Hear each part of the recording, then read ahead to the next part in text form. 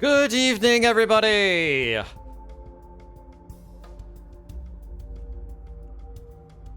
How is everyone doing this Monday? Oh my goodness. I have to be real, today I was not feeling particularly well. I was like tired basically all day, even though I went to bed earlier than I normally do. And I don't know, man. That's Mochi, run! Yeah, run! You better run, Orville! I'm coming for you! But how are y'all doing? Oh, yeah, I'm feeling really tired today for some reason. The darkness is probably not helping all that much, but I did go up for a Costco run today, and I am at least fueled up.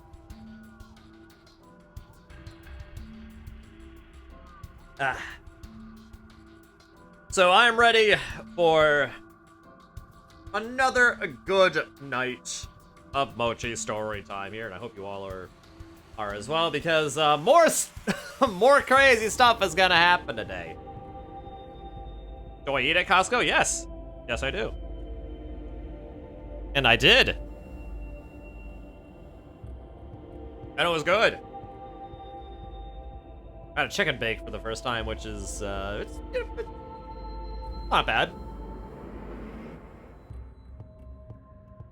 Wanted to change of pace today.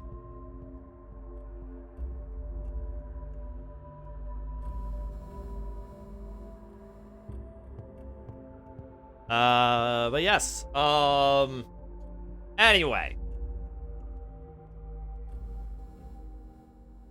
You heard that their food is awful? By whom, though?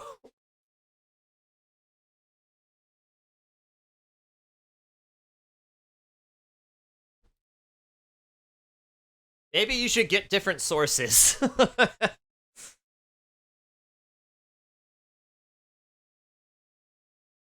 Because their food is far from awful. Joshua Wiseman? Never heard of him. Probably change his last name to, like, Unwise Man or something. Okay, that was awful, sorry. Alright. Now then. I hope everyone is ready, because crazy stuff, even more crazy stuff, is gonna happen today. Last time in Final Challenge, May died! And then she stopped dying. For all of, like, 5 minutes. Really. Like, listen, her, like, she's running a really high fever and all that, and, well, at a certain point, it's like, you know, at a certain point, your brain just gets hard-boiled like an egg. He's a YouTuber said the meatballs were bad. I mean, on the one hand, to each their own, and, two, you should probably get a different source.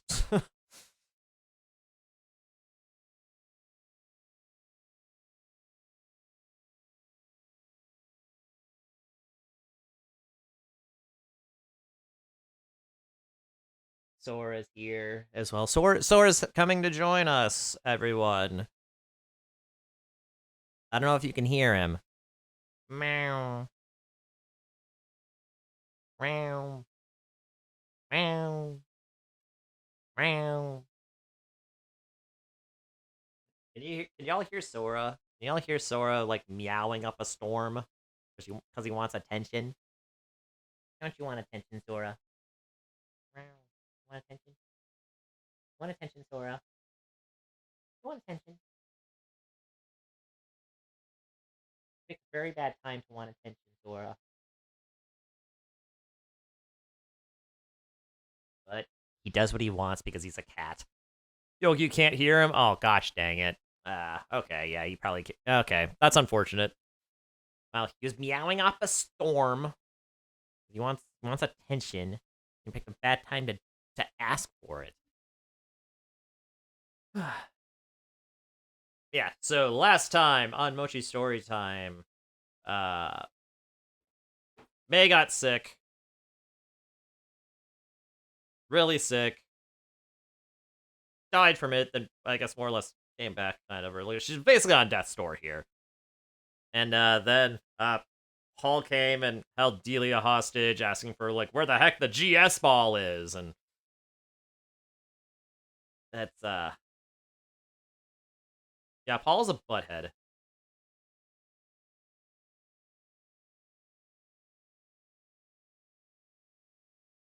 Paul is a butthead.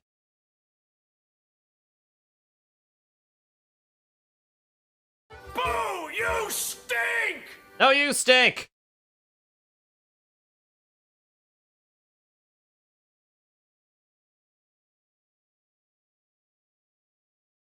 Alright. There we go. Okay. Now that we have the fire lit and totally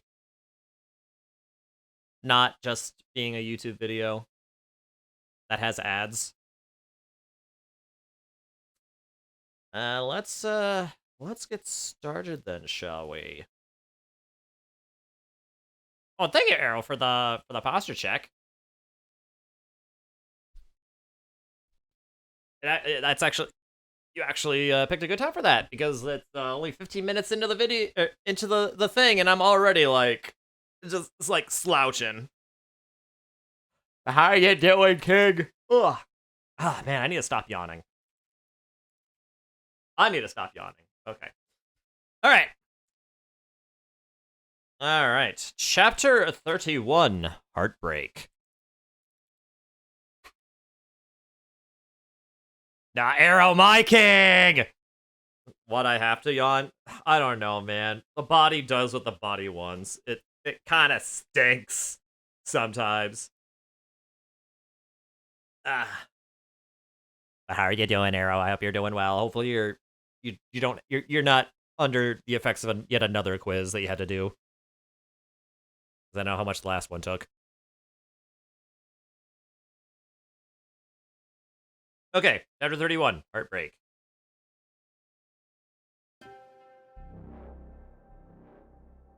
It was dark, very dark. Even the moon was obscured by low-lying clouds, and there was not even a breath of wind that threatened to disturb them. He trained his eyes on the Pokétch that Paul had loaned him for this one mission. His pulse began to quicken as the minutes and seconds counted down. At last, it was time. Getting to his feet with as much stealth as he could muster, he slunk off down the hills quietly and invisibly as possible. For the first time of his life, he wished he wore the standard black uniform instead of the shiny white he had adorned for years. Still, he managed to make it down the hill and onto the field with minimal problems, although he had to admit that it was more due to the town being on the other side of the hill than his own mediocre stalking skills. Once back on level ground, he abandoned caution in favor of speed. If the hills didn't keep him hidden from view at this point while he traveled across the field, no amount of stealth could help him. Speed was of the essence for this particular task. Still, he made it a point to run as quietly as possible so as to avoid any undue attention. Many of the Pokemon had run off after the attack, but some might have returned since then. The last thing he wanted was to disturb and anger a Nidoking or Rhydon in the darkness. Yeah, you alright? Super tired from work yesterday? Oh, I hear ya. They went straight to school, going off shift. Oh my goodness. Arrow, where are you gonna catch a break? Then you have a paramedic ride tomorrow, which stinks because you don't get... Wow, free labor? You love to see it. Oh my god, why is that stuff unpaid? Sorry to hear that, man. While his sight and other senses may have been hindered by the night, he was profoundly grateful that he had been ordered to complete this task under the cover of darkness. For one thing, while he could barely see anything, it meant the chances of his being seen were also reduced. And for another, the night hid the ravaged land from his view. Had he started his task at dusk, the mighty scars would have been all too visible, and he doubted that his already strained courage could have taken that frightening sight. But while he could not see the remnants of the Rayquaza's attack, nothing could prevent him from hearing it. The dead and charcoaled grass crackled beneath his feet with every step, making him wince. In some ways, it made the scene more eerie than the sight of those scars did. He breathed a silent sigh of relief when the crackling sound stopped, and he felt a mixture of gravel and concrete under his feet instead. Knowing he was close bolstered his tattered courage. Slowing down, he tried to gather his bearings. He had been here many times before, but never inside the actual building. Still, he knew the rough layout of the construction from his visits prior to the attack and his brief observations earlier in the day. Skirting a few girders and a half-completed wall, he quickly saw what he had been looking for. A door frame with intricate stone steps beyond that led into the ground. He was surprised. He had not expected to find it so easily. Yeah, isn't school great? Oh, it's certainly great. You have to pay them to do work for them. Jeez, you love it. School Wednesday, another ride Thursday, and finally a break Friday. Okay, and then work Saturday. Okay, so you do get a break, but it's just like one day after like 30. Dang. How about me? How am I? I have to admit, I'm really tired myself, actually. Well, I was like tired all day. Like, even though I went to bed earlier last night than usual, it still seemed like my body didn't let me do much but like try to sleep, you know, and it really stinks. Now, granted, I didn't take my medicine today either, so that probably also had played a big part in that, but like, it basically got so bad that I was like, okay, you know what? I'm basically just going to treat most of this day as a sick day. Even though I spent the entire day in front of my computer, so like, I guess I was working kind of, but like, I don't really consider it like a whole lot of actual work done, so I'm like, you know what? I'm just consider this a sick day. You've been up since 4:30 a.m. You got woken up to fight a drunk guy who was actually having... Excuse me? Wow. Dang. You're not even like an official paramedic yet, and you're already like having a bunch of adventures. It's crazy. How did that work out for you? I mean, you're still alive, so that's great. But, you know. Ugh. Well, you're not a medic, but you are a firefighter / EMT. Okay, yeah, something like, yeah, okay, yeah, my bad. You're right. But still, you know, you're my point stands that, you know, you already have some adventures under your belt. It seems like some stories, and it's like, wow, this is pretty early, and you already have stuff to tell. Anyway. His confidence growing by the second, he made his way through the door frame and carefully descended down the steps. He was expecting them to lead below ground, but was surprised when he saw that at the bottom of the steps there was a tunnel carving its way through the rock. Once inside, he felt safe enough to turn on his flashlight for the first time since starting out. His breath caught in his throat at what he saw. Ancient carvings, scripts, and archaeological treasures decorated the curved walls and ceiling of the tunnel. Only down here had Professor Oak's massive collection been spared any damage. Pausing briefly to examine the tunnel walls more closely, he realized all the priceless artifacts were not hung from the walls and ceiling, but rather contained behind it. Wrapping his knuckles gently against the sides, he saw that they were all covered by a clear and seemingly durable clear alloy. He wasn't sure exactly what the material was, but it had been enough to protect the professor's collection from the Rayquaza. He bent his nose close to the wall, examining one of the ancient tablets with interest. He breathed in sharply at what he saw. The paint was faded, and in some places chipped away altogether, but there could be no doubt about what had been painted. A man stood alone, his back to the painter.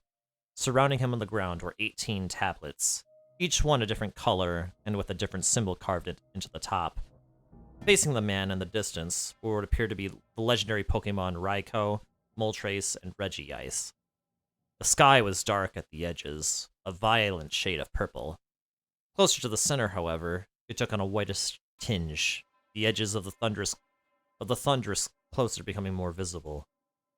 At the center itself, the white clouds swirled into a dangerous-looking vortex, coalescing into a white and violet orb that hung low over the man's head. From the man's stance, it seemed apparent that he was sneering, his arms raised in defiance. A gold and silver Pokeball clutched in his hands.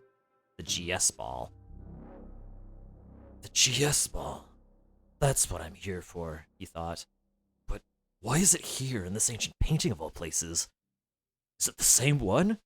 If it is, how could it possibly have lasted for so long without being aged or damaged? He was startled from his thoughts by the worst sounds he could have possibly heard. Voices and footsteps. Panicking, he covered the beam of the flashlight with his hand and ran as swiftly and silently down the passage as he could, hoping against hope that he was imagining it, or if they were real, that they would just pass the tunnel by. He reached the pass-coded door and began fumbling with the keypad, mistyping the several password possibilities he had been given in his haste. He heard several footsteps approaching from within the tunnel and stopped trying. It was useless. The people were close enough that they would hear the door opening, and even if they didn't, it would not take them long to find him in the lab.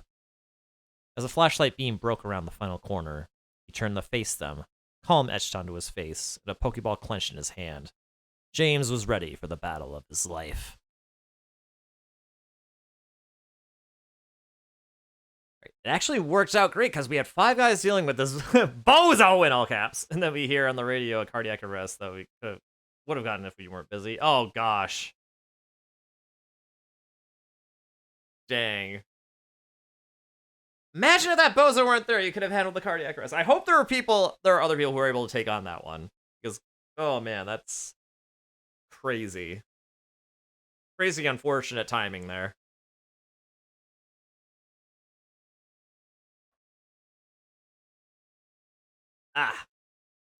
Anyway, might I just say that I think that section might be my favorite section of this story so far.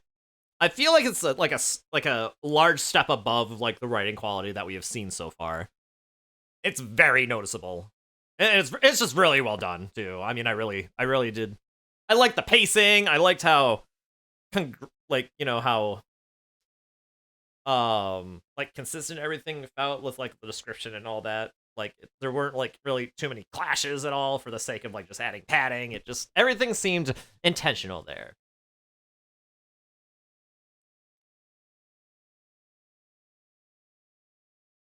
Okay, now then.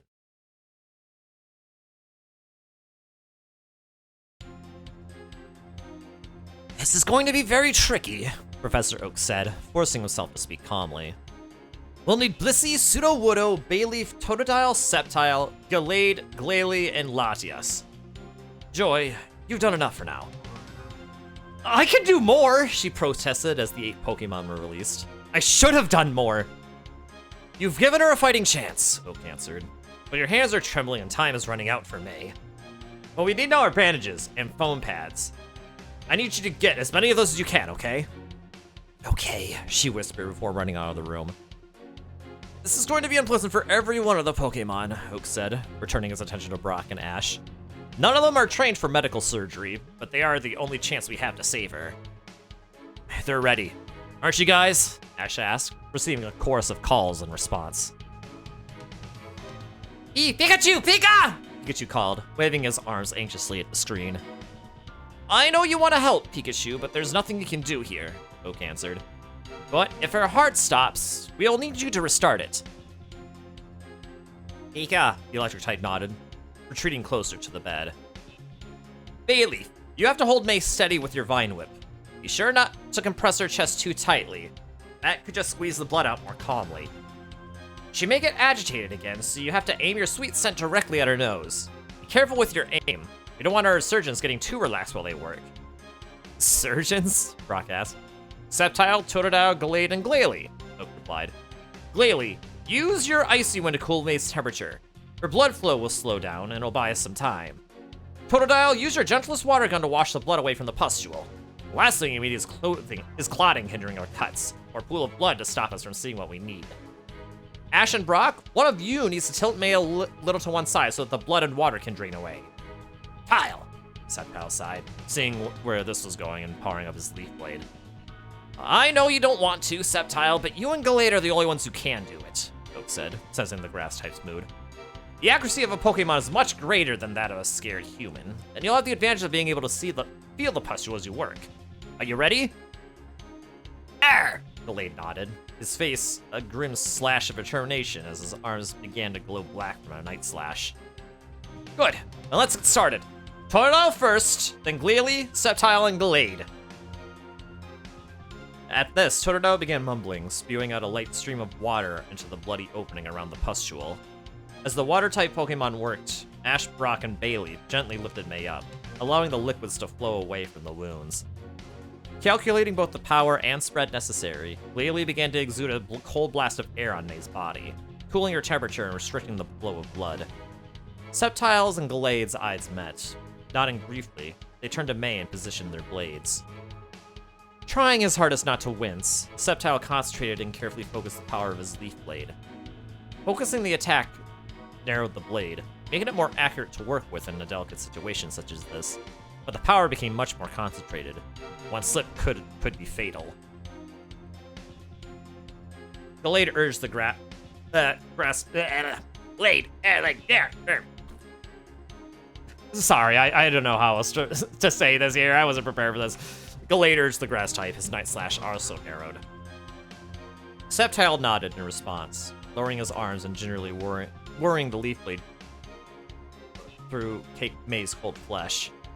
A spurt of blood instantly rose to the surface. It was quickly washed away by Totodile's water gun. Glalie spat out a cold lump against May's chest, lowering the temperature even more and causing the blood to congeal slightly beneath the flesh. Gritting his teeth and trying to ignore the blood that slowly welled up around his leaf blade, Sceptile continued to work the blade through May's breast, gently scissoring muscle and tissue apart as he tried to maneuver beneath the pustule. May moaned and began to twitch as consciousness crept in. Sceptile froze and halted the leaf blade, worried that it might slice through something he didn't intend. Her brow furrowed in concentration. Bayleaf wafted a sweet scent towards May. May continued to move for a moment, and then relaxed as the overpowering fumes reached her brain and she fell back into unconsciousness. Bayleaf let out a silent sigh of relief and nodded towards Sceptile. The large grass type stepped back, breathing nervously. He had done all that he could with his blades, and he feared that by continuing he might cut right through her breast and puncture a lung, or even the pulmonary artery. It was time for Galade, with a smaller and more accurate blades, to take over. The psychic type worked quickly and effectively. Where Sceptile had worked vertically, his cuts were horizontal. With minimal blood leakage, he was able to slide his night slash through the fatty tissue without much difficulty. Angling his blades diagonally upward, Galade completed the cut, slicing the pustule away from May's body. Brock quickly wrapped his hand in a plastic glove and reached down to grab the pustule. He expertly removed his hand, turning the glove inside out, and tied it tightly. "I have it," he announced. "Perfect," Professor Oak replied.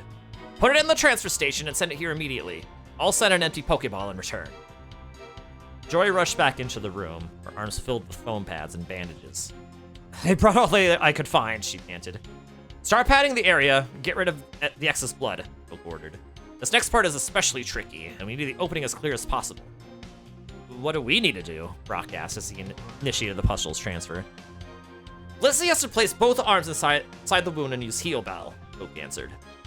Reaching down to his own transfer and holding the tightly wrapped pustule up to his eyes. "We need Sudowoodo to do the same with Mimic. That should hopefully seal it up. Then we need Latias to use Recover. That will hopefully regenerate the flesh and restore the blood." "Is that even possible?" Brock asked, in awe. "Heal Bell is a technique that seals flesh wounds," Oak answered. "It's difficult to use in surgery at the best of times, and your Blissey isn't trained for this kind of operation. That's why I want Sudowoodo to help her out with Mimic." "I meant Latias's Recover, being able to generate all that tissue and blood. This isn't a surface wound. There's a lot more at stake here than flesh and capillaries, Professor. If the Recover only repairs the flesh, it could cause May long-term health problems." "I know that, Brock," Oak snapped. "When a Pokemon uses Recover, it repairs all the damage done to their body. All of it. It will be tricky for Latias to direct it into May, but it will heal her." "Will Recover be enough?" Nurse Joy asked quietly. "It's a technique we have to use from time to time in severely injured Pokemon, and it doesn't always work that well." "I know. I have to use it occasionally too," Professor Oak answered. "But remember that Latias is a legendary Pokemon. Her capture by Ash doesn't lessen her strength. Her Recover will be incredibly powerful, far more so than that of an Alakazam or even a Metagross. If any Pokemon can heal May, it's Latias." "Can you do it, Latias?" Ash asked quietly, unheard by Brock, Oak, or Nurse Joy. "Can you really heal May like that?" Professor Oak only has his theories, but if anyone knows, it's you. The legendary Pokemon gazed at him for a moment, her deep eyes clouded in contemplation. They cleared abruptly, and she gave a light chirp, nodding her head in reassurance. Ash nodded back, not feeling himself able to speak. "Blissey, Sudowoodo, are you ready?" Nurse Joy asked, continuing to sponge up the blood leaking from May's breast. Both Pokemon let out affirmative cries and took a step forward. Let's get started, she said. Ash, May moaned, her eyes flickering open. For a moment, nobody moved, and Ash quickly knelt down by her side. I'm here, May, he whispered softly. I'm here for you. She grimaced and reached for her breast, but Ash caught and stayed her hand. Hurts, she mumbled. I know, May, I know. We'll see Sudowoodo and Latias are going to take the pain away. Stay calm, it won't take long. Char! The baby Charmander added, re-announcing its presence from underneath May's bed. Char, she murmured. That's right, May. Your egg hatched, he said, leaning back down to pick up the Charmander.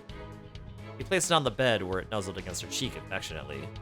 He stroked her bangs for a moment, then looked at Bayleaf meaningfully. You have a new friend, he continued quietly. New friend. Char, she whispered, smiling faintly. Her eyes closed as Bayleaf's sweet set took hold of her mind again, sending her back into sleep. Sweet dreams, May, Ash murmured quietly as Blissey and Sudowoodo approached. I hope that when you wake up, this whole ordeal will be over for you.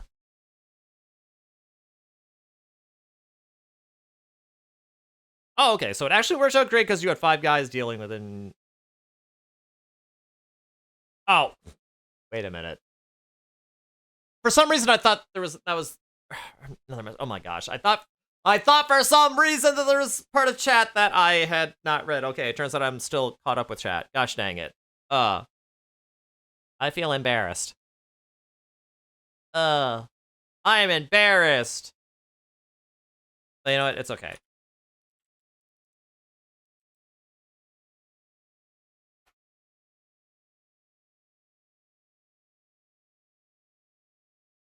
Okay.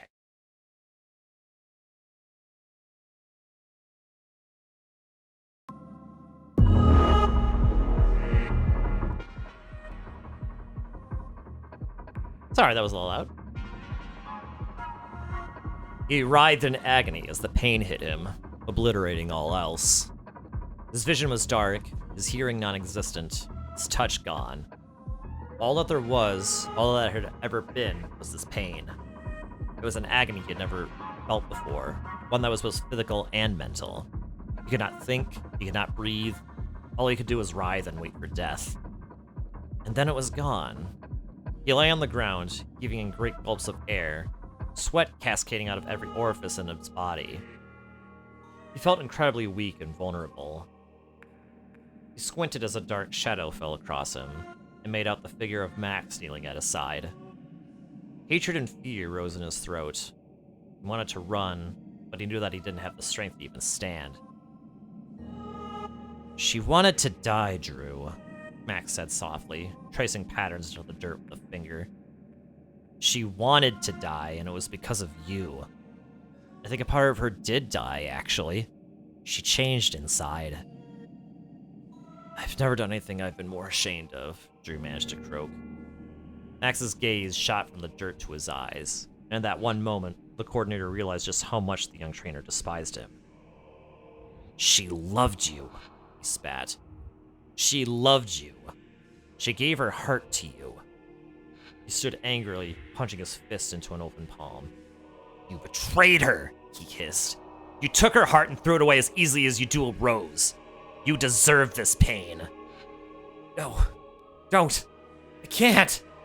It's a fraction of the pain you caused when you ripped her world apart, Max retorted. Gardevoir! Drew's spine arched agonizingly as the burning pain of a Stage 3 psychic assailed him once again. He contorted into impossible positions as the pain enveloped him, filled him, consumed him. But through it all, a memory appeared at the forefront. And as the memory, the source of this agony, took over his consciousness, a single tear of regret rolled down his cheek.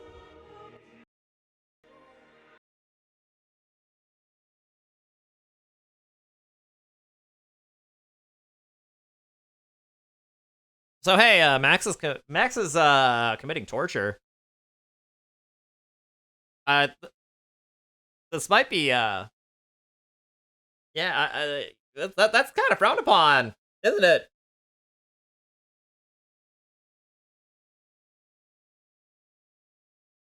Isn't it?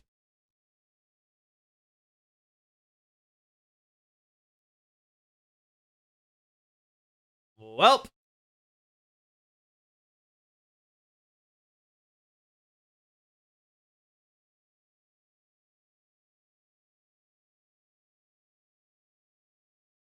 Yeah, pretty crazy. Pretty crazy. See what I mean? I told you this crazy thing was gonna happen. It's only chapter 31! We still haven't even, like, finished the chapter yet. Actually, we're not even, like, halfway done! Crazy!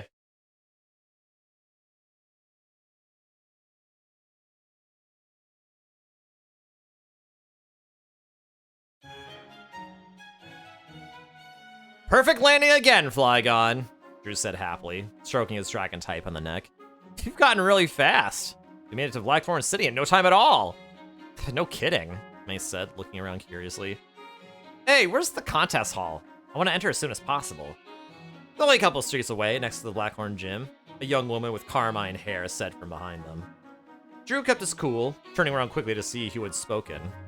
May wasn't quite so composed, leaping up in the air with a shriek of surprise and to land and trip over Flygon's tail, sending her sprawling on her back into the dust.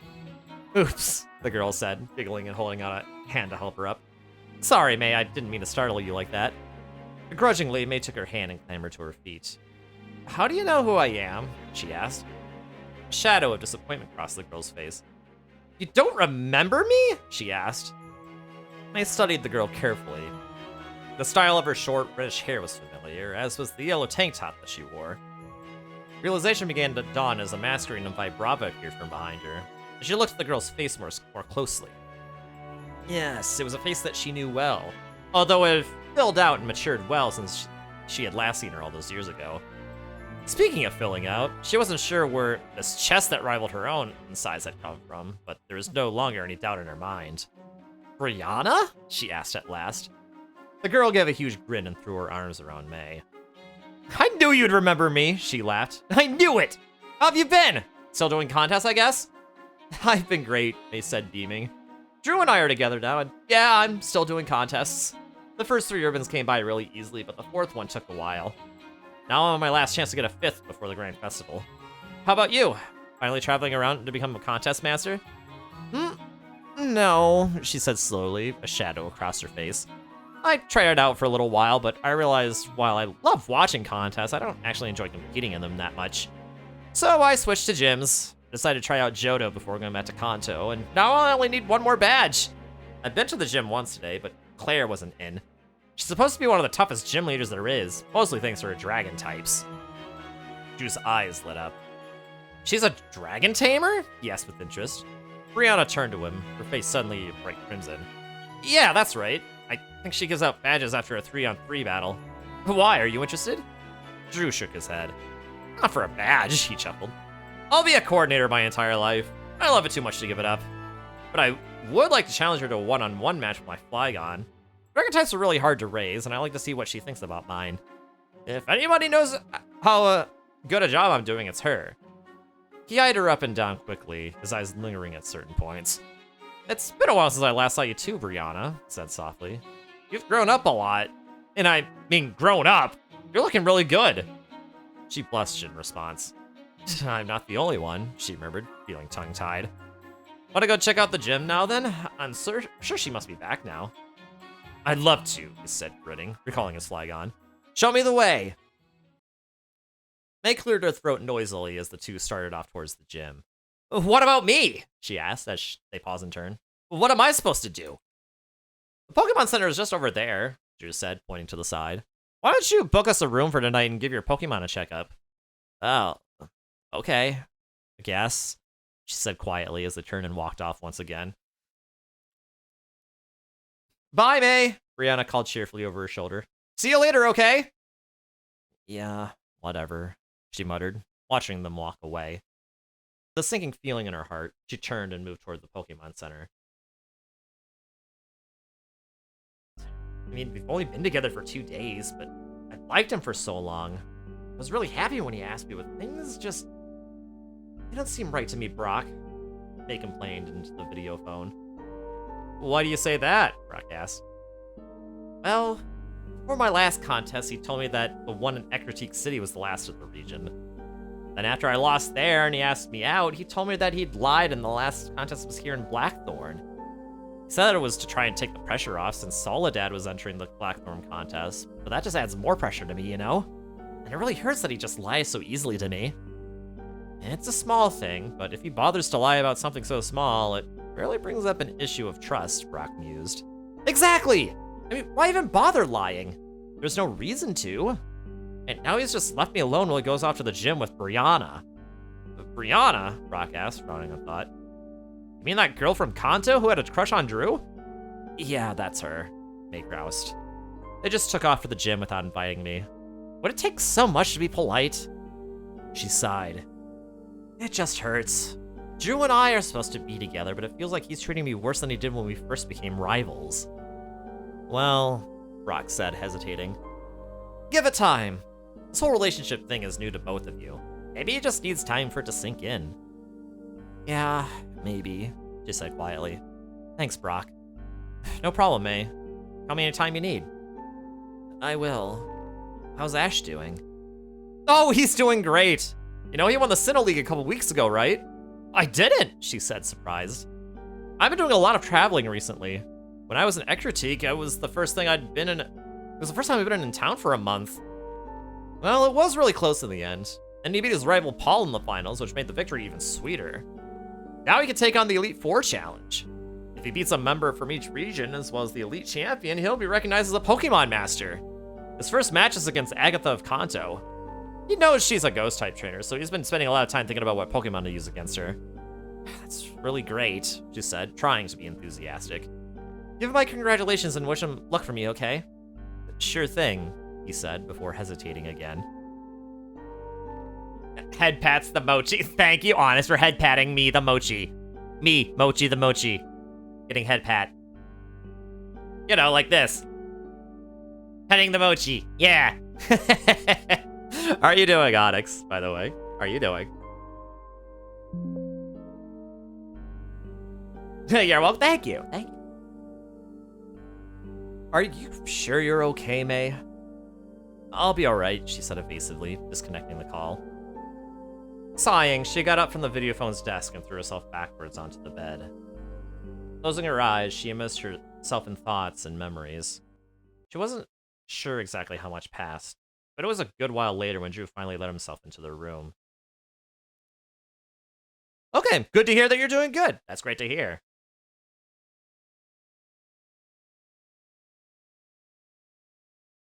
How was your battle? She asked without opening her eyes. I lost, he sighed. Her dragon types are incredibly powerful. I've never seen those kinds of moves used so effectively. Flygon didn't even last more than a couple of turns. Even my contest techniques didn't phase her. But on the plus side, I learned a lot. Maybe one day Flygon will be able to give a good match to even a Salamence. I should visit gyms more often. Trying to work their strategy into mine for contests. How did Brianna do? May asked, sitting up. Her match was close, but she lost too, Drew answered. She's gonna try again in a few days and give her Pokemon some rest time until then. We're going to take a look around Blackthorn City tomorrow and maybe spend some time in the Ice Cave too. That sounds like fun, May said, forcing herself to sound cheerful. I can't wait to take a look around the Ice Cave either.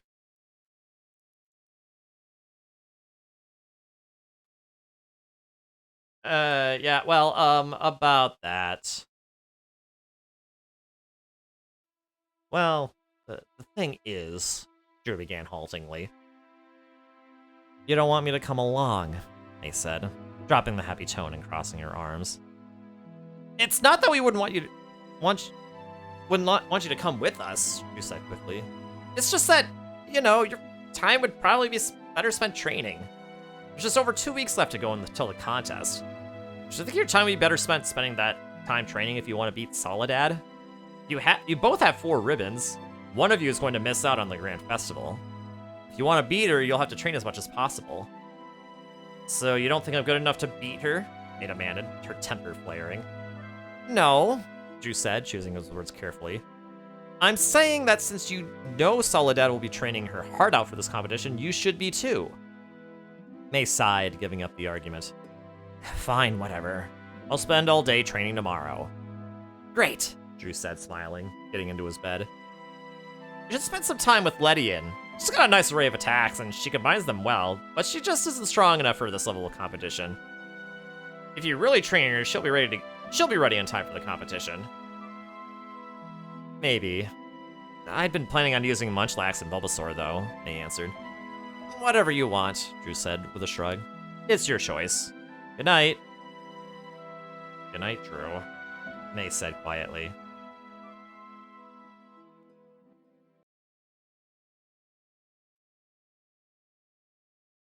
Dang!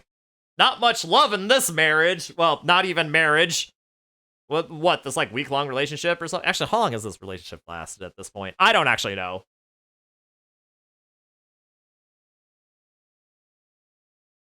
But boy, it certainly doesn't seem like it's going well. It's terrible, I say. Just terrible. You had lots of laughs, too much fun, snort laughing, and making plans for when buy your Quest 3 next year. Yeah, that sounds like truly awful. I have no idea how you're able to put up with that. I really don't know how you can put up with that. But no, in all seriousness, that does sound pretty awesome. So what plans do you have? Are there any actually? I actually have to admit, I'm not actually all that kept abreast of like, you know, like what games are available for like VR and all that. It's torture. Okay, I guess it's torture in that. Yeah. Absolute torture. Ah. All right.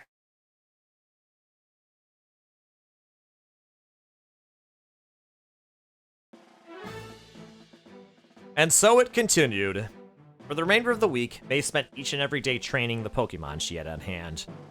They worked on movement, their speed, and the timing they needed to execute a perfect dodge. Attacks were refined as they focused on making each attack as quick as possible, and improved their accuracy. Blaziken even managed to use 2 attacks simultaneously, a technique that was almost impossible to pull off because of the amount of willpower required. But while she spent those days working hard with her Pokemon, Drew was nowhere in sight. Each and every day, instead of helping May with her training and giving her the encouragement she needed, she chose to spend his time with Brianna. She wasn't exactly sure what they were doing. Drew tended to be rather vague about that. She could only assume that they were exploring Blackthorn City, the surrounding area, and in Brianna's case, re-challenging the gym leader. Bulbasaur, combine Razor Leaf and Vine Whip, May ordered. Tsar! Bulbasaur grunted, trying to combine the 2 attacks with all her might. Only a single vine extended and hit the target. Oh, Bulbasaur said sadly. It's okay, Bulbasaur, May sighed. I know it's hard, but it'll be worth it in the end. It's really difficult for any Pokemon to escape a dual attack. You'll get it soon. So you're trying to teach your Bulbasaur how to do a dual attack? An unfamiliar voice asked from behind her. Jumping a little, May turned to see a tall, lithe woman dressed in tight, form-fitting blue suit that had a black shoulder trim and a dark red cape.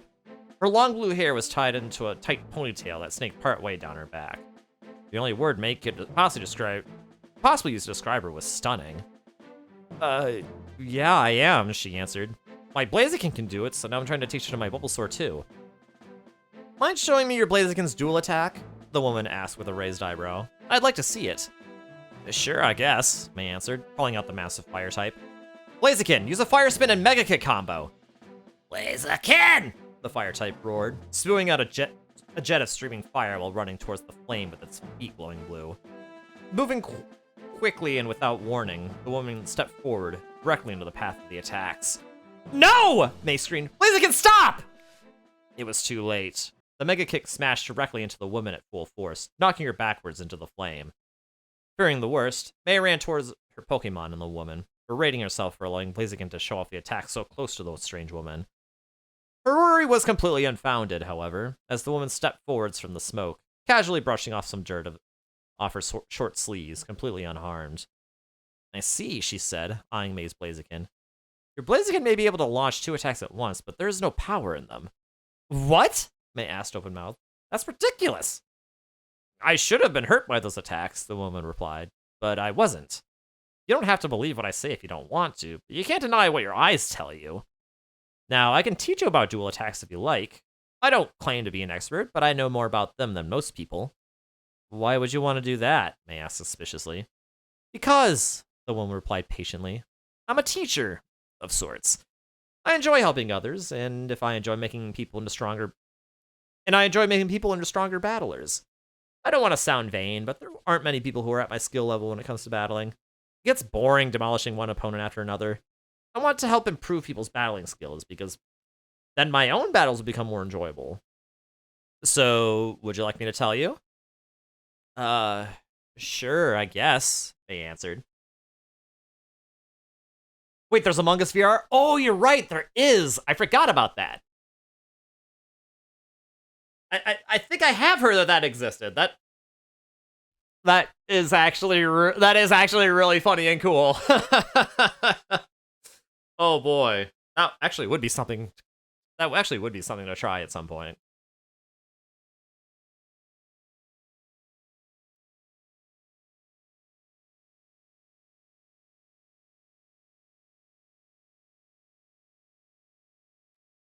Wait, that is the wrong one. There we go. Excellent. Now, I'll start with a little background knowledge, which everyone should know, but few actually do. Pokemon aren't the same beings as humans. They are composed of a myriad of different elemental types. Humans are not. This elemental composition means that all Pokemon have a fairly unstable genetic coding. Some, such as Eevee, have more unstable codes than others. There are 18 different currently discovered elemental types that a Pokemon can be made up of. Each element is found within a Pokemon's genetic code, although only one or two are dominant in a species. Grimer, for instance, has the poison element as its dominant type, while Blaziken has two dominant elements, fire and fighting. The ability for a Pokemon to use attacks is dependent on the elements that they are composed of. Bulbasaur, a grass and poison type Pokemon, is best able to use grass and poison type attacks. Even though it contains the water type element in its genes, it cannot use water type attacks such as Bubble or Hydro Pump. Are you following me? May nodded. Good. Now, on some occasions, a Pokemon can be tricked into using an attack that it shouldn't be able to learn naturally. A Starmie using Thunderbolt is one example, and a Blastoise using Earthquake is another. This takes a lot of time to teach a Pokemon because it requires physical manipulation of the environment, as opposed to naturally using the elements for your own advantage. I don't really understand, May said.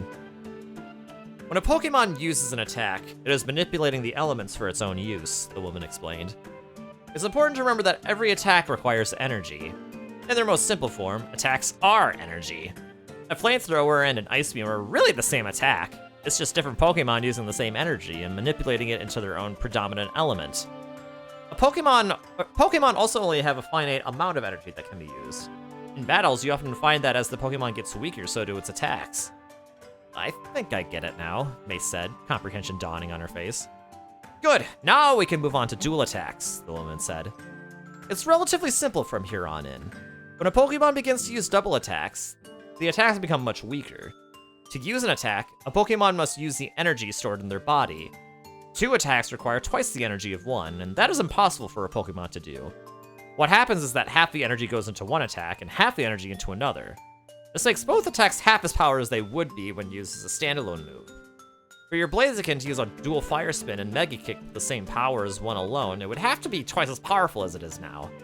And if you did that, just one of its attacks would be twice as powerful as it is now. So you're basically saying that teaching my Pokemon to use dual attacks is a complete waste of time, May sighed. The woman raised an eyebrow. And when did I say that? She asked. There is no doubting that a single attack will always be more powerful than a dual attack. The dual attacks can be very useful depending on the situation. You can trap a Pokemon and attack at the same time, for instance. And when a Pokemon uses dual attacks, it grows stronger much more quickly than it would otherwise. No, there are definite advantages using dual attacks. It just depends on where and how you use them.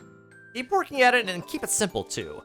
Instead of calling for a dual Mega Kick and Fire Spin, for example, try calling it a Mega Spin or a Fire Kick.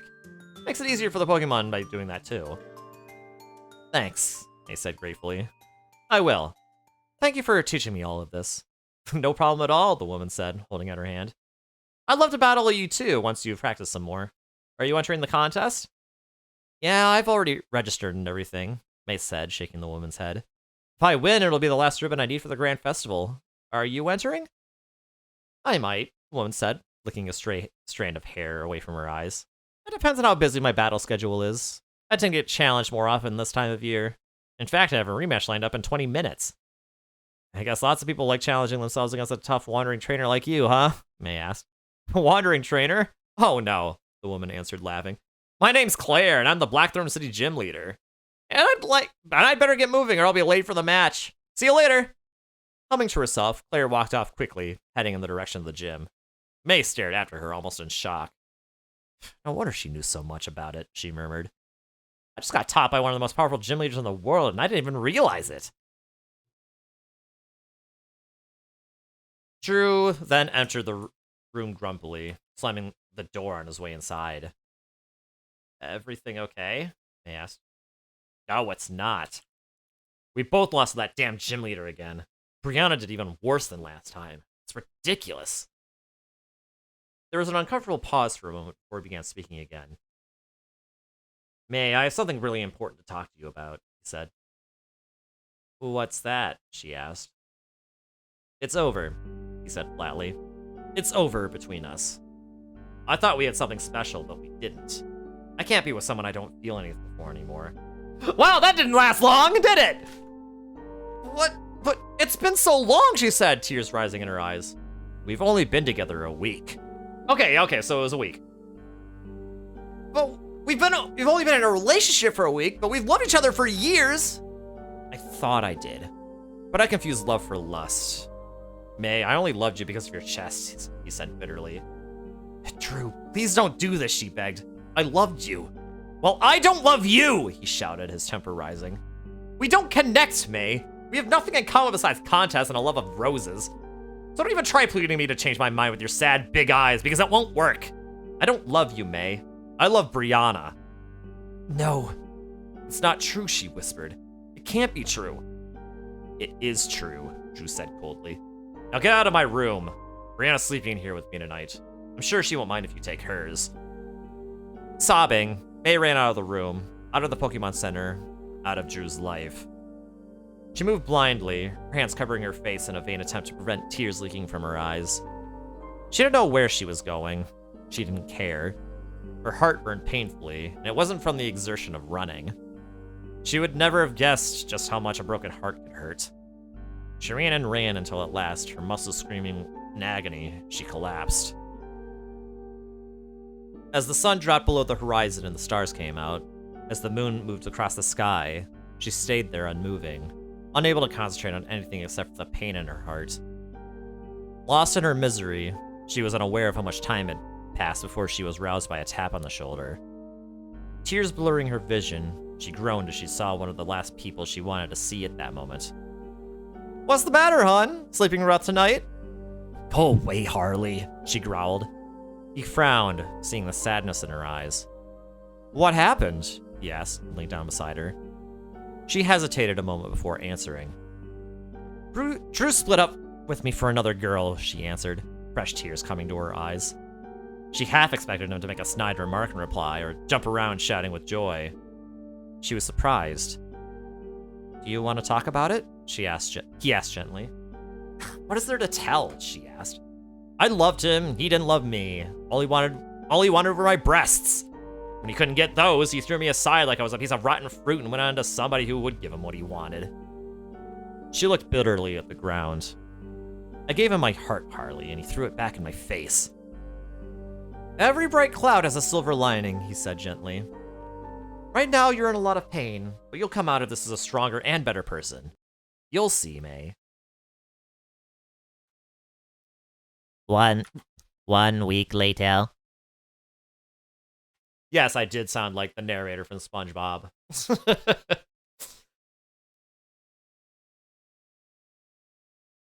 Obviously, I was gonna do that.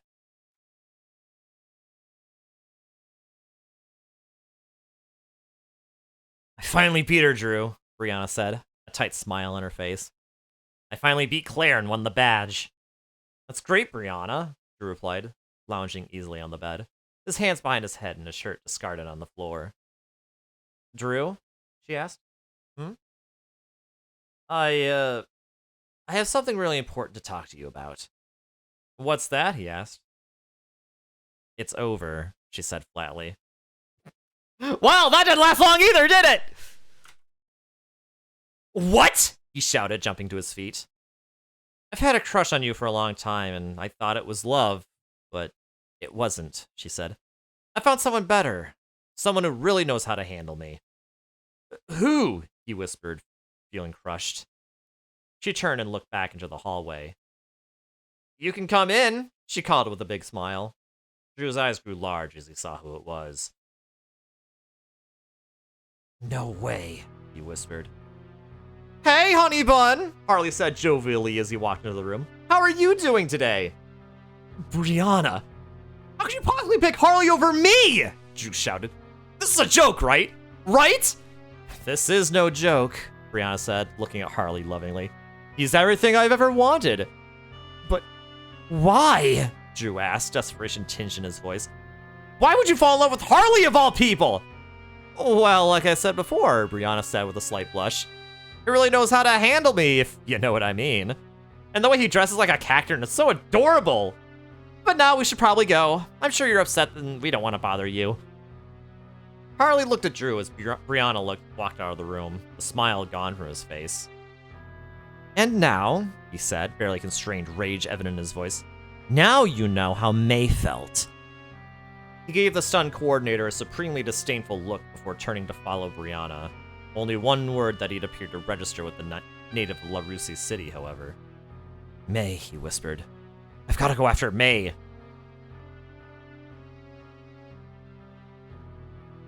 Okay, first and foremost, one, rare Harley dub, by the way.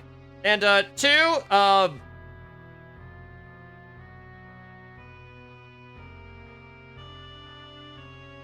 this really calls into question Brianna's character, right?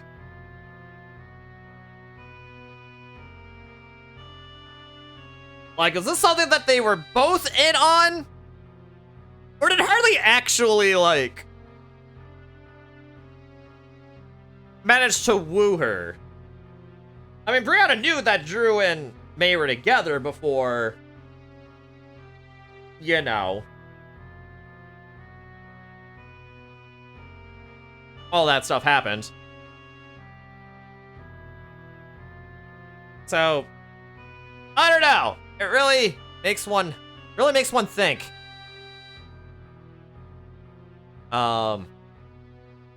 Anyway. I need you back, May, he pleaded to the stony-faced coordinator. I made a mistake and I admit that. I should have never broken up with you like that over something this silly. Please say you'll take me back, May. Please. May sighed. I can't take you back, she said softly. How can I when you've hurt me so badly? If I were to take you back, I would be living with the fear that you would leave me again for the rest of my life. I can't do it. I just can't. You're making a mistake, he warned. My only mistake was in letting myself be deluded by your claims of love in the first place, she snapped angrily. If you leave me here, I won't stop following you until we're together, he retorted, her dark look in his eyes. Good luck with trying to do that, she said, standing up. You have a grand festival to compete in. I don't. Goodbye, Drew. She stormed out of the room, leaving him standing there, feeling slightly dazed. He didn't think it could have possibly gone worse. Standing in turn, he began pacing the room. As the memory of recent events began to assail him once more, he realized just what he had lost. He lost his friends, his rivals, and the people he loved. This was not something he could casually shrug off. This would haunt him forever. When the enormity of his actions struck him, Drew lost his mind.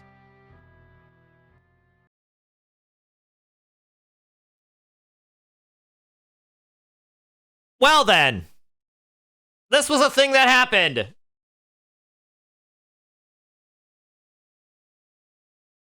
This was really a thing that happened.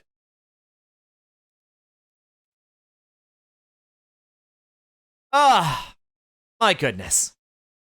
Bruh, my goodness. Drew! May screamed, waking from the nightmare of her past. She bolted upright, her eyes wild. Stay away from me, she screamed. I'll never go back to you, never! Two strong hands clamped around her arms, holding her in place for a moment before leaning her gently backwards.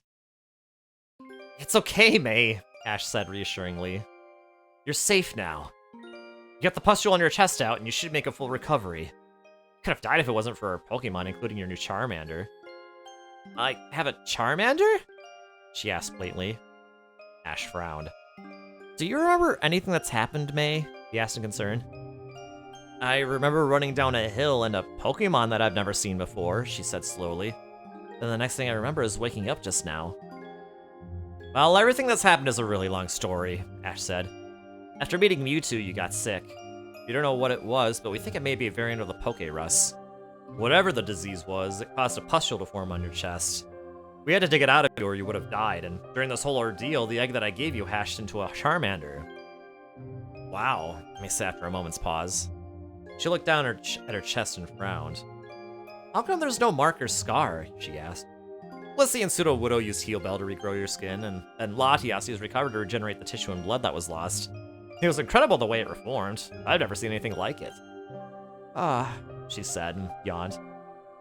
I'm really tired, she said softly. Ash immediately lowered her down gently onto the bed. Sorry, May, he said. We'll let you sleep. Thanks, she said. And then after a moment's pause, Ash? Yes, May? How come nobody put on a shirt on me after I was healed? Ash blushed. I'll get you one now, he said hurriedly, stepping out of the recovery room and into the room where May had been operated on. Ash, Brock said somberly when he saw his friend enter. We've got a major problem. What's that? Ash asked, bending to pick up May's discarded shirt.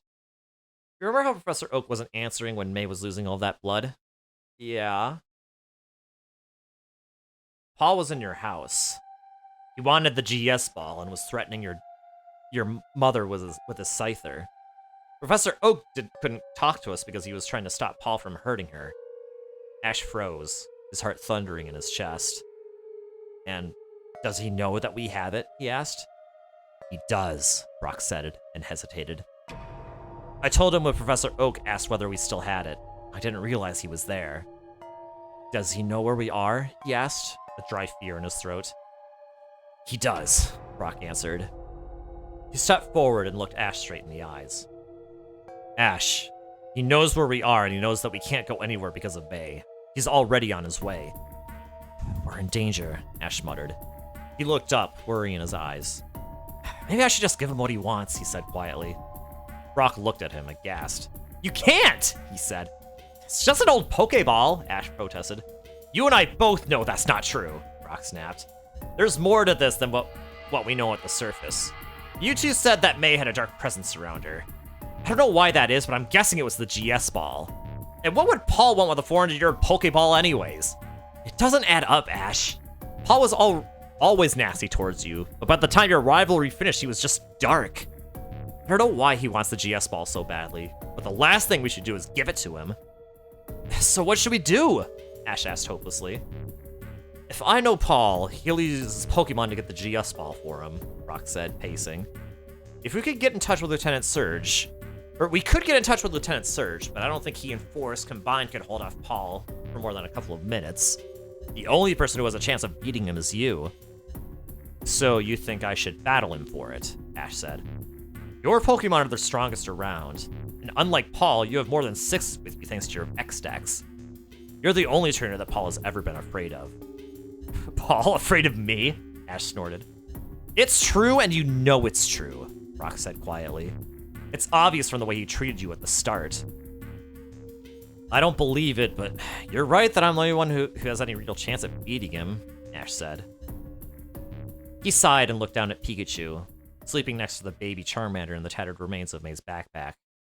He slipped a hand inside his pocket and clenched the ancient GS ball tightly. Looks like we're in for a real battle, he murmured. Max looked down at the prone, unconscious body of Drew disdainfully. Dirt matted the coordinator's once immaculately clean face, and tears coursing down his cheeks had carved deep rivulets in the skin. He looked dead, but the steady rise and fall of his chest revealed that life had remained within. You killed her, Drew, he whispered. She gave you everything and you gave her hell. A great shudder ran down the young trainer's body. Tears sparkled in his eyes, clouding his vision, and causing him to take great shuddering gasps. A torrent of unchecked emotions ran through his mind, and he dropped to the ground next to the half-dead man he hated. What have I done? He whispered into the wind. What have I done?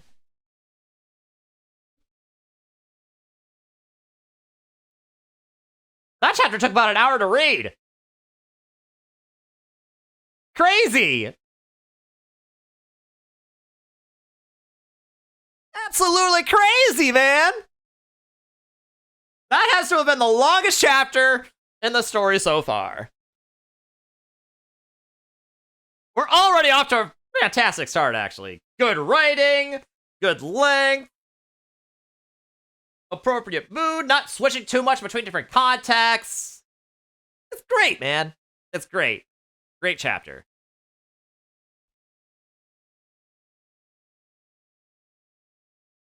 All right, now, Chapter 32, Sias.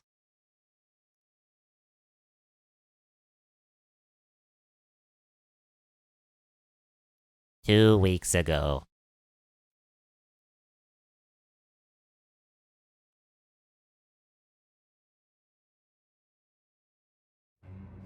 It was gone. It was gone. The beast let out a shrill scream of rage at the discovery, at the realization, at the loss. Twisting its long silver neck, it reared back its head and bayed its loss to the sky. The call carried for miles across the oceans and echoed against the rocks of the Whirl Islands. It bayed again and again.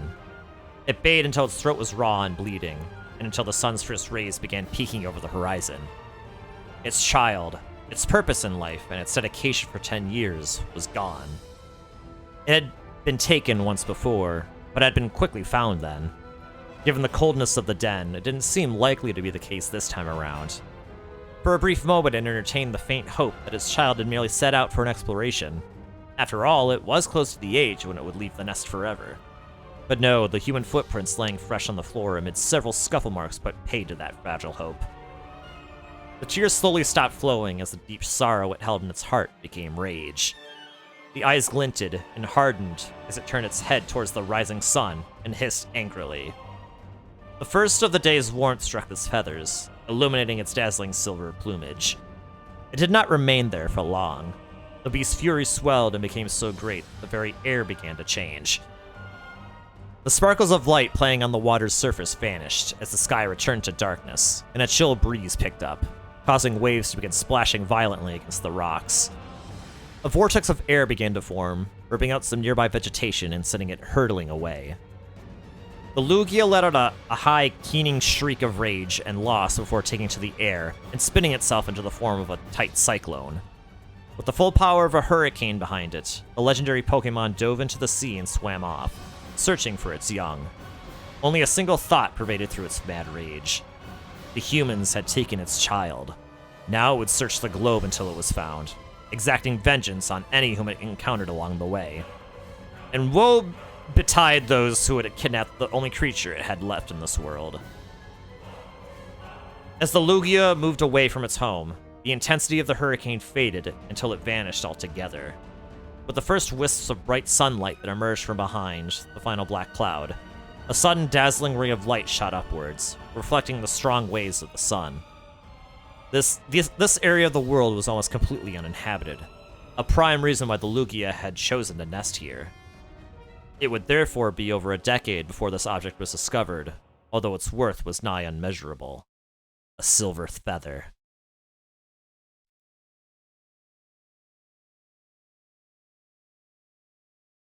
$400 ago.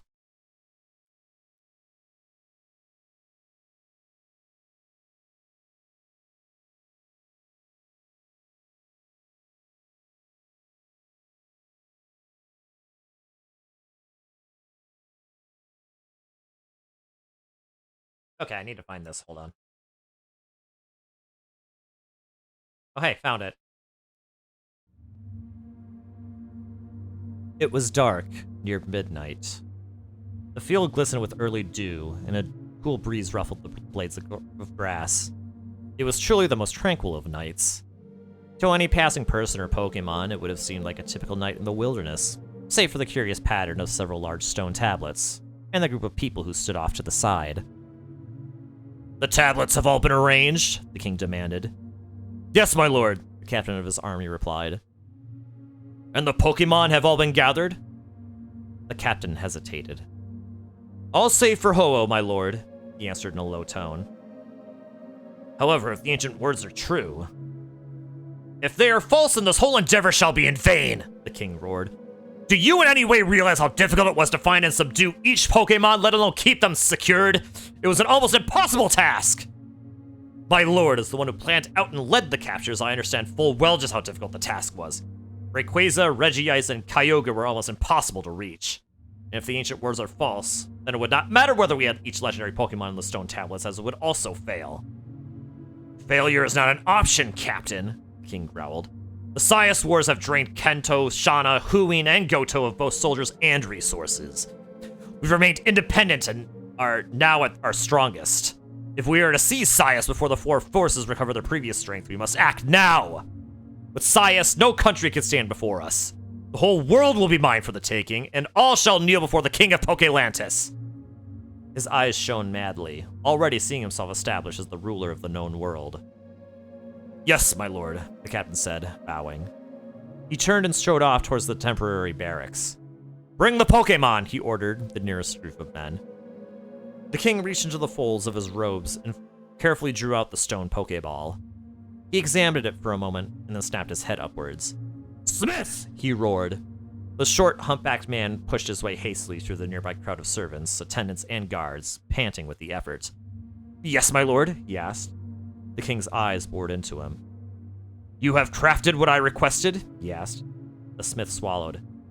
"My lord, it's not as simple as I expected. Metal is not as easy to shape as rock, and it possesses different properties. It took several attempts, and even now I am not sure." "Did you forge it or not?" the king roared, causing everyone in the vicinity to jump. "I did, my lord," the smith whispered. "Where is it?" the king demanded. Not taking his eyes off the king, the smith slowly reached into a deep pocket woven into the side of his robe and drew out a beautiful violet-covered velvet bag, tied tightly with shining silver tassels. He knelt and proffered the bag to the king reverently, who snatched it with little care. Ripping open the delicate tassels, the king upended the bag and dumped its contents into his palm. A stunned gasp rose from all who were nearby. A smoothly shaped sphere rested in the man's hand. It was roughly the size of a clenched fist, and shone as if it had just been polished. 2 runes representing the initials of the king were stamped into the surface of the top half of the sphere, but it was the coloring that so stunned the crowd. The bottom half was a stunning silver, reminiscent of the glow from the night's full moon. Dazzling everyone, it reflected the face of anyone who gazed at it. The top half of the sphere shone a bright gold, perfectly capturing the essence of day's dawn. Separating the two was a dark black band, the width of a single finger, which ran around the center. Just underneath the runes, the band formed into a circle, leaving a small silver nub of metal protruding from the sphere. For likely the first time of his life, the king was held speechless by the sight of the beautiful craftsmanship. "It is to your liking, my lord?" the smith dared ask.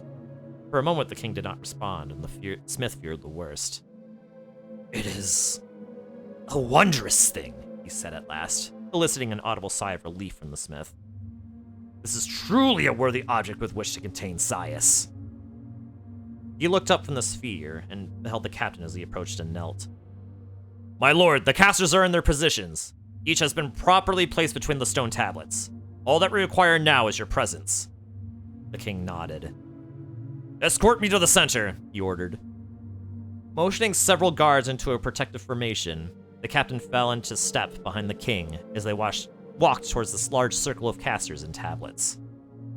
Several casters moved silently out of the circle, making room for the king to pass through. Once he moved by, they retook their positions.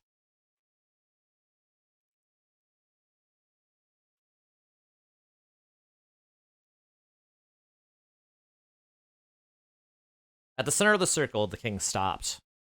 He gazed first at the sky, then turned in a slow circle, ensuring that every caster was in the right location between the tablets. He nodded silently to the captain, who saluted in turn. The guards moved silently out of the circle to stand behind the casters, leaving the king alone. He gazed at the moon and waited. He did not wait long. A strange shimmering appeared within the moon. It glowed in several colors and grew swiftly in size. A harsh yet somehow melodic cry rang faintly out. There would have been murmurs of fear and wonderment were it not for the king's need for silence. Several men shifted uncomfortably. Their movements were completely ignored by the king, whose eyes were fixed on the shimmering apparition approaching from within the shape of the moon. Unblinkingly, he watched as it suddenly blazed gold with all the intensity of the sun. It swooped down towards the gathering and let loose a harsh screech, causing many to cringe as it swept directly overhead, its body glowing brilliantly, its eyes staring savagely downward with the colors of the rainbow. "Ho-oh," the king whispered. "After all the plans that you have thwarted, after all the times you have emerged the victor, at long last you shall be mine, and the jewel of my collection. Casters!" he roared, and each man standing between the plates held out a spherical stone at arm's length. From each stone shot a jagged, violent beam that caused the hair of each man to stand up on end. The bursts of light collided at the center of the circle, directly over the king's head. He laughed as he beheld as the beams fuse and grow, and at Ho-Oh's surprised screech of pain as a strange purple aura began to drain from its own body and meet with the rest. "You are powerless," he hissed sibilantly. "There is no escape from the ancient spell. A spell laid down by Sias itself, the lord of all Pokémon. Your power will be used for my purpose, to summon and capture Sias!" He laughed again, and, in a low voice, began to recite the ancient words in a strange dialect over and over again. "From the land and the sea, mine power flows from thee. From the earth to the sky, the wet and the dry, I rule land, air, and sea. Spirit, will, and thoughts, life, death, and dreams. I come when I am called, awakened with a scream. When hearts are blackened by power corrupt, and hatred taints the will of the free, my energy is used only to disrupt. Call me in a desperate plea. I take with you the strength of my sons and daughters, and my mortal ties to the earth. I require earth, wind, rock, fire, and water, for this world to give me rebirth. But heed me now and heed me well. I give and I take away. The arm that created your world and your life has the hand that shall take it away. Meddle not in the ancient powers, my wrath cannot be controlled. If called before the day my presence is required, naught but chaos can unfold. If worse comes to worse with the end drawing near, my rampage causing naught but harm, there is but one way to stay your fears. Self-sacrifice stills these arms. The fused violet beams of light made a sound like a great roar and expanded into a sphere of incredible size. The 18 plates in the circle began to glow a brilliant and blinding white, before rising several inches into the air and turning so that the inscriptions on each faced the violent sphere. In response, a great formless image appeared from within the gigantic structure, growing larger and larger with each passing moment. The brighter the plates glowed, the larger and more structured the image became. A maniacal laugh pealed out above the sound of the roaring sphere and the expanding shape within. His arms stretched outwards in desire. The mad king of Pokélantis beheld the apparition with utter glee. "Sias, I summon you!" he roared. "You will be mine, and none shall stand before our might! Sias, I call you now from the void you entered when our world was born! The time has come for you to awaken and serve me as you are meant to! For I have done what the combined forces of Kento, Goto, Huin, and Shauna could not! I summon you now to this world! Sias, arise!"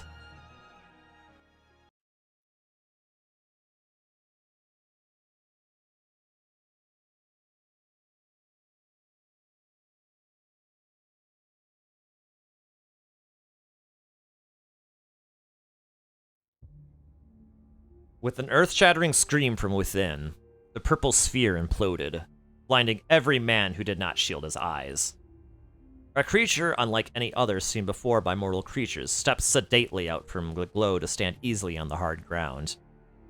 A deep rumbling sound came from deep within its throat as it beheld the casters and their stone spheres, sensing what each contained within.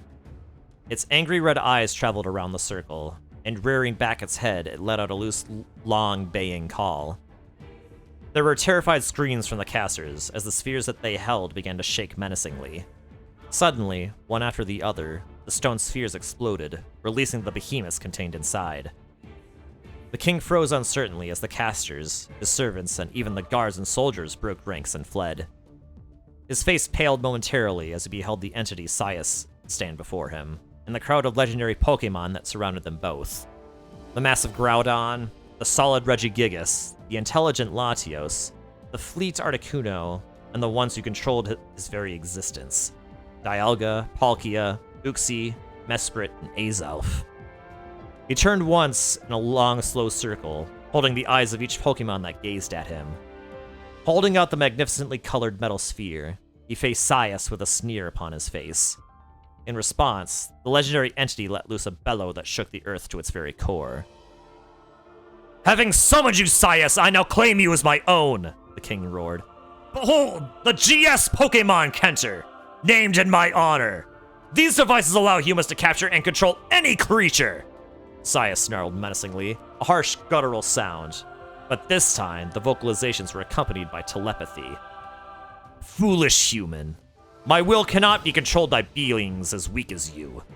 I have seen how you imprisoned my brethren, and now you have seen how easily I was able to destroy your cages. No force you create can hope to contain me.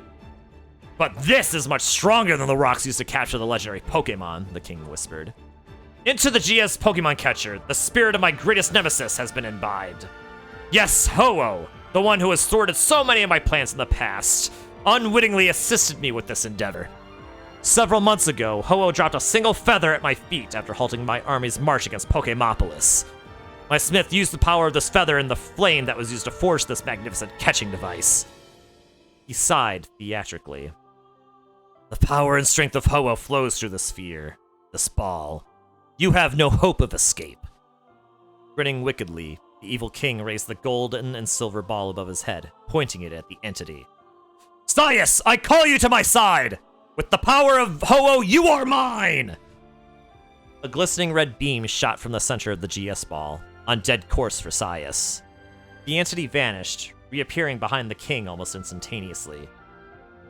"You are naught but foolish," the entity rumbled. "You have summoned me for the purpose of greed. My arms created your earth and your life. Now they shall be reclaimed. Human, your life is mine."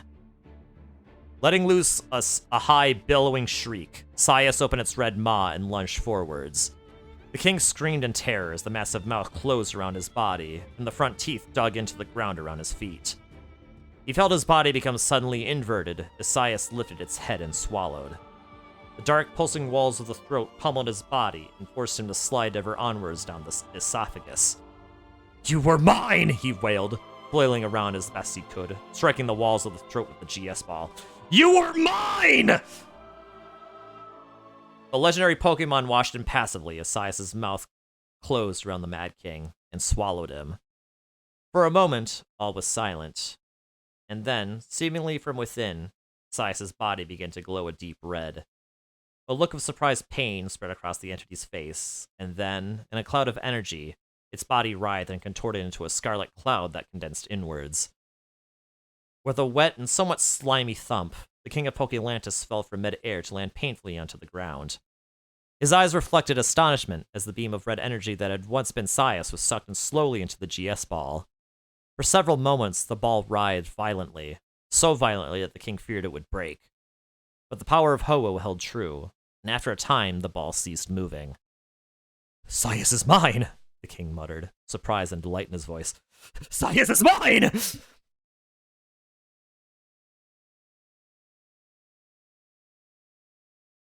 He laughed raucously, but his delight did not last for long. With a deafening scream, Ho-Oh lunged downwards, its rainbow-hued body sizzling with rage. The king did the only thing he possibly could. He ran. An intense jet of fire burst from Ho-Oh's mouth, lapping along the ground and scorching the king's robes. The king only ran faster, laughing madly as he tried to escape the ferocious flames. An unsighted root proved his undoing, as the king tripped and fell forwards, tumbling end over end.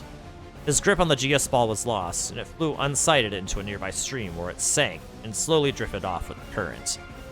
Spitting out dirt, King rolled over onto his back and beheld the terrifying sight of Ho-Oh descending, its talons and beak outstretched. Blindly, he groped for what he thought was the GS ball beneath his body. He held it out at arm's length and called, "Saius, I summon you now! Protect your master from the savage Ho-Oh!" A feeling of blankness and dread spread across his body as he realized that it was not the GS ball he held, but the stone sphere. Worse, the small opening was pointing not at Ho-Oh, but at himself. His vision slowly faded out into a violet spectrum as the purple aura flowed from the stone and enveloped his body. As the atoms of his body broke apart, disintegrating him into a pure energy, he writhed and struggled, letting out a high-pitched scream of pain as he tried to avoid his own imprisonment. It was to no avail. The last thing he saw before he vanished from the world for centuries to come was the face of Ho-Oh staring down at him. "I was king!" he screamed, sobbing bitterly as the darkness claimed him. "I was king!" And then he knew no more.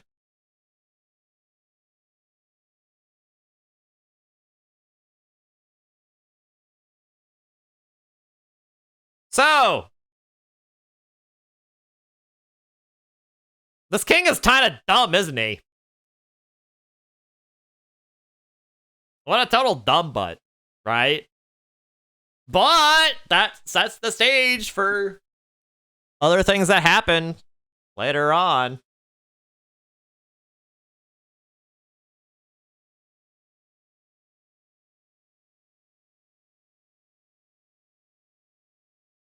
So, you know.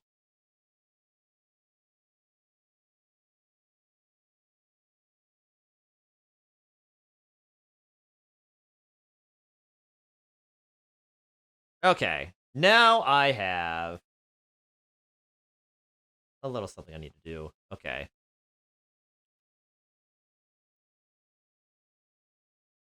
Now, this chapter is, about the same length as the last one, but man, there's some stuff that happens in this one. Stuff of a different nature. Stuff that I will not mention what is what, lest, it be spoilers, but, it's, oh boy! Let me tell you, it took me quite a while for me to find the right song for, a certain scene that happens later in this chapter, but you'll know it when you see it. If your name is Aiden and you're watching this, you'll know it when you see it.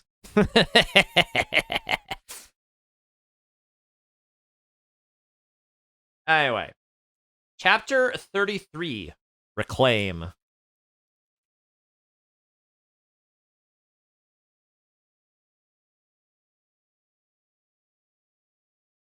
As the flashlight beams broke around the corner, James turned with a Pokeball in hand, instinctively shielding his eyes when the light shone onto his face. He heard several intakes of surprise, and so enlarged his Pokeball, ready to fight his way out. "James?" a pair of voices said incredulously. "Cassidy Butch!" he exclaimed, squinting past the light. "What are you doing here?"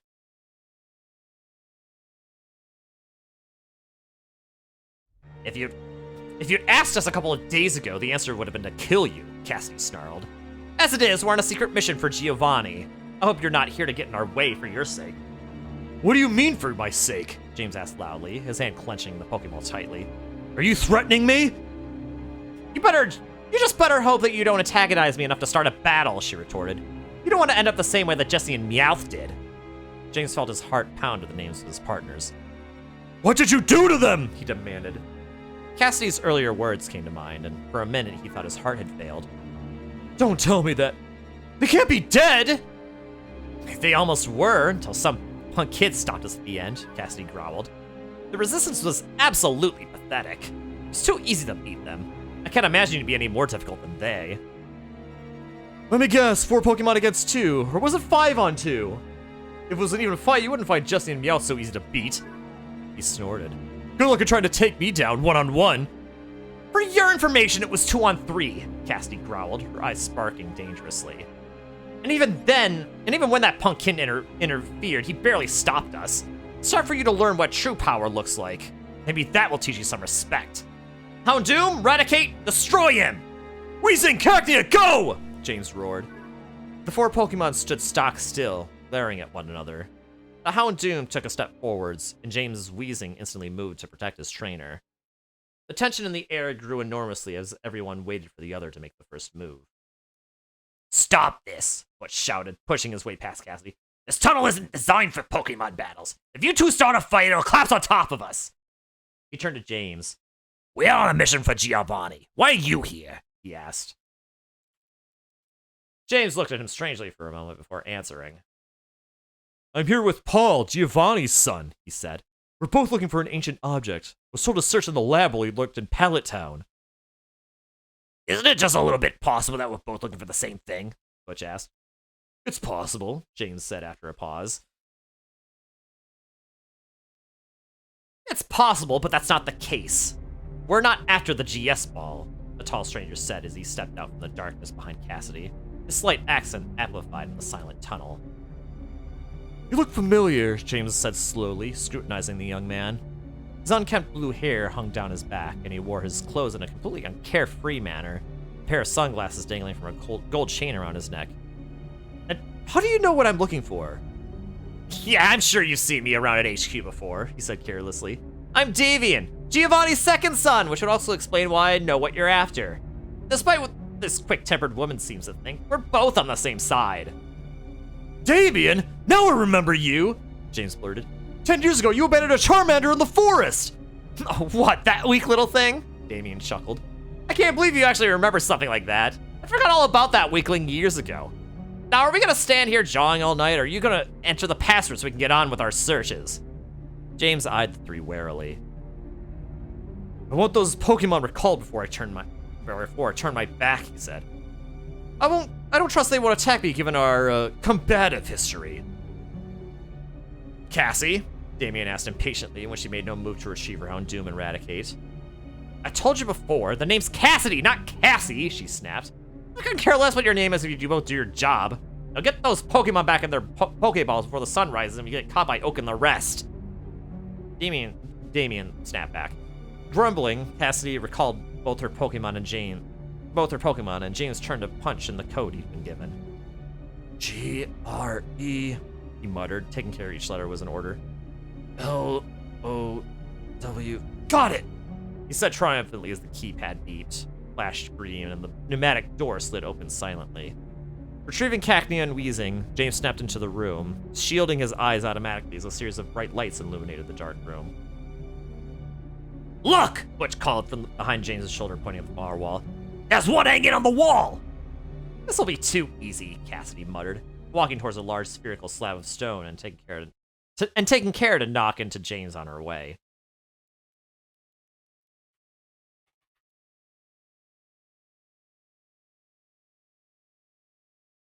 James didn't even notice the provocation. His eyes were fixed on the stone, his lips suddenly dry. It looked to be roughly 2 feet long and fairly thick. From where he was standing, he could barely make out an inscription on the deep red surface.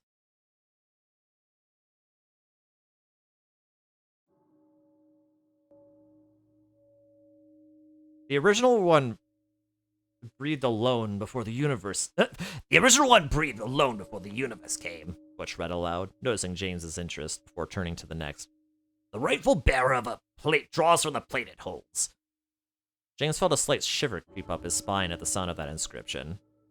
He was suddenly uncomfortably aware of the light green stone that was securely fastened inside of his bag back in the field. Damien, there's only 15 plates here, Cassie reported. We're missing 3. Which ones? He snapped. The insect plate, the zap plate, and the unknown plate, she answered. Keep looking, he said. They may still be here, hidden away somewhere. James, if you see any stones like the ones on the wall hidden away while you look for the GS ball, tell us right away. Sure, James replied, his mind still on the stone wrapped in with his belongings. For a few moments, all was silent as the four rummaged through the room. James found himself slowly gravitating towards Damien as the time passed, until they were standing only a few feet apart. He chuckled humorlessly. What? Damien asked in obvious irritation. You were wrong, you know, James said. You were wrong about the Charmander. Are you still strung up on that weak little thing? Damien asked with a snort. It's been 10 years. Forget about it already. Weak? He asked. That little Charmander became the strongest Pokemon I ever had the misfortune to battle against. 5 years ago, as a Charizard, it beat an Articuno in battle. He eyed Damien coldly. The only weak one is you for releasing and not letting it grow with care. He shook his head. You're just like your brother, he murmured. Anger flared briefly in Damien's eyes, but he quickly masked his emotions.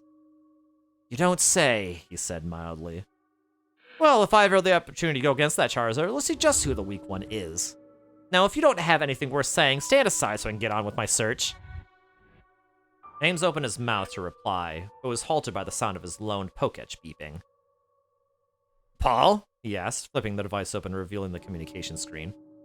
Get back out here now, Paul snapped. The sun's starting to rise. You're wasting time in there. I found out from that idiot of a professor where the GS ball is, and we're going to get it now. Where is it? James asked quickly. Just get out here and follow me on your wheezing. You'll find out soon enough, Paul said, before brusquely cutting off the communication. James stared at the blank screen for a moment before turning to the other occupants of the room. Good luck with your search. Hope you find that green plate of yours, he said. His eyes rested on Cassidy, pure contempt radiating towards her.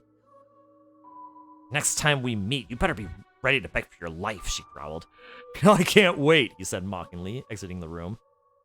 Silence passed for several moments, and then Damien turned to Butch. Did you tell him what the insect plate looks like? No, he replied. Did you? He asked Cassidy. No, she answered slowly. Then how did he know what it looks like? Damien asked. Realization suddenly hit Butch, and Cassidy began trembling with anger. You mean to say, she growled, rage clouding every syllable.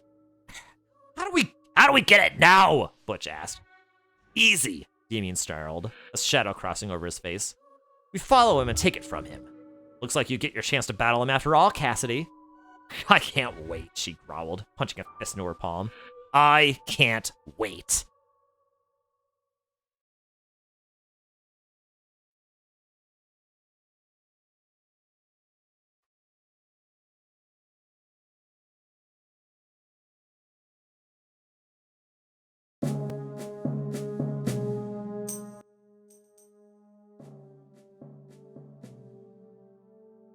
Silver grinned at the sound of the security alarms going off. In the few days since his escape, he'd scoped out the exterior of the Team Rocket headquarters with the help of the baby Furo. They'd quickly found a way of getting inside, although it meant climbing several stories of the building that had been carved into the mountainside. It hadn't bothered him unduly. He'd climbed both steeper and higher in his lifetime. What he hadn't anticipated was the alarms going off when he broke through a window to climb into the building. Now he crouched almost panther-like, hidden in the shadows of the curving corridor, waiting. He didn't have to wait long. A rocket grunt trotted down the hallway towards the security room, on his way to see what had caused the alarms to go off. A thick, meaty hand clamped around his mouth, and another around his neck. He was swiftly dragged back into the shadows, and came face to face with the only person he'd ever seen who rivaled Giovanni in size. But in a hand-to-hand fight with this man, Giovanni would lose. The grunt had no doubt about that in the least. This man, who held him in such a deadly embrace, had a strength that Giovanni did not, and there was both rage and savagery in his eyes. Seen my Pokeballs? Silver asked him softly, tightening his grip around the man's neck ever so slightly. The grunt's eyes darted around the area, terrified. It's just you and me, kiddo, Silver whispered. We're all alone here. He noticed the fear in the grunt's eyes and chuckled. Don't worry, I'm not going to kill you. No, I'm going to look into your eyes as you answer my questions. If I see even an iota of deception in them, then my friend here, he nodded at the baby Furo perched on his shoulder, is going to gore out your eyes with this drill peck. Understand? The grunt nodded as fast as Silver's grip would permit, his eyes wide. Good. Now, do you know where my Pokeballs are? The grunt nodded. Where are they? He asked, taking his hand away from the grunt's mouth. The grunt began shaking and didn't answer. Where are they? Silver demanded. Tears began leaking from the grunt's eyes, but still held his mouth immobile. I'm going to give you one last chance, and if you don't answer me, then I'll make sure you never speak again. I ask you again, where are my Pokeballs? In the security room, the grunt whispered, tears streaming down his face. Silver nodded, thinking, and then hit the man in the forehead with a swift rabbit punch. The grunt collapsed, instantly unconscious. A loyal fool, but a fool regardless, the Silver grunted, stripping the man of his uniform. He'd be much better doing something decent for a living. Why people join these evil organizations when they're treated like such scum is just beyond me. He dropped his coat to the ground and began trying to squeeze into the grunt's uniform. It was a tighter fit than he anticipated, but he managed to get it on, although there were several inches of arm, leg, and his gray undershirt visible. He grabbed the black cap and placed it on his head, ensuring that his long gray mane was tightly rolled up underneath. Well, how do I look? He asked the Firo. It squawked in response, and he smiled grimly. It won't be on long. Once I got my Chikorita and Salamence, no rocket will be able to stop me. As for this man, he said, looking at the unconscious grunt with menace in his eyes.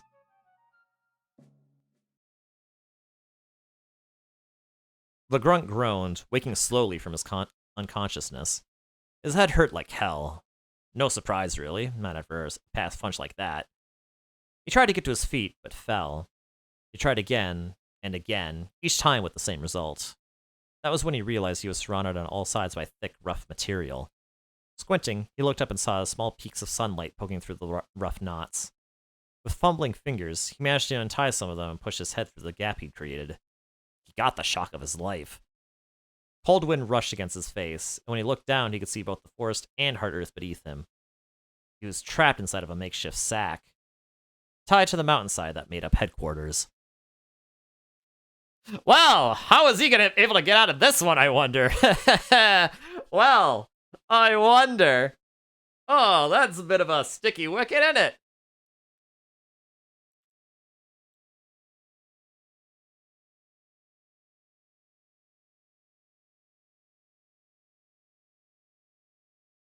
Like, I don't know, I'm telling you, man.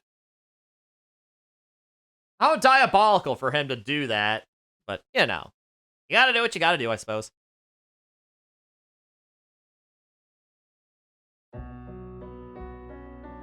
The gigantic man burst through the doors of the Pokemon Center, eliciting shrieks of surprise from the few patrons who were still awake at this time.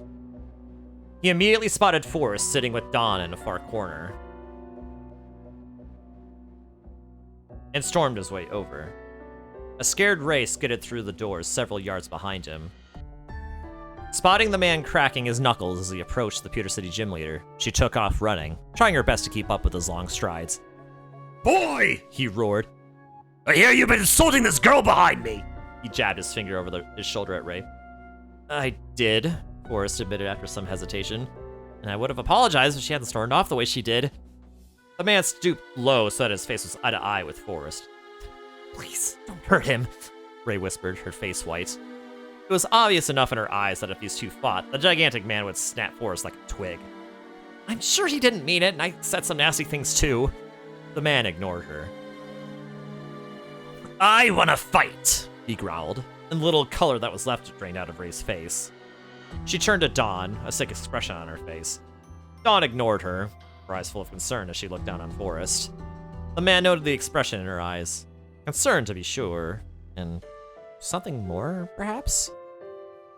Guess I have no choice, Forrest said slowly, meeting the man's gaze. Ray gasped, and Dawn turned to the young gym leader. Don't do it, Forrest! You'll be torn apart! She begged. The gym leader never refuses a challenge, he answered softly, refusing to look at her in the eyes. Shall we take this outside? He asked the man. Great idea, he growled, turning and storming back out the doors. You don't have to do this, Forrest, Dawn whispered. I'll be okay, he whispered, giving her a quick wink. Just you watch. He turned and followed the man out the doors.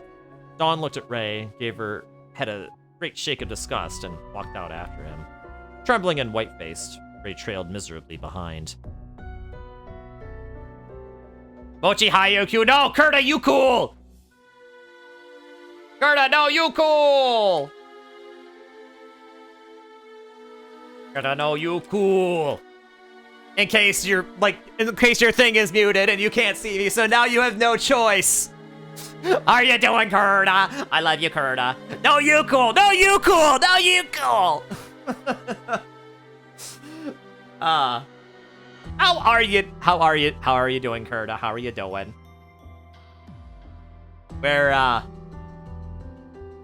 We're doing some Mochi story time right now, reading this pretty awesome Pokemon fanfic. That's actually gotten a whole lot better, just like in just the past few chapters, in my opinion. It's actually just quite crazy. You're okay? Seen better days? Yeah, I bet. Yeah. I hope things are at least getting better, though. How is me? I is doing okay. Today was I felt like really tired today though, so I couldn't really work today. I basically just stared at the computer all day doing absolutely nothing. So I more or less just called off sick. Kind of. I mean, I still sat at my computer for like basically 8 hours. But I thought, okay, you know what? For 6.5 of those hours, I wasn't actually working, so I basically clocked those in as sick leave. So, you know, I feel less bad about it. It's more for my conscience than anything else, really. I think a part of it was because I didn't take my medicine either. So that was a thing. But I had hoped that if I had, I had hoped that like by going to sleep earlier, I would have been like, I would have been better. And I went to bed at like 12:45. When, I've been going to bed at like 3 a.m. a lot of the time. But like, no, that didn't really help all that much. Always take your meds. Yeah, I know. I mean, I took my trazodone last night, which hopefully helped, but which I hopefully helped me with my sleep at least. But man, I can't. Like, I don't know, man. Just Well, it's okay. I got some more stuff with which to hydrate, so I can also take my meds there too. So that should not be a problem tomorrow. I should be significantly wider awake tomorrow. And yeah. But yeah, in case you're wondering what's going on in the story right now, oh gee, how do I explain this? There's a lot of stuff that's happened.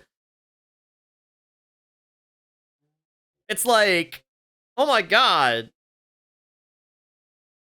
So there's like this evil king that captured like a Pokemon, and then he got captured by one of his own balls, kind of Pokeballs, not like, to keep your mind on the gutter. And then 400 years later, there are like these people that are trying to summon this creature again, it seems, or something, and they're just trying to be like they're just being meanies all around. And one of the main characters got really, really sick and almost died, but now she is okay, and now they are having to deal with like this one person that's chasing them now because this person knows that this other person has what this other person wants. And yeah, I'm probably not explaining this all too well, but that's like the best like 45-second to 60-second synopsis I can get. Yeah. Sorry for the yawn. But yeah, so we're doing that. And also one of the characters is also apparently gonna get beat up by somebody after being in a fight with like this other character. And I don't know. I'm intentionally telling this badly so that hopefully it'll like incentivize some people who are listening to this to be like, hey, maybe you should watch the other parts, which are uploaded on YouTube. Wink, wink, nudge, nudge. But but yeah, that part. All right. But yeah, so let us continue with the cartoon then, shall we? Yes, I hope you are at least having a nice, relaxing evening, Kurta. Also tell Haru that I said hi as well, okay? Please. Wink, wink. Nudge, nudge. Please. Also, Kurta.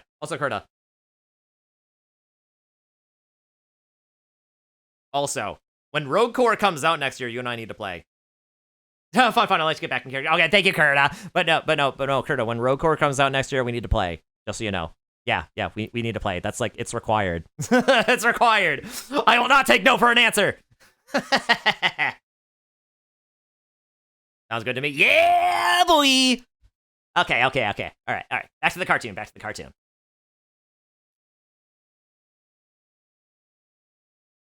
Ash sat next to May's bed, unmoving. From where Brock watched at the doorway, he appeared to be asleep, but the breeder knew that he was not. Ash, you should get some sleep, he said softly, approaching the trainer. It's 2 a.m. Paul can't get here until tomorrow morning at the absolute earliest. You need a rest in case he arrives before we can leave.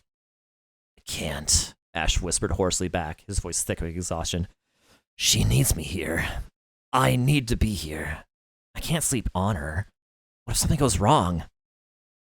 Blissey is outside the door, and Nurse Joy's office is just down the corridor, Brock answered. Besides, nothing will go wrong. The operation was dangerous, but the heal bell and recovery regenerated her blood and tissue perfectly. She won't even have a scar. It took a lot out of her, and what she needs at the moment is rest to get back her strength.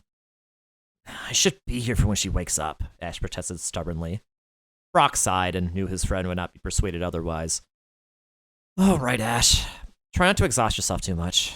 I guess we can always fly out tomorrow so you can rest then. He clapped the trainer on the back and turned to leave the room. Come on, Pikachu, he said. Let's leave him alone for a bit. Yeah! Pikachu yawned, nodding in agreement. He sprinted up onto Brock's shoulder and the two left the room, Brock shutting the door softly behind them. Ash continued to sit at May's side, his eyes unmoving from her face. Time lost all meaning as he gazed on her, her visage becoming his whole world. He did not notice his slowly diminishing range of vision or the blurriness that accompanied it. He was not even aware of the darkness that claimed his consciousness as exhaustion and worry finally caught up to him. His head collapsed onto the mattress, his face turned towards hers as the sleep he had been depriving himself of claimed him at last.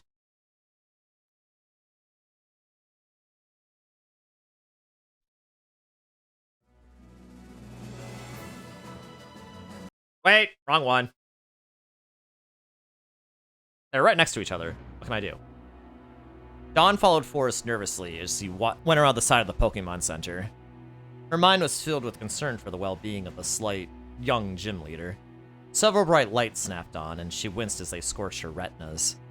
Shielding her eyes, she slowly became accustomed to the glare and was both surprised and relieved to find herself standing on the sidelines of a battlefield. One-on-one okay with you? The man shouted. I'm more of a 2-on-2 battler, but it's fine by me, Forrest shouted back. Great, the man grunted. He turned to Ray, who was only just drifting into the field. One-on-one okay with you too? He asked. She blinked. What? She asked. The man sighed. Seems to me as if there's some real bad blood between the two of you, he said. I always find the best way to get that stuff out of my system was a good and intense Pokemon battle. It's you against Forrest, so is one-on-one okay with you? I guess, she said, still a little confused. Good! Then get on over to the battle box! What about a referee, Don asked. As the Vermilion City gym leader, I'm fully qualified as a referee, the man answered, striding over the halfway mark on the sidelines. Now, choose your Pokemon! He roared to Forrest and Ray. Steelix, go! Forrest shouted, releasing the gigantic and menacing snake-like Pokemon. A ground type. All right, Ray said, finally gathering her wits about her. Then I'll go with Venusaur. The ground shook as the massive grass type emerged and roared in anticipation. Surge, this is what you were going for all along, wasn't it? Forrest shouted. Lieutenant Surge grinned. Seemed like you two needed some time alone to sort out your issues, and this is the best way to do it, he shouted back, raising both arms in the air. Begin!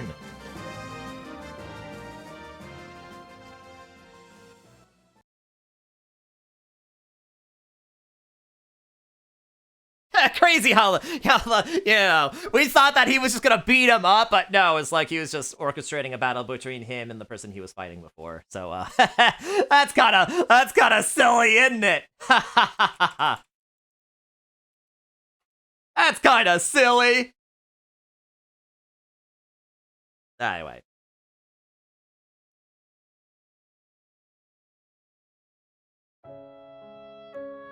May's eyes fluttered open. For a brief moment, she couldn't remember what had happened, but then the memories rushed back into her consciousness. She instinctively reached a hand to her breast and was relieved to find that not only did it feel undamaged beneath her hospital shirt, but there was no pain either. Latias is an amazing healer, she murmured, glad to know that her body was unchanged. She lay her arm back down and instantly jerked it back again when she felt it come into contact with something hairy. Turning her head to see what she had touched, she relaxed when she recognized Ash, his eyes closed, his breathing shallow, his face trained on hers in his sleep. "You stayed by me all this time when I was asleep," she whispered, her heart melting at the realization. "Still, you really shouldn't be sleeping like this." Tentatively, she sat up, placed her feet on the floor, and inclined out of bed. She had to catch her balance quickly as a wave of dizziness crashed against her, but it quickly passed. Moving around the side of the bed, she felt suddenly pleased. Her balance seemed to have improved from the ordeal, and when she reached Ash and tried to lift him up, he felt much lighter than he ordinarily would have done. She managed to get him into a fireman's lift over her shoulder and carried him over to the door. Holding him carefully, she was able to squeeze the door open and slip through. "Which way to your bedroom?" she murmured to herself. "B54, he muttered, still fast asleep. Stifling a giggle at his automatic response, May set off in the direction of his room.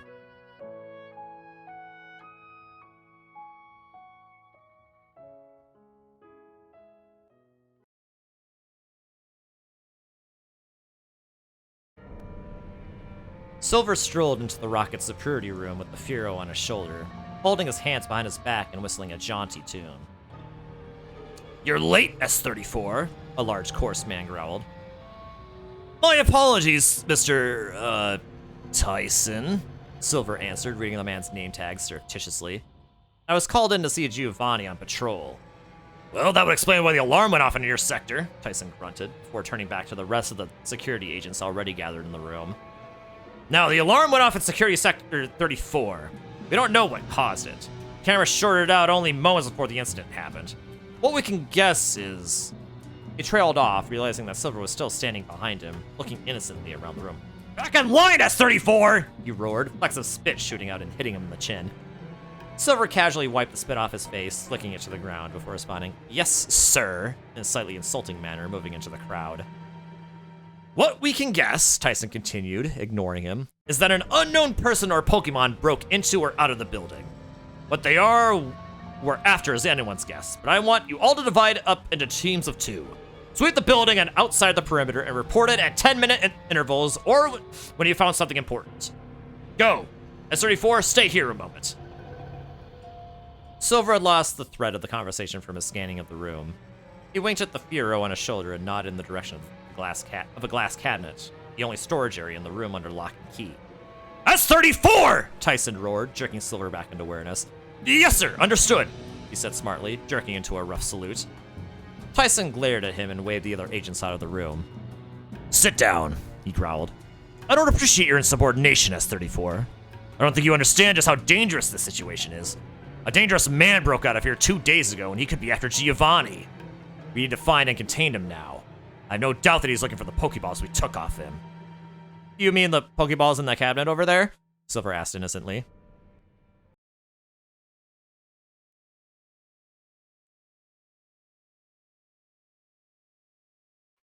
Tyson looked taken aback for a moment, and then suspicious. "Wait a minute," he breathed, ripping off the cap off Silver's head. "Red alert! Red alert!" he began, shouting into the comlink at his belt. "Silver has broken in! I repeat, Silver has broken in! Silver lunged, ripping the comlink out of Tyson's hands and smashing it against the wall. "Oh, no you don't," he breathed, clamping an arm around his neck. "Furo, go!" The baby Furo leapt off of Silver's shoulder and flew for the cabinet, its beak spinning and aimed at the lock. "Red alert! Red alert!" A cool pre-recorded female voice spoke from the intercom on the wall. "Moltres is loose. Moltres is loose. Special forces being deployed for retrieval. All others take cover. Red alert! Red alert!" Tyson struggled with all his worth against Silver's grip. Silver winced as his teeth dug into his arm. Legs kicked at him madly, and his arms were scored with scratches. "Enough of this," Silver growled, lifting Tyson with both arms and heaving him bodily against the wall. The security agent collapsed amid the debris that fell from the impact, unconscious. The lock on the cabinet snapped open, and the Furo squawked in triumph. Silver ran over and wrenched the door open, gathering up the 4 Pokeballs inside. The room shook violently, and Silver pocketed the Pokeballs quickly before calling the Furo to his side. "Hold on, kid. This is gonna be rough," he shouted as the room trembled more and more. "There he is!" a voice shouted from the hallway. Silver turned and saw 4 of the security grunts. "Get him!" one of them shouted, and all 4 began charging towards him. The floor gave way beneath their feet, and all 4 screamed in shock as they fell.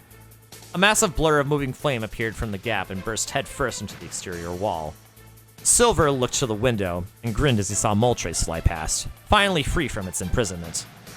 "You won't get away," Tyson gasped, slowly coming around and crawling towards Silver painfully.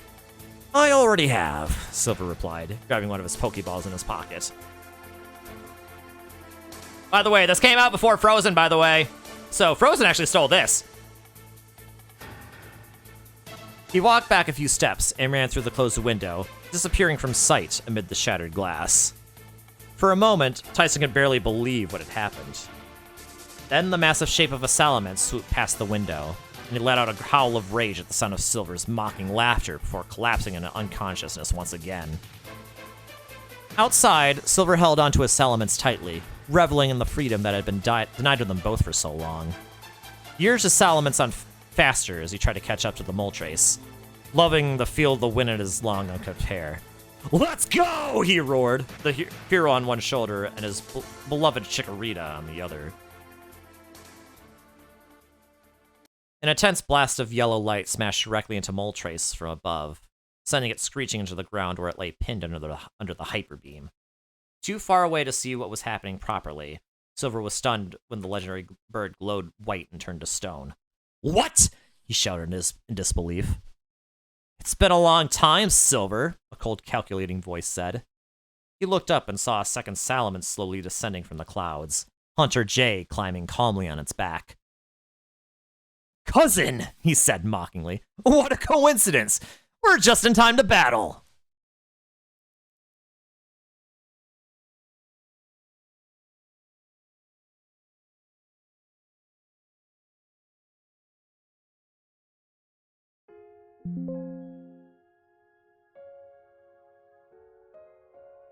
May lay Ash gently on his bed before returning to the doorway.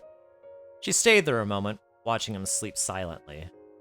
Warmth filled her heart as she thought about how he had been by her side from the moment she had collapsed.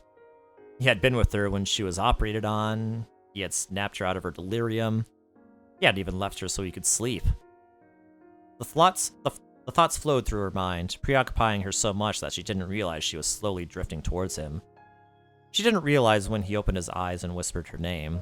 She wasn't even aware of kissing him on his forehead.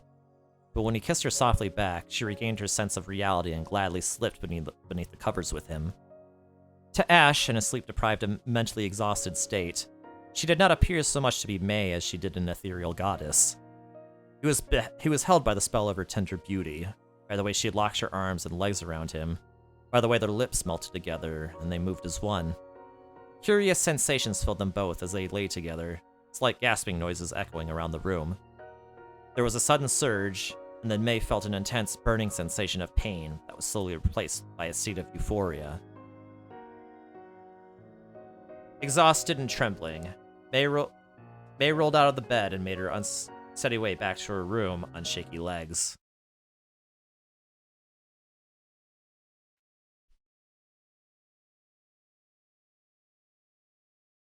Yes, Aiden, this was the scene I was talking about. Yes, you guessed right. Surely.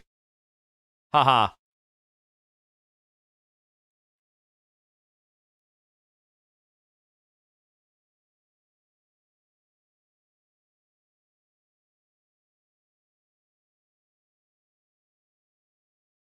Bye, Dawn called out cheerfully to Nurse Joy the next morning. Thanks for everything. Yeah, thanks a lot, Ash agreed. If it wasn't for you, we would have never been able to get that thing out of May. We owe you everything. You owe me nothing, Nurse Joy countered, smiling. My job to help out anybody who needs it, in whatever form possible. Well, thanks anyway, Ash said. Things could have turned out a lot worse if you hadn't helped us out. Nurse Joy waved the thanks off and turned to Forrest. Are you going back to Pewter City now? She asked. Forrest shook his head. I'm going to stay here and train with Lieutenant Surge for a while longer. He's still got a lot to teach me about girls, he said with a wink towards Dawn and Ray. Lieutenant Surge laughed and cuffed his head while Dawn gave a little blush. Bray merely harumphed in response. Her battle with Forrest had been a close one, but he beat her at the very end. Still, she supposed that, in a way, Lieutenant Surge had been right. She may have lost the battle, but she didn't feel nearly as antagonistic towards the young gym leader as she did before. Hey, Ash, I got something for you, Lieutenant Surge said, beckoning him over, a wrapped package in his hand. What is it? He asked curiously, taking it from the large gym leader. Surge shrugged. Dunno, something called a zap plate, but I have no clue what it does. It's the traditional inheritance of a Vermilion City gym leader and has been passed down for at least 300 years. Professor Oak wanted to study it, so could you go to him when you see him next? Ash nodded. Thanks, kid. Good luck in your rematch with Cynthia. Thanks, Lieutenant. Ash grinned. He turned to Forrest. See you around soon? You know it, the gym leader said with a smile. Bye, everyone. Bye! Ash, Brock, May, Dawn, and Ray all chorused in return. As they walked down the road out of town, Ash dropped back a little to talk with May. Unlike her, he had no recollection of the night before, and so she seemed very quiet and subdued to his perception. Are you okay, May? He asked. She smiled at him. Don't worry, Ash, I'm fine, she said. I'm just a little tired, that's all. Really. Reassured, Ash nodded and increased his pace to catch up with Brock and Ray. May sighed as she stared after him. In reality, her hips ached and there was a dull pain from deep within her body, but she didn't care. She had never felt more alive.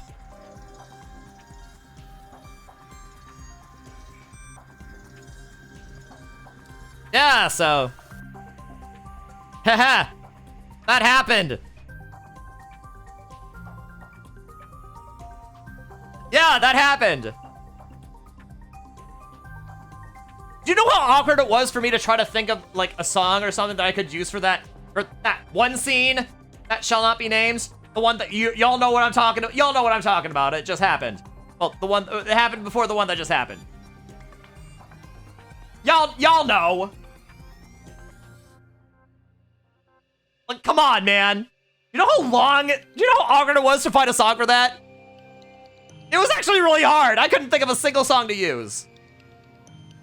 So I had to ask for help a little bit. And boy, you could probably imagine how awkward it was to be like, oh, hey, I'm having trouble thinking of a song that I could use for like this, one not G-rated scene. The scene that is absolutely not G-rated. And that was awkward. But then I remembered, wait a minute. I was playing a little 100 line. What song do they play all the time? When something romantic is happening? Especially during that one ending that shall not be named either. You know, in the yeah, 100 line, exactly. So, you know, I figured, okay, that's probably as good a song as any.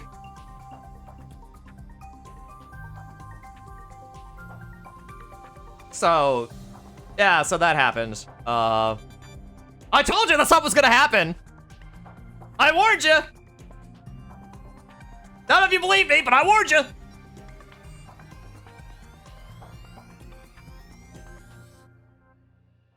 I seriously warned you. Okay, now I need to see here. What? I wonder what chapter we're going to be ending on today here. It's only been like 2 hours, so there's gonna have to be a little bit more.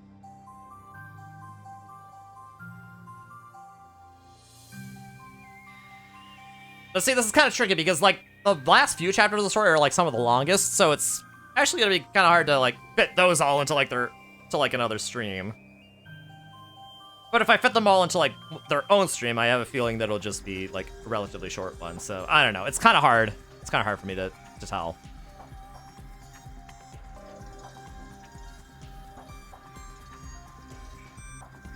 But yeah, so that was chapter 33, and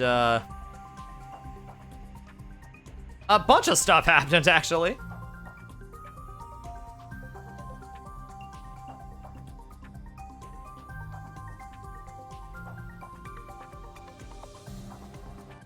And now,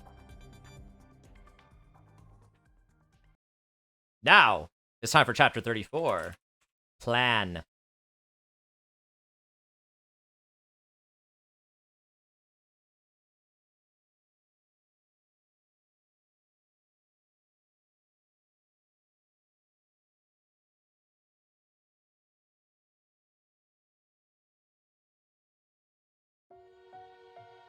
The blue creature padded softly through the forest.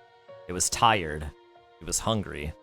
It was lost, lonely, and it was scared. Thick tears splashed from its jagged eyes as it walked. Since its return to consciousness after being hurled away by the explosion, that was all it had done. It ate and drank what little it could find as it moved, and had not even stopped to sleep. It was desperate to find a hint, any hint, of civilization, of humans.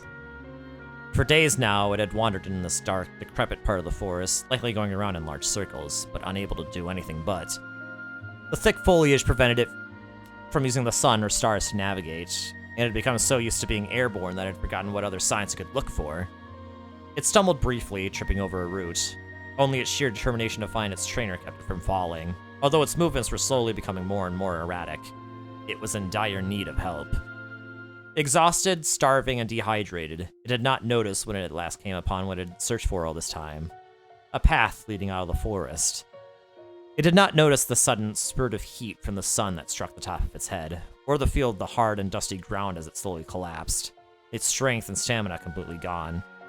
It did not notice when its vision flickered and faded, or when the pains that racked its body came to a halt. It did not know that it was dying.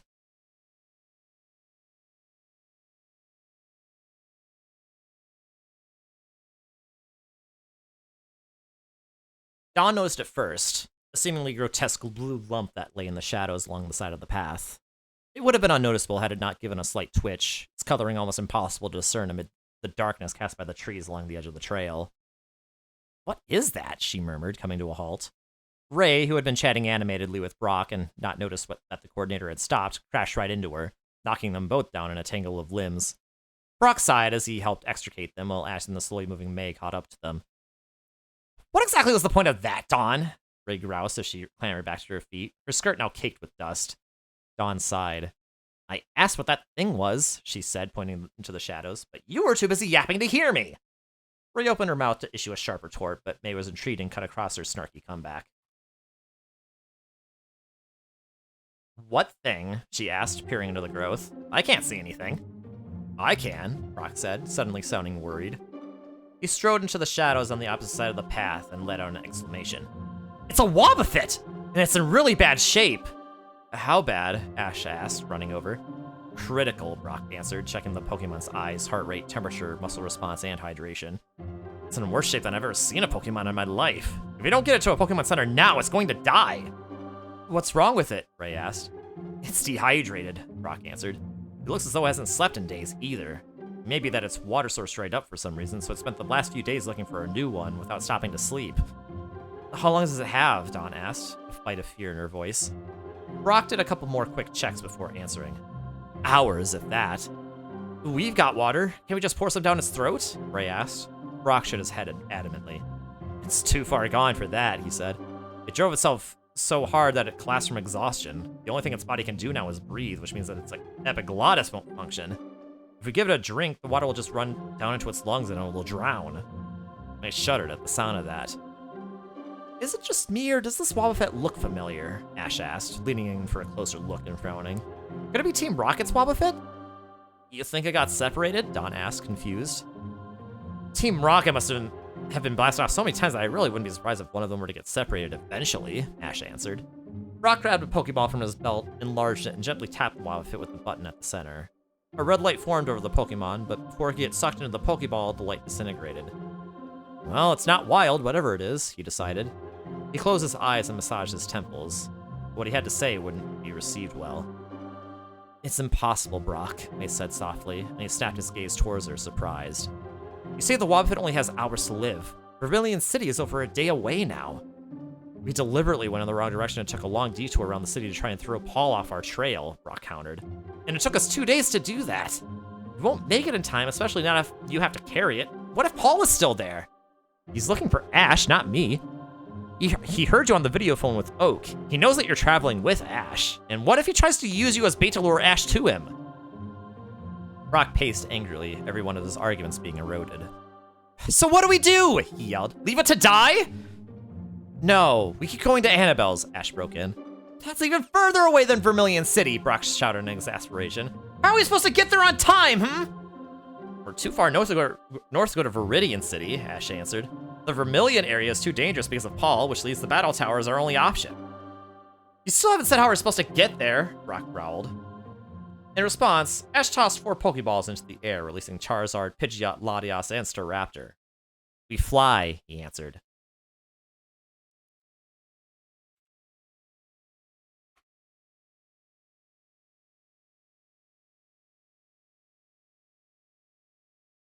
Annabelle wasn't entirely certain when Ash and his friends would be arriving.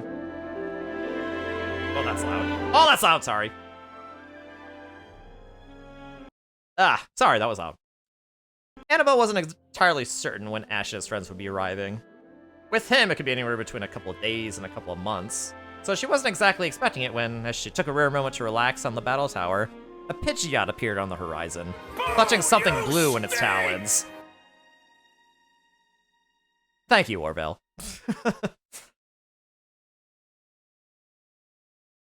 She was even more surprised when it landed on the balcony and deposited what appeared to be a dangerously weak Wobbuffet at her feet. Hello, she said a little uncertainly. I hope this doesn't seem too rude, but why have you brought me a Wobbuffet?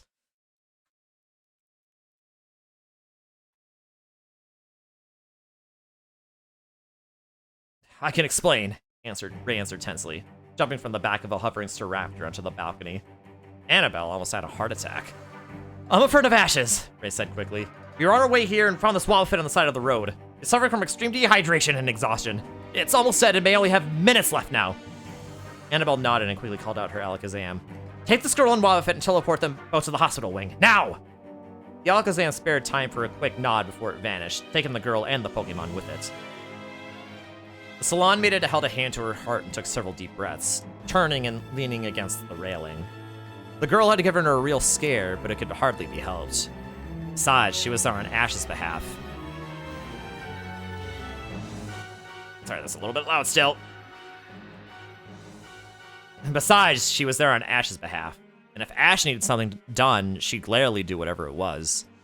The realization that Ash was on his way made her groan inwardly. Pidgeot and Staraptor were incredibly fast flyers, but he wouldn't be too far behind them. I wouldn't even have time to change, let alone clean the place up, she moaned, keeping her face glued to the horizon. As anticipated, she didn't have long to wait. In a matter of moments, 3 shapes became discernible above the tree line. They quickly resolved themselves into identifiable shapes. Charizard, a legendary Latias, and most bizarrely, what appeared to be a fighting Pseudo-Woodo. Good to see you all again, she shouted as they came into land. May and Dawn on Charizard closely, followed by Ash and Latias. Could you call ahead next time so I can clean up? May slid off Charizard and finally embraced the violent-haired trader. Good to see you too, Annabelle. Where's Wobbuffet? Brock asked as he jumped off a Pseudo-Woodo, not wasting time on a greeting. In the hospital wing with the girl who brought it here, Annabelle answered. Here, I'll take you down now. Thanks, Brock answered, the stress and worry evident on his face as he recalled his Pseudo-Woodo. You all just relax up here, Annabelle said to Ash, May, and Dawn as she led Brock into the battle tower. I'll be back in a moment. Sure thing, Annabelle, Dawn answered, still gingerly trying to get off of Charizard. Ash took pity on her and helped to lift her down before turning to Pidgeot and Staraptor. Thanks for bringing Ray and the Wobbuffet here so quickly, he said, softly rubbing her neck feathers and causing them to coo with pleasure. You guys may have just saved that Pokemon's life. Pidgeot nodded, closing its eyes in pleasure at the rubbing. I don't know if I'm actually doing it right, I'm sorry. Staraptor said, gently knocking Ash with a blade on his head. I think Staraptor wants to do some training with you, Dawn said mischievously, noting how eager the flying type seemed to be at flying again. It's been a while, after all. Ash sighed and sat down. I know. I wanted all my Pokemon on me for my Battle Coliseum challenges, but when it got destroyed, I couldn't exactly leave them at Professor Oak's, could I? Mind, they could have stopped Paul threatening my mom in a heartbeat. You shouldn't keep beating yourself up over that, May said gently, taking his hands in hers. It's not something any of us would have expected. How could you have known that Paul would want the GS ball, that he would track it from Johto to Pallet Town and threaten your mother over it? We don't even know what he wants the GS ball for or what's in it. You're right, Ash muttered. It doesn't make me feel any better about it. He's after the GS ball, and he knows. His voice trailed off, his face contorting into an expression of inner torment. He thinks you have it, May, he whispered. He's after you. May nodded her head. I know, she said, but I'm not worried about that. Why? He asked. Because you have it, Ash, Dawn interjected. Paul is an incredibly powerful and dangerous trainer now. There are only a handful of people on the planet who have even a chance of defeating him in battle now. I don't see how that helps us much, Ash retorted. No? Dawn asked. You're one of those people, Ash. And you're also the only trainer in existence who Paul is afraid of. Afraid of? Ash exclaimed, jumping to his feet. Paul's beaten me in battle more times than I can count. And after you beat him when it and you beat him when it mattered, Dawn countered. He knows deep down that you are a stronger and more resourceful trainer than he is. He battles for his own arrogance. You battle for your Pokemon. The GS ball has to stay with me, Ash realized, sitting down slowly. It's too dangerous for anyone else to have it. Well, maybe Cynthia or Lance, but I don't want to drag them into this too. He felt a tugging at his sleeve and saw Latias in her human form, holding his arm. There was worry and concern in her eyes, but there was trust there too. As he gazed into her eyes, he nodded slowly. He knew that he had to keep hold of the GS ball, and by doing that, protect his friends. I remember Paul, Annabelle said softly from the shadows, causing Ash, May, Dawn, Latias, Pidgeot, Scrapper, and Charizard to jump. He came here after losing to you in the Sinnoh League. He was unusually harsh to his Pokemon, and I got a distinctly dangerous vibe from him.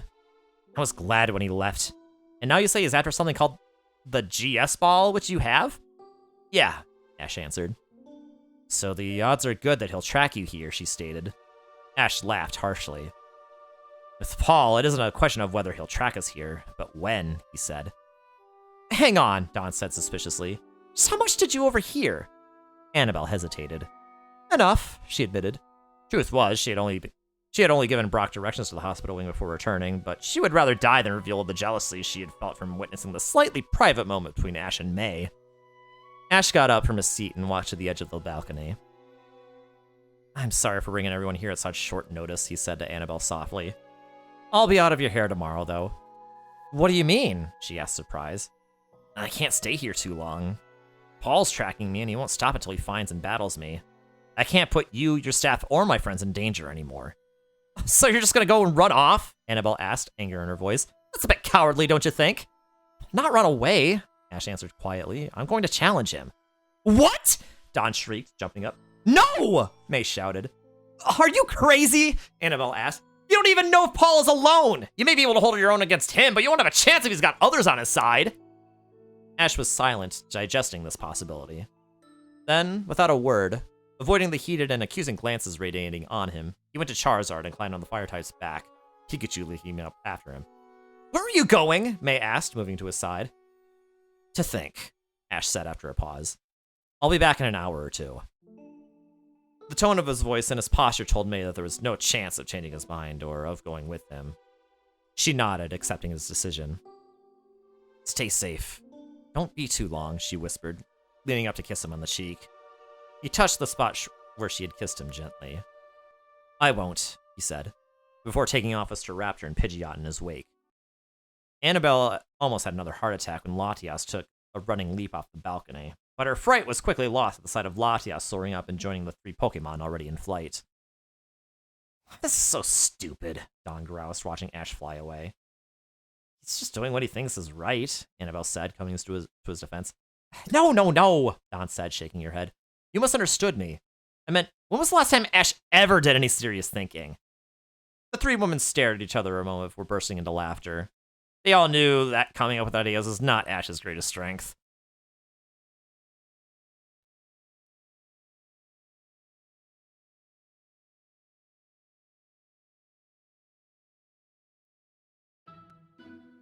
much longer do we have to keep walking? Meowth rumbled, pushing aside a fern that was obscuring his vision. As long as it takes, Jessie answered. We have to keep going for as long as we can. Once we reach the coast, we can catch a ferry to Sinnoh. Cassidy won't follow us there, and we'll be safe. We just have to avoid any known rocket locations on the way. Are you sure we're going the right way? Meowth asked.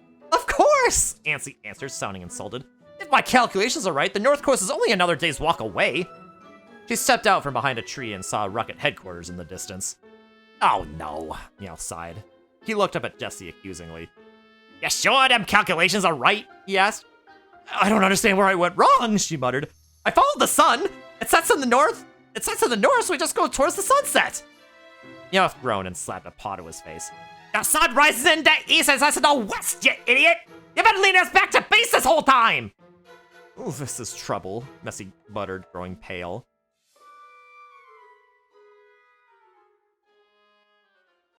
Jessie really has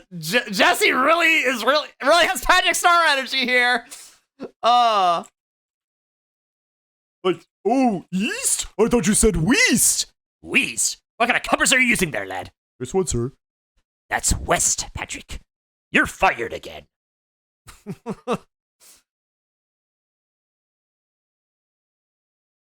This is trouble, Jessie muttered, going pale. You're telling me? Meowth shouted. No, Meowth, run! Jessie screamed, pointing at the sky and backing up to the tree line. Meowth looked at the sky, squinted, and opened his mouth to scream, rooted in shock at the sight of a massive salamence falling towards them at high speed. Too late, he moaned, immobile. Meowth! Jessie screamed, her face white as the massive dragon type crashed into her friend, sending up a massive cloud of dust that hid the scene from her view. In the air, Hunter J gazed from the back of her salamence, her goggles easily piercing the dust as she searched for any sign of movement. There was none. Good, she murmured to herself before raising her voice for the benefit of her computer logs. Battle against Silver is a success. Subject terminated. Oh boy, Silver lost the battle? Remember when the scene ended when they saw each other? Oh no! Silver's dead! Or gone, or something! Oh!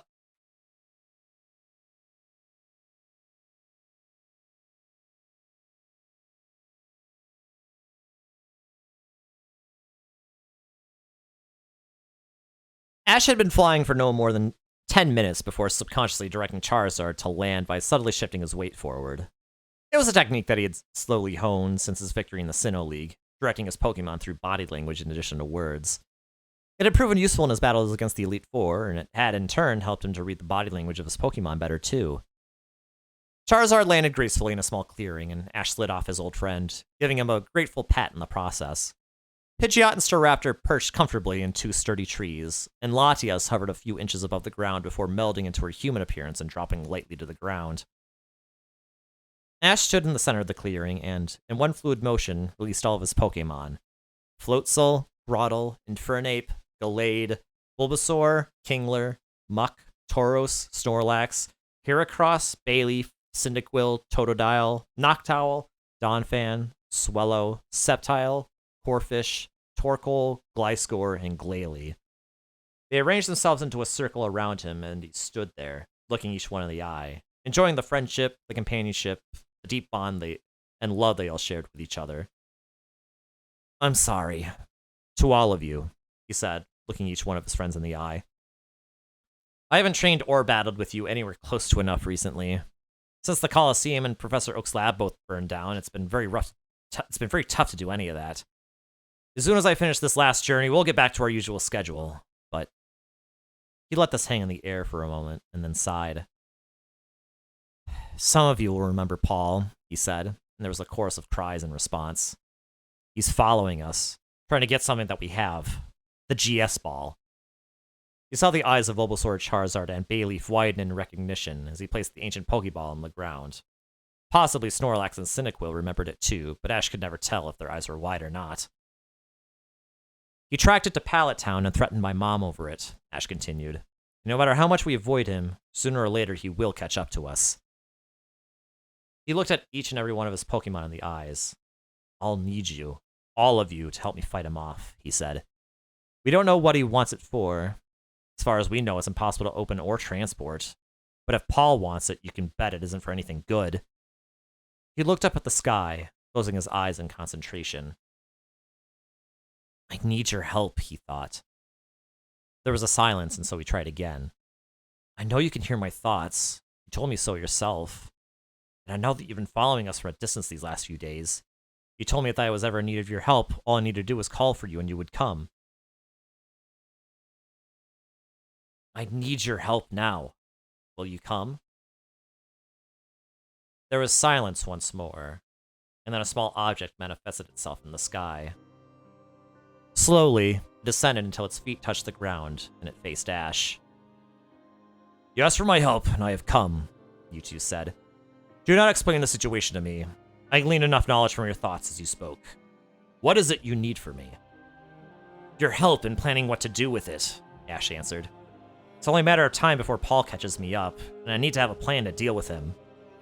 You need me for that? Mewtwo asked, his tone expressing slight cynicism. Mewtwo, we all know that I don't plan very well, Ash said. I could do okay in the short term, but in the long term, I'm hopeless. I need your help to come up with a plan on what to do with the GS ball. The answer is simple, Mewtwo responded after only a moment's thought. The GS ball needs to be destroyed. Many of the Pokemon expressed surprise at this statement. It may not even be possible, but it's the only way to make sure that Paul can never use it. Corfish card? Corfish asked, waving one pincer questioningly. Ash shook his head. There's nothing inside it, he said. If there was, we would have been able to call it out. Coincidentally, at that moment, the GS ball twitched. They all stared at it a moment before Mewtwo broke the silence. You were wrong, he said. There is something inside this device. What that may be, I do not know. All I can tell you is that it is being far more ancient and powerful than any creature alive today. You want to destroy the GS ball when there's another creature inside of it? Ash asked, incredulous. Mewtwo was silent for a moment. I have a practical mind, not one ruled by emotion, he answered. I understand that the destruction of another creature is abhorrent to you, but know that evil of the darkest kind shrouds this device. Whether that comes from the device itself or the being inside, I cannot say.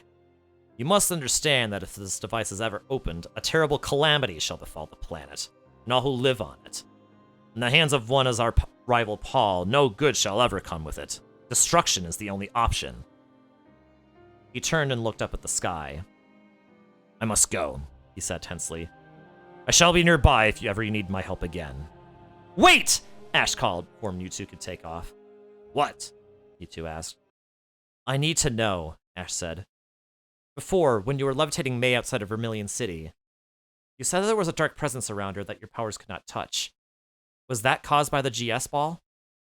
In response, Mewtwo held out a paw which began glowing lavender. The GS ball glowed lavender in turn, but did not move an iota, no matter how much Mewtwo tried to move it. The darkness I sensed has left your young friend, Mewtwo answered. It is centralized here in this clearing, and when you next pick it up and carry it, shall transfer itself over to you. His eyes bored deep into Ash's. This is a deadly device, he said quietly. Continued possession shall only lead to one path. Death. With that, the legendary psychic type turned and launched himself into the sky. Ash stared after him a moment, and then sat down on a fallen log between Latias and Noctowl, his head in his arms. Latias pulled her arms around him, nuzzling his cheek with the top of her head.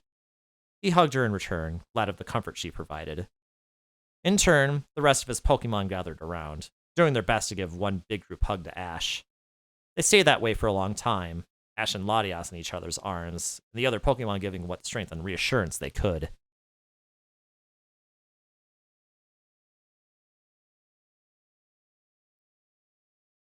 I loved how strangely calm this chapter was. It feels very much like a calm before the storm sort of thing. Like, you know how like an Avatar, when Aang like goes off onto his like adventure, quote unquote, by which, you know, he just like he goes like into his trance and like finds his way onto like the back of that giant lion turtle and all that. while he tries to figure out what the heck to do when, confronted with the, the very high likelihood of him having to take someone else's life, you know? There was something about that, that felt, like, hopeful, but also, like, it felt, like, calm and hopeful, but also, like, really nerve-wracking, too. Especially as the realization came dawning onto him that, like, everything that his past lives would say more or less all came to the same conclusion that he would most likely have to kill the Fire Lord. It felt kind of like that, kind of. And it's like, I don't know. I don't know. I kind of like that calm before the storm sort of thing. And I can tell you that this is kind of definitely what that is. There is more stuff that's gonna happen, of course. I'm not gonna spoil anything, of course, but there's stuff's gonna happen. Mewtwo is right to fear that device. But as we kind of already know that, of course, because it contains Sias, right? Based on that one flashback that we saw. Speaking of realizations, actually. Chapter 35, Realization.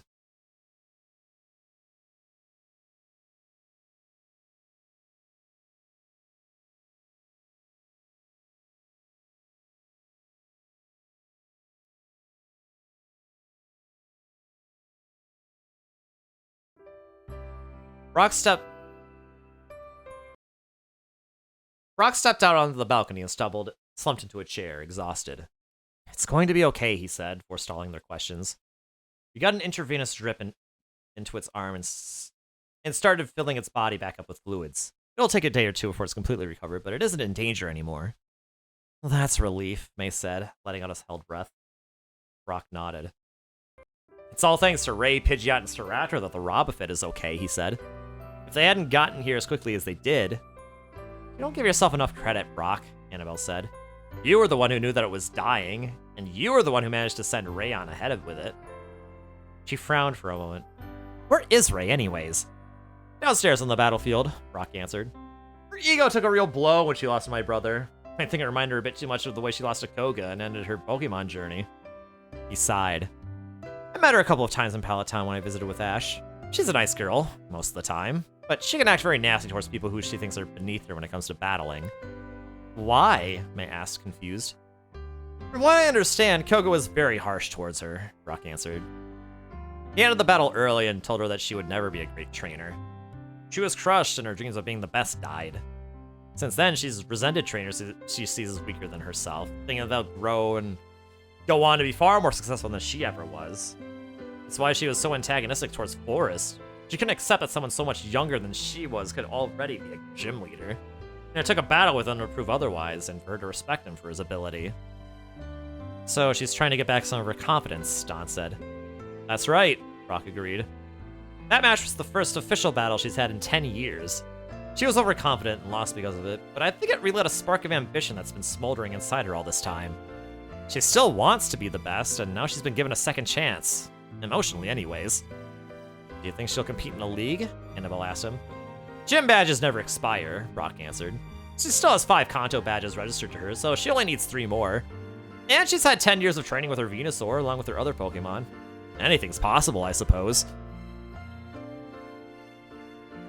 Ash climbed up the stairs of the battle tower.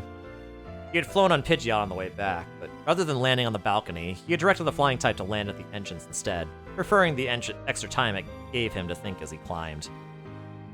He paused 3 levels up at the entrance to the battlefield. Inside, he noticed Ray, her face red with exertion as she battled her Venusaur against a Xatu. He watched her a moment before making his presence known. Doing a little training? He asked. Ray started and turned before nodding. Yeah, she said. It's been a while since I got any serious training done, and Venusaur and Xatu both needed the workout. So this is your Xatu? Ash asked, walking up to take a close look at the real psychic type. Ray nodded. I caught her as a Natu 6 years ago, she said. I've never really battled with her that much, but we've trained an awful lot, and she evolved a couple of months ago because of it. She sighed. My problem is, when I try to train her against Venusaur, I'm commanding both of them. And because I do that, I know exactly what move is going to come next from both of them. Why is that a problem? Ash asked. Because I never let Venusaur lose, Ray answered. I'm biased in her favor because we've been together for so long. Xatu can never win. Why don't you train her against some of your other Pokemon? Ash asked. Ray let out a bitter laugh. My training legacy, she said. I only have 2 other Pokemon, and they're both too weak to battle Xatu. Ash held up a hand, stopping her. Never call your Pokemon weak, he said. They might not be strong enough to defeat Xatu, but that doesn't make them weak. It may not seem like there's a difference, but there is. Saying that a Pokemon is too weak just demoralizes them. Besides, how do you know they can't defeat Xatu? They never have before. What happens before doesn't matter, Ash answered. Every time a Pokemon battles, they grow and get stronger, even if they don't win. A newly caught Pokemon can defeat the strongest member on your team if they're smart about it. Really? Ray said, an eyebrow raised and her hands on her hips. Don't look at me like that, Ash told her. Why would I lie? He suddenly smiled. I remember when I caught my Bee-Leaf. It was still a Chikorita, and it was the pluckiest little Pokemon you'd ever see. I got so frustrated with it that I sent out my Charizard. Oh no, Ray said, starting to grin. Don't tell me. Yep, Ash said, nodding. That Chikorita took down my Charizard. He clapped a hand on Ray's shoulder and looked her in the eyes. We all have room to grow, he said softly. There's always time. He turned and left the room, calling out 4 Pokemon as he did so. Floatzel, Staraptor, Totodile, and Noctowl. Why are you leaving these? Ray asked, confused. To battle, Ash said. Let them battle against your Pokemon naturally. Watch them battle and learn what strengths they need to improve.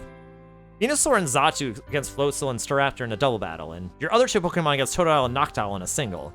Sometimes the best way for Pokemon to grow is to rediscover its own natural skills. And with that, he left the room.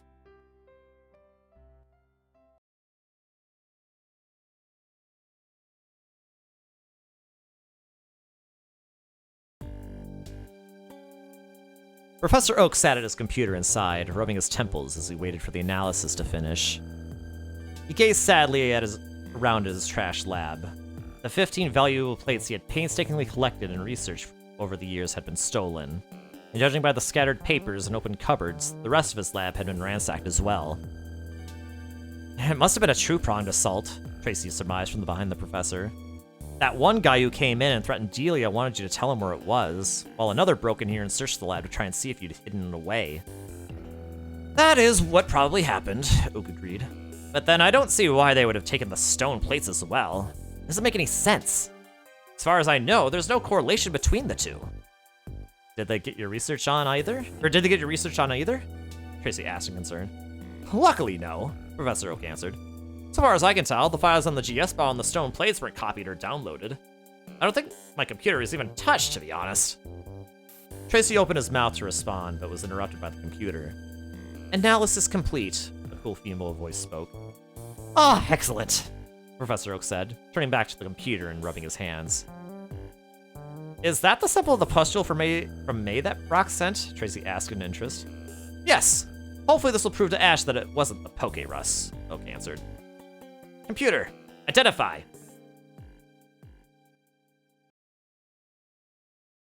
Sample is a previously unknown virus. No known recorded cases have been diagnosed. Professor Oak frowned. Well, it isn't the Pokerus, he muttered. Computer, is there a documented virus of a similar genetic structure? The image of the sample on screen faded, to be replaced by an image that he knew all too well. Oh no, he groaned. Pokerus, the computer answered. A temporarily contagious disease that only affects Pokemon, causing a temporary state of insanity. Computer, compare Pokerus with unknown virus, Oak ordered. Could unknown virus be created through a natural mutation of the Pokerus? No, the computer answered after a few seconds of calculation. What does that mean? Tracy asked. A grim slash covered across the professor's face. Computer, could unknown virus be created through a synthetic manipulation of the genetic structure of the Pokerus? He asked. Yes, the computer answered. What does that mean? Tracy asked again. Computer, define the predicted effects of unknown virus, Professor Oak ordered, panic starting to set in. Effects unknown. For most likely scenario, please access Pokerus. Professor? Tracy asked. This unknown virus infected May and almost killed her, Professor Oak muttered to himself. Its effects are the same as the Pokerus. He turned and looked Tracy in the eyes. There's only one thing it can mean, he said slowly. Someone's made the Pokerus infect humans.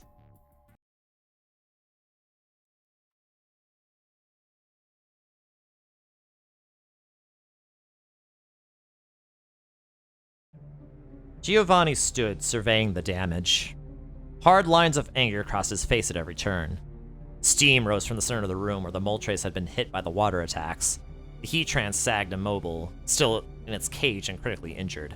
Grunts were scattered around the perimeter, many of them groaning in pain, and the rest staggering around with bewildered expressions on the face. As for the reinforced glass that should have protected him, "Namba!" Giovanni roared, the call echoing throughout the spacious room. Almost comically, Professor Namba's head peeked around the blast doors that led to his lab.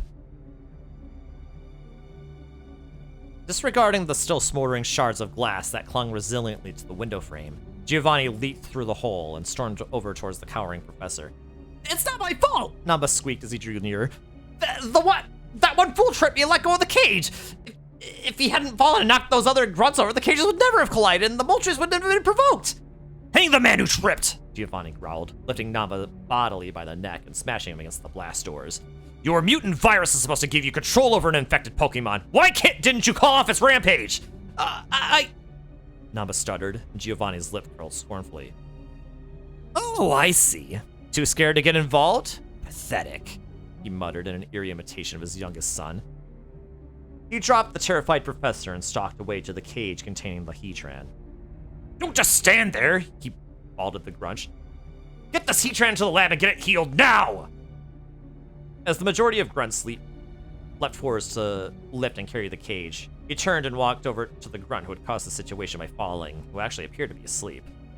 "As for you," he growled, leaning down to pick up the man by the neck. The response was immediate.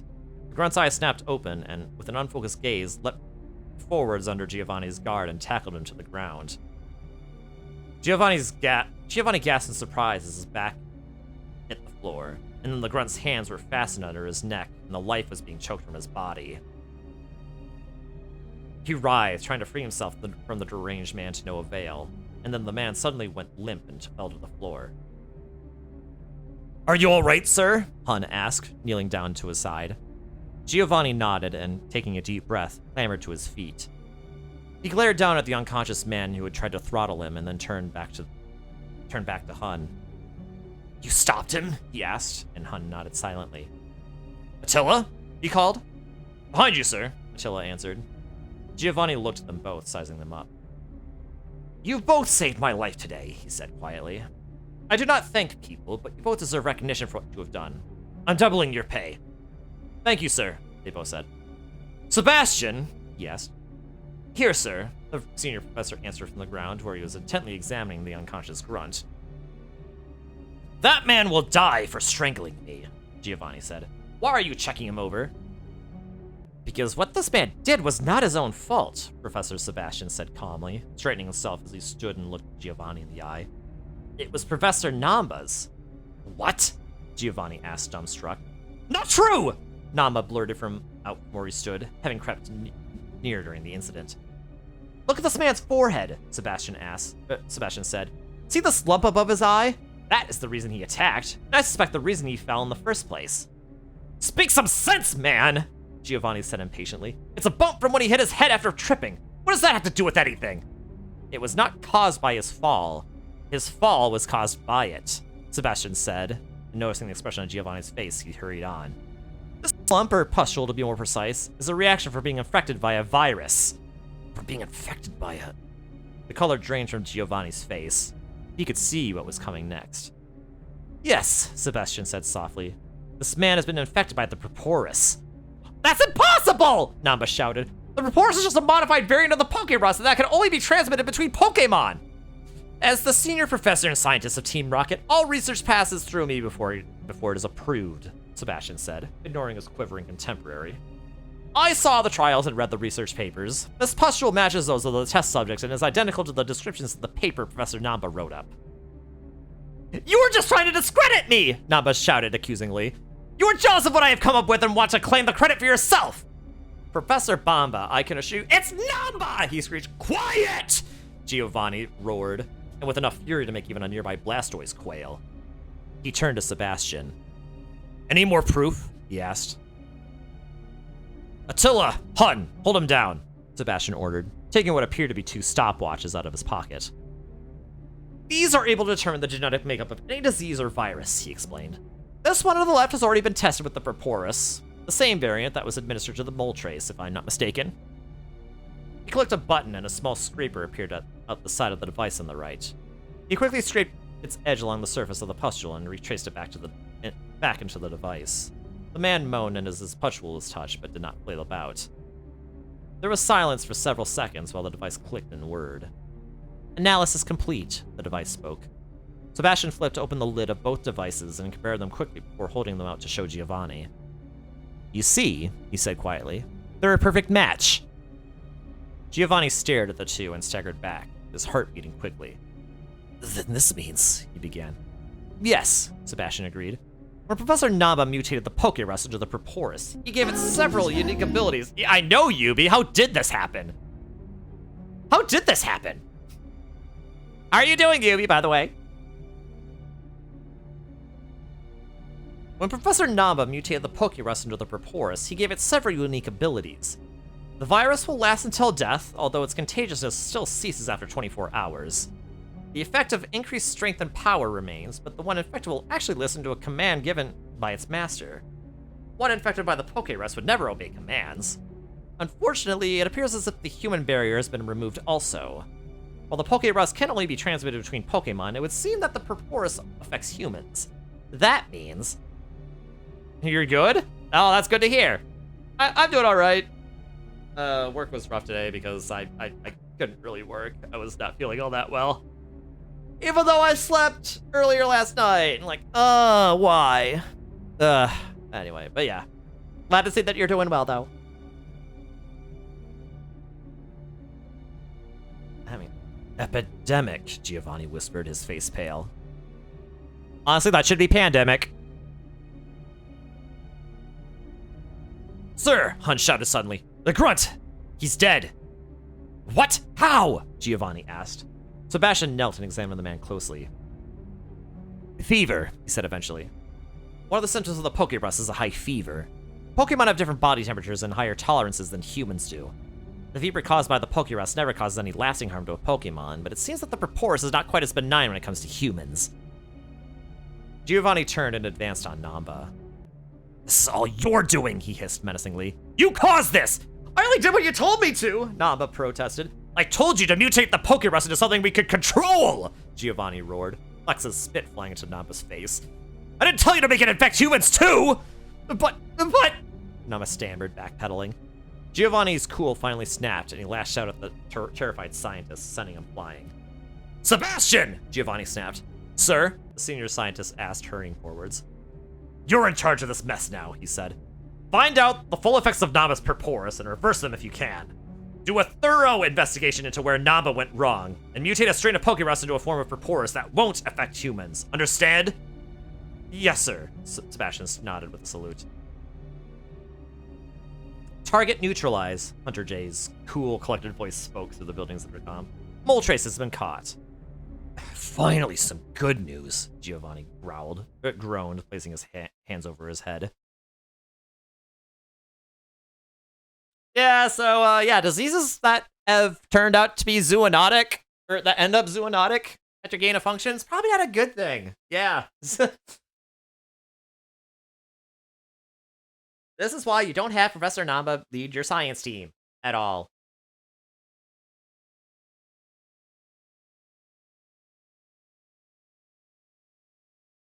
Otherwise, you know, bad stuff happens.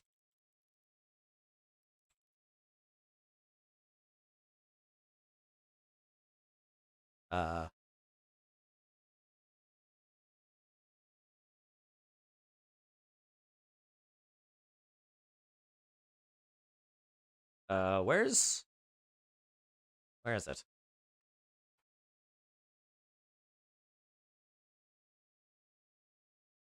I guess I'm gonna have to open another tab for Tears of the Kingdom. Huh. Well.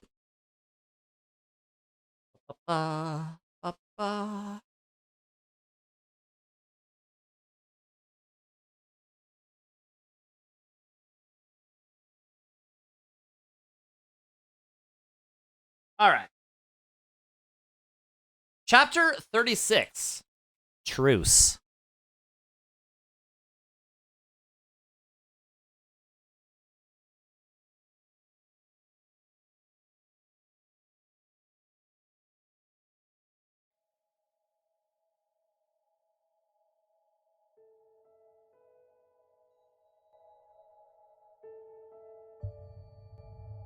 Drew opened his eyes. His body burned with pain. His cheeks were damp and scarred. But for the first time in over 2 years, his mind was clear. And he knew then, fully for the first time, what his lust had cost him. He closed his eyes, trying to suppress a few tears. It was obvious to him now what had happened, and he knew too what had saved him. He saw Max lying on the earth several yards away, unmoving as he gazed at the stars. Drew would have thought him to be asleep were it not for his wide staring eyes, and the soft sounds of remorse he made. Leaning next to him in concern was his Gardevoir, her body shaking with fatigue and an inner pain. But the moment that Drew approached, she raised her head and glared at him, moving her arms into an attack position. Noticing this, he decided the best tactic would be to stop moving and try a vocal approach instead. Max? He called tentatively, and then when there was no response, he tried again a little louder. Max? This time, the young trainer seemed to have heard, and he slowly turned his head towards the coordinator, although his eyes were unfocused and staring. You're alive, Max stated. Drew said nothing, waiting for him to continue. I thought I'd killed you, Max went on, more to himself than to Drew. You didn't, Drew answered, and another uncomfortable silence followed for several minutes. How are you feeling? Max asked. Drew let out a short bark of laughter. Better than I have for over 2 years, he admitted. This caught Max's attention, his gaze becoming sharp and attentive as he got to his feet. You were hit by a stage 3 psychic, he said. I tortured you with it. You should be lying on the ground in pain, virtually incapacitated. Not standing here saying that you feel fantastic. Well, my body is burning with the pain, Drew said bluntly. I feel like I should be dying from it. I am in agony right now physically, but I haven't felt this good mentally for years. Max, you saved me. Max was taken aback by this. I don't understand, he muttered. I was obsessed, Drew said. Years ago in Kanto, I fell in love with your sister, but my love faded and was replaced by lust. I became obsessed with her body and couldn't get her out of my mind. I lied to her, I deceived her, played with her mind, all to try to get her to be with me. I didn't care about the way she felt. I forgot she had her own feelings. I manipulated her into doing what I wanted, because what I wanted was her body. He noticed the stony expression covering Max's face and hurried on. Barely a week after she agreed to be with me, I met up with another girl. She was different from me in a couple of ways. For one thing, she was obsessed by me and was willing to do anything I wanted her to, no matter how despicable it was. For another thing, her body was even more attractive than your sister's. My lust switched overnight from May to this new girl. Brianna, Max said coldly. Brianna, Drew agreed. And then, right when it seemed that everything was going in my favor, Brianna turned up with Harley and dumped me. Which you deserved, Max snarled. It drove me insane, Drew shot back. I lost my mind and swore vengeance on both of them for what they'd done to me. And then I remembered your sister and fell in love with her body all over again. I was desperate to have her back, but every time I found her, she rejected me. It drove me deeper and deeper into despair and longing. I don't understand what you're trying to say, Max said after a moment. I went insane, mad, nutty, crazy, mental, whatever word you want to use. I lost my reason, my rationale. I lost my mind, Max. I can barely remember anything that's happened in the last year. Max, by attacking me with that psychic, every wrong thing that I've ever done, every person I've hurt, I saw it all again. You may have hurt my body, but you did much more than that. You freed my mind. So you're saying that by torturing you, I got rid of your insanity? Max asked. That's exactly what I'm saying, Drew affirmed. And I thought it was usually the other way around, Max muttered before looking Drew in the eyes. I still hate you for what you've done to my sister, he said. And it's impossible for you to hate me more than I hate myself, Drew answered, holding out his hand. Shake? Gardevoir hissed in distaste, but after a moment of appraisal, Max took the proffered hand and shook it once. Just once.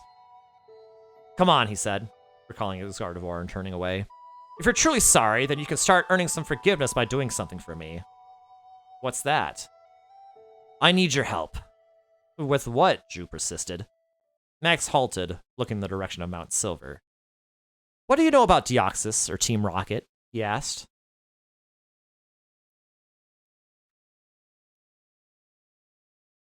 Meowth! Jessie screamed again as a second salamence circled overhead several times before flying off around the side.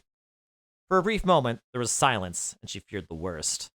But then, as the dust began to settle, there was a great hacking cough and Meowth became visible, standing frozen between the fallen salamence's neck and wing.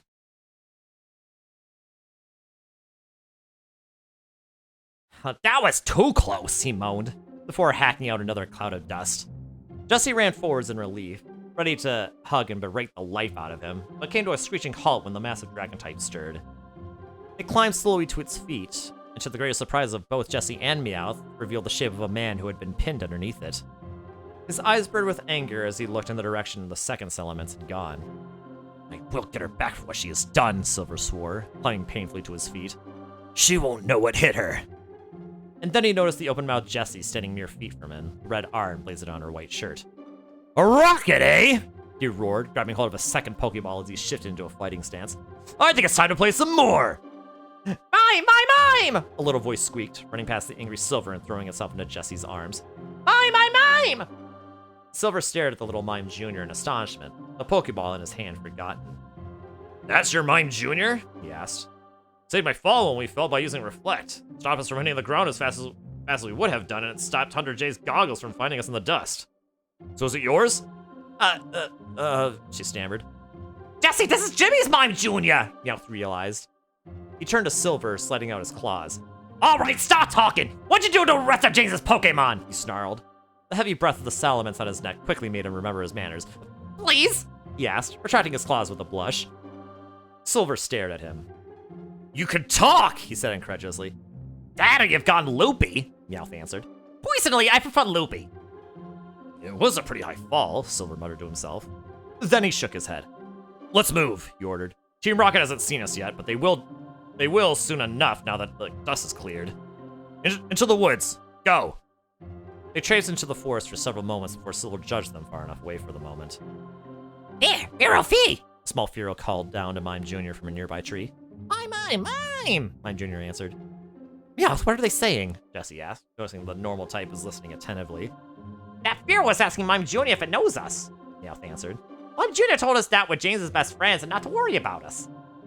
Why would the Fearow want to know that? Jessie wondered, puzzled.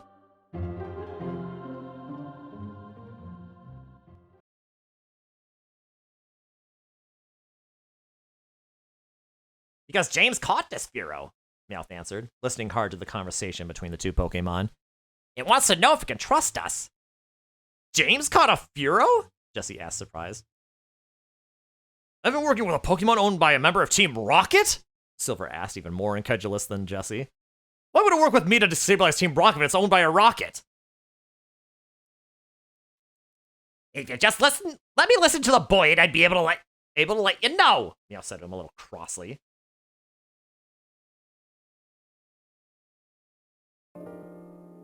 Right, start at the beginning, he told the Fearow. Turning its attention on Meowth, the Fearow began to caw out its explanation. Okay, so James caught you when you fell out of the tree after a mean trainer with an Electivire attacked the nest, Meowth repeated. You seemed like a nice guy, so you decided to follow him around and be one of his Pokemon. Then one day you stopped and that nasty trainer sprung a trap on James. You got taken away by a bunch of grunts and his other Pokemon were taken too. They didn't get you because they didn't see you up in a tree. When you followed them, you heard him say that he was gonna be killed just like they tried to do with me and Jessie. They took him inside and you waited outside for a couple days, but you didn't see him again. Then one day this man ran outside chased by a bunch of grunts, so you decided to help him out, cause by this time you hate those rockets and you've been helping him up till now. Wait, Jessie said, beginning to panic. Does this mean James is still inside? Or is he already... She couldn't finish the sentence, but Silver took over. You're wearing a white uniform like yours, minus the skirt, and have blue hair? He inquired. You've seen him? Jessie gasped. They put him in my cell, Silver answered. Then one guy, a nasty trainer with Electivire, called him out of the cage, saying he had one last chance to save his life and go with him. Then he shocked me and left, but forgot to lock the cage door. That's how I was able to get out and escape. Your friend is alive, but for how long I have no clue. Any inkling as to why they want him dead? Not a clue, Jessie answered. They sent two of their grunts, who were coincidentally our biggest rivals, to kill me and Meowth. He'd be dead if a kid and his Tyranitar hadn't stopped them. I'm guessing that this guy with the Electivire found James and tricked him into going back to the base. She sighed. Meowth and I can't go back. We've got a price on our heads, and if we return, we'll be killed. We aren't Team Rocket anymore. Can't go back, then why are you standing right outside the base? Silver asked her accusingly. We were looking for the north coast, Meowth answered, firing daggers at Jessie. Someone can't navigate. I said I was sorry! You never said anything alike! Silver sighed, watching them bicker. You can't return, so it's no good just standing around here, he said, glancing back in the direction of the headquarters. Your fellow Rockets want you dead? The boss and Cassidy do at least, Jessie answered. Then you can help me, Silver said bluntly. There's something suspicious going on inside your HQ. I was in there earlier today to get back my Pokemon, and a Moltres suddenly came from nowhere and blasted its way out of the castle. You got caught again thanks to Pokemon Hunter J, but you think there may be more than that Moltres being held, Meowth realized. Right, Silver nodded. If you work as a team, we can sneak inside, free the legendary Pokemon, and cripple the Rocket's plan. Sounds dangerous, Jessie muttered, and Silver grinned wolfishly. Danger is my middle name, he said. Yeah? What's your foist? Meowth asked. Silver, he said. Now, if you're gonna help me out, come with me. I know a place we can hide where we plan. If you're not, well, he shrugged. Best of luck to you. He turned and began walking deeper into the trees. Did we go after him or go north? Jessie asked Meowth. If we go with him, we ain't gonna get lost at least, Meowth answered, following the gigantic man into the forest.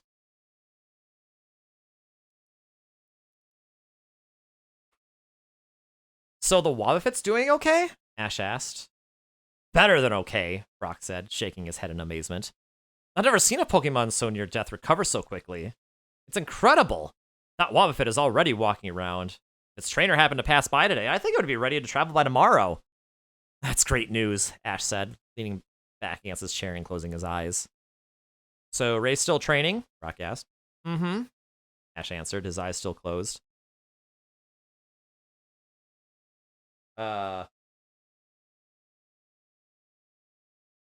Sorry, the fire was about to go out, so I had to relight the fire. Haha. Dawn went down about an hour ago to train with her. It'll really help Ray to go against the contest style since she's never battled a coordinator before. Ash, Annabelle called, walking into the balcony. There's a phone call for you. It's Professor Oak. Thanks, Annabelle, Ash said, opening his eyes and swinging his legs over the side of his chair. I think I know what this is about. He tried to get up and realized he was stuck in his position. Little help? He asked. You've got to be kidding me, Brock sighed.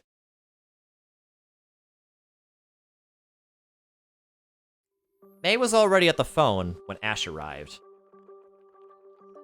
Annabelle told me on the way up to you, she explained. It's about the infection that I had.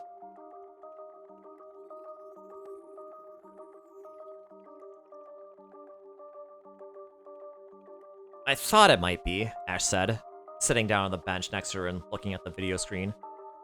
Professor Oak, what's the news? Well, you were partially right, Ash, Professor Oak answered, his face a little pale. It isn't the Pokerus, but it's very similar genetically. We aren't sure what it is. Nothing like this has ever been described before. It's possible May was the first person ever to be infected by it. So you don't know anything about it? Ash asked. Nothing for certain, but we can guess quite a bit by drawing out on our knowledge of the Pokerus, Professor Oak said. For instance, one of the side effects of the Pokerus in a Pokemon is increased power and strength. So you mean it could be as strong as a superhero? May asked, her voice rising in excitement. Well, no, Professor Oak said with a smile. Pokemon's strength is increased gradually over the 24 hours of infection. You were only infected for 2 hours tops, and the fever would have killed you if it had been any longer than that. My guess is that you'll be stronger than you were before, but not by too much. Oh, May said, disappointed. Cheer up! It means it'll be easier to housework and move heavy objects, Oak said. Great, she grumbled. Professor, Ash interrupted. When Latias was infected, you sent nearly everybody outside when she was contagious. Could May have passed on the disease to any of us? Oak shook his head. I don't think so, he said. If the disease had spread to any of you, you'd have shown the symptoms days ago. You don't have anything to worry about there. That's a relief, Ash said.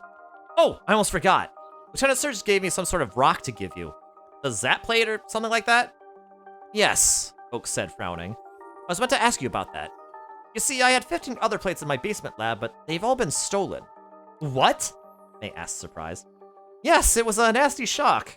We discovered it the morning after Paul threatened Delia, Oak said. Tracy thinks that the two events may be connected. So Paul isn't traveling alone, Ash asked with a sinking heart. May gave him an I told you so look. That could well be the case, Oak answered. We know Paul's after the GS ball, but we had no clue about the plates. It's possible they were stolen by somebody entirely different, but... He paused. I'll do some research to try to see if there are any historical connections between the GS ball and the stone plates. I'll let you know if I find anything out. Right, Ash nodded.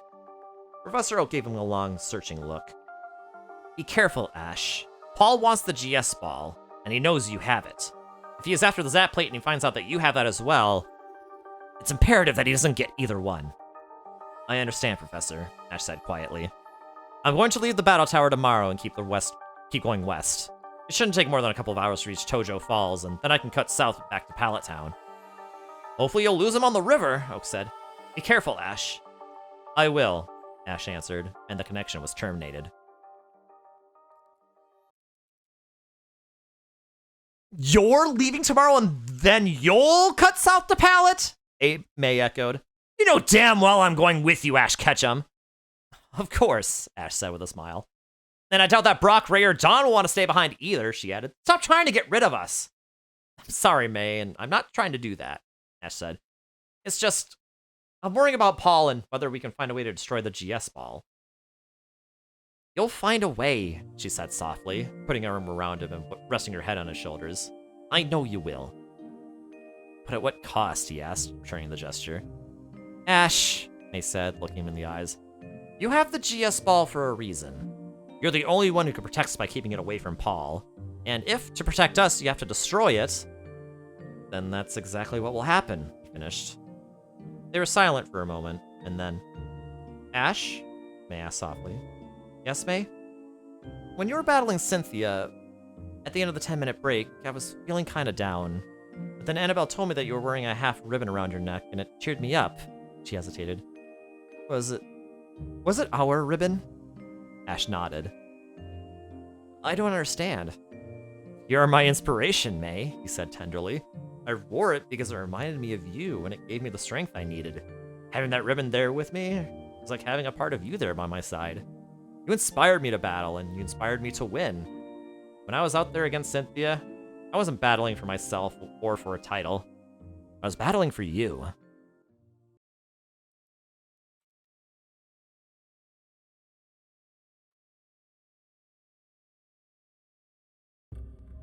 Team Rocket and Deoxys? Drew repeated. Almost nothing besides the fact that Deoxys helped destroy my hometown and terrorize some of my friends. Why? Team Rocket is a really nasty criminal gang who steal Pokemon, Max answered, still moving towards Mount Silver. They're always trying to get stronger and stronger Pokemon. Why they want or need them, I really have no idea. They mainly operate in Kanto and Johto, but they started to spread into Sinnoh a few years ago. And Deoxys? Deoxys is a legendary Pokemon that came from another planet, Max said. There are 3 on the planet that I know of, the 2 that were in Laruse City and 1 that was revived here in Kanto. He hesitated a moment before continuing. The one in Kanto is my friend. I was supposed to meet it around lunch day, but it never showed up. So what does that have to do with Team Rocket? Drew asked. Max pointed in the direction they were heading. From my past experiences in this region, I happened to find out that the Team Rocket headquarters are somewhere around Mount Silver. They're that close to civilization? Drew asked, frowning. I wouldn't say they're that close, Max answered. Battle Tower is just over a day's walk away, but apart from that, there's wilderness for miles and miles. Even the toughest trainers generally shy away from this area, since the Pokemon here are so dangerous. So you decided to meet with Deoxys in a dangerous and inhospitable area, only a couple hours away from Team Rocket headquarters? Drew asked. Okay, it was a stupid idea. I came up here to challenge my abilities, and I never thought Deoxys would just disappear. So you think Team Rocket may have captured it? Deoxys has never let me down before, and it's the kind of Pokemon Team Rocket would love to get their hands on. So what are you gonna do? Drew asked. Break into their headquarters and free Deoxys, Max answered fiercely. Drew paused. Are you sure you don't want to think about a better plan? He asked. Like what? Like actually sitting down and coming up with ideas on how to do this, Drew said. When Flygon and I crashed, it was because a woman on her Salamence had beaten us in a fight in midair. Max nodded. I saw the battle. And you also saw how badly I did against her, Drew said. I'm not sure if she was a rocket or not, but she was stealing my Pokemon. In a one-on-one fight with her, I lost. Now imagine the two of us going against all of Team Rocket. What do you think is gonna happen? Do you have a better plan? Max challenge. As a matter of fact, I do. You shot back. Now, if you'll just spare your most hated enemy 5 minutes to talk, we might just be able to get in and out of Team Rocket's base alive. 5 minutes, Drew, Max said, stopping and turning to face him. Start talking.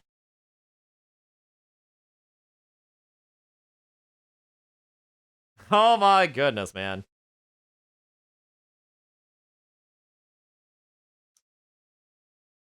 Okay, I need to do some calculations here. Okay, that's gonna be the...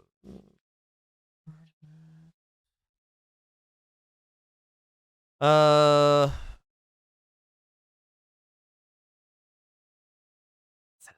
30 minutes.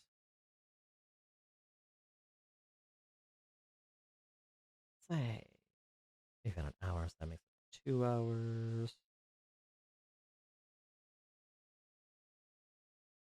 That's definitely gonna be about another hour. Ooh, and that will be about 2 hours. Oh boy.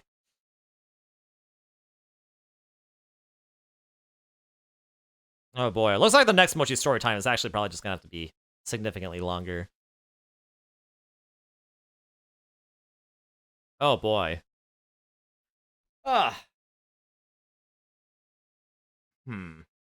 Actually.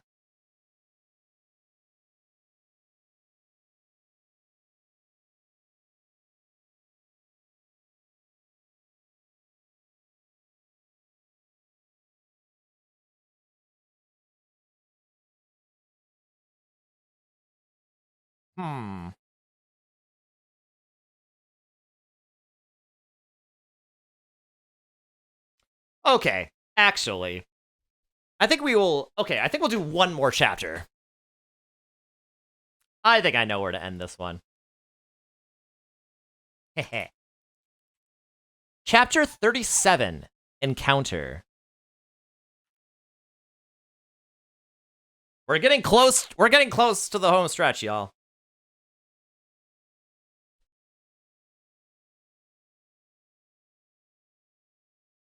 It's actually quite crazy how close we are getting to the end here.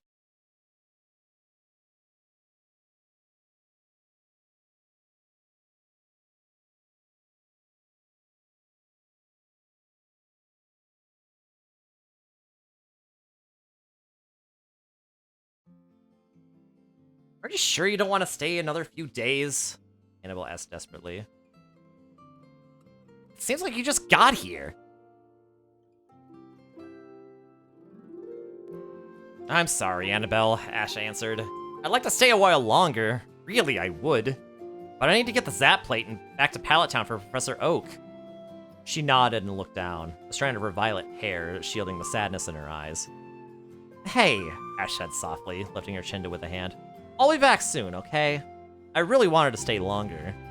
Once I've given it to Professor Oak and checked in on my mom, I'll come back. I promise. Thanks, Ash, Annabelle said with a small smile. Take care, okay? Don't let Paul catch you up. I won't, he assured. But I should go now. The others are all waiting outside already. Annabelle opened her mouth to respond, but was forestalled by a cry. Wabba! Wab! Wabba! Wab! The Wobbuffet shouted, running around a corner and crashing into Ash. Hey, easy, Ash laughed. Feeling better, huh? Wabba! Wabba! The Wobbuffet nodded, clinging to Ash's arm. Ash lowered his head and examined the Pokemon closely. You're Team Rocket's Wobbuffet, right? He asked. Did you get separated from Jessie or something? Wob, the Wobbuffet said, tears in its eyes. Well, if you wanted to, you could come along with us, I guess, Ash said. Jessie, James, and Meowth generally seem to find us every few days, so we could probably get you back to them before long. What? Wobbuffet asked in amazement. No, it doesn't bother me at all, Ash said, shaking his hand. I know how upset and worried I'd be if one of my Pokemon went missing. I may not like how they try and steal my Pokemon, but I never keep one of theirs from them. Besides, he added softly, I know how you're missing them too. Wabba, Wabba, Wobbuffet began tearing up again. I'll see you soon, okay, Annabelle? Ash said, straightening up. Annabelle nodded. Hurry back, she said quietly as she began to walk away. You know it, flashing her a grin. Then, as she watched, he and Wobbuffet rounded the corner and were gone. Be careful, Ash, she whispered.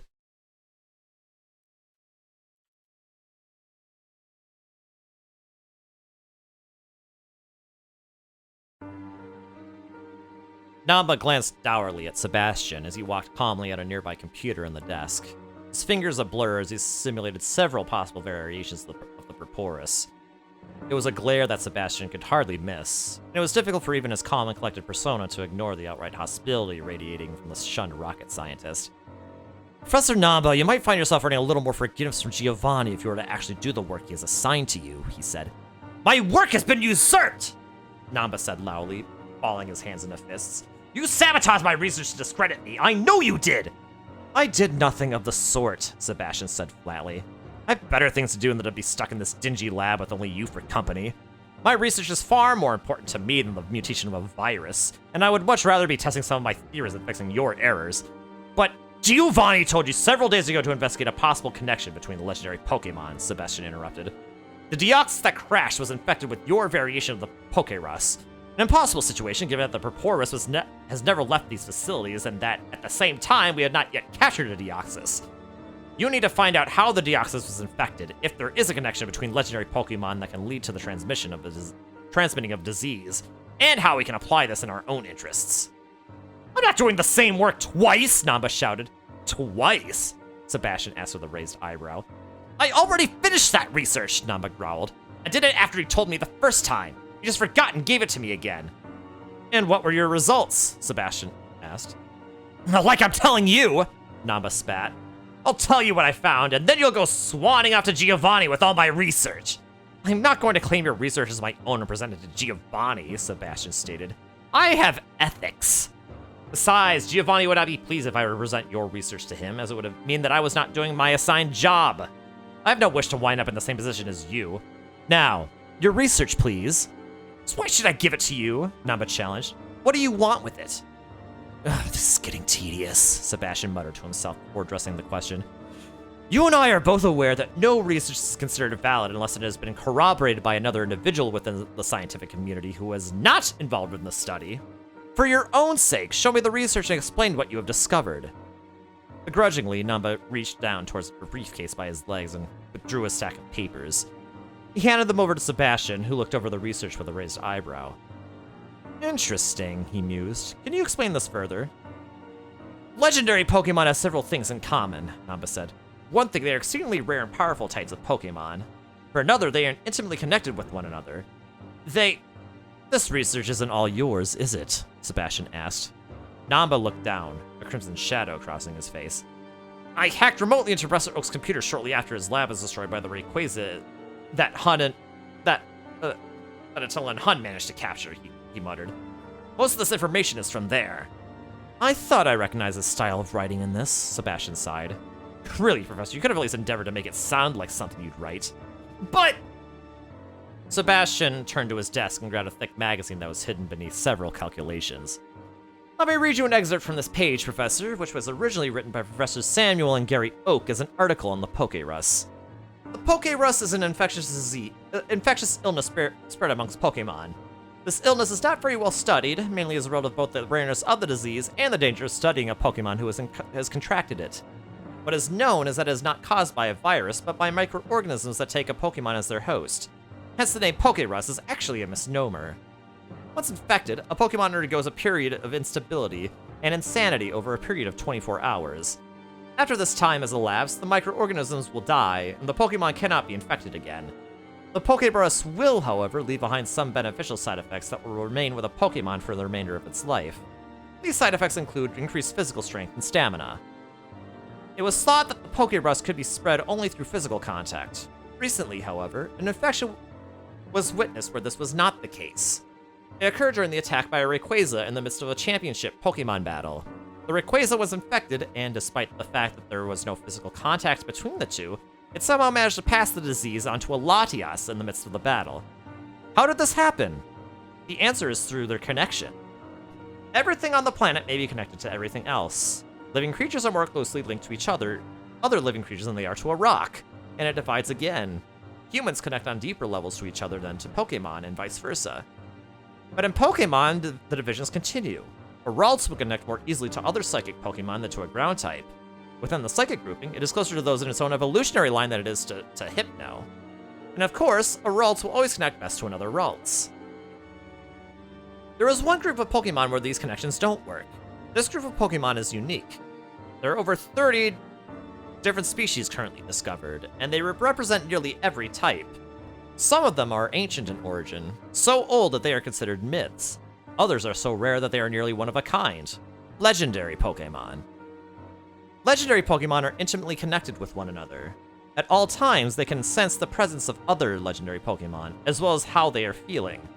When the collector Lawrence III infamously tried to capture the legendary birds in the Orange Islands, they could sense what was happening.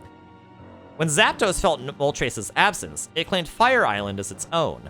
The Guardian Lugia sensed Moltres' capture and went to try and free the legendary Pokemon.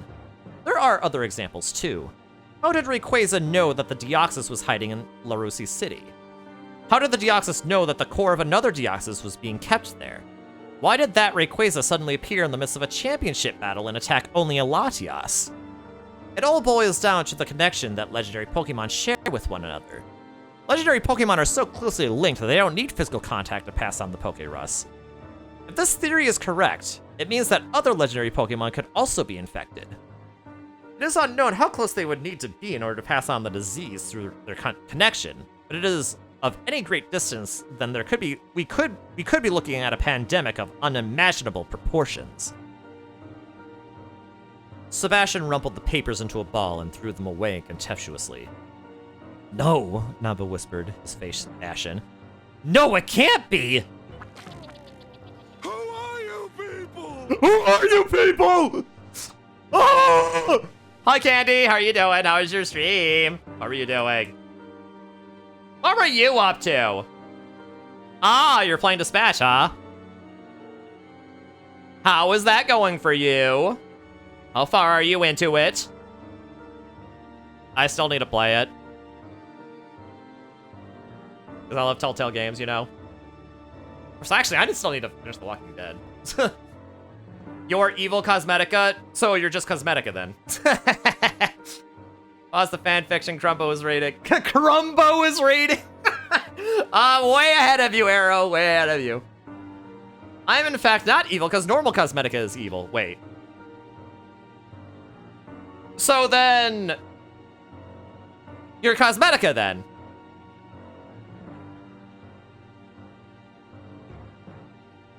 So you're saying that evil Cosmetica is not evil Cosmetica. That's a contradiction!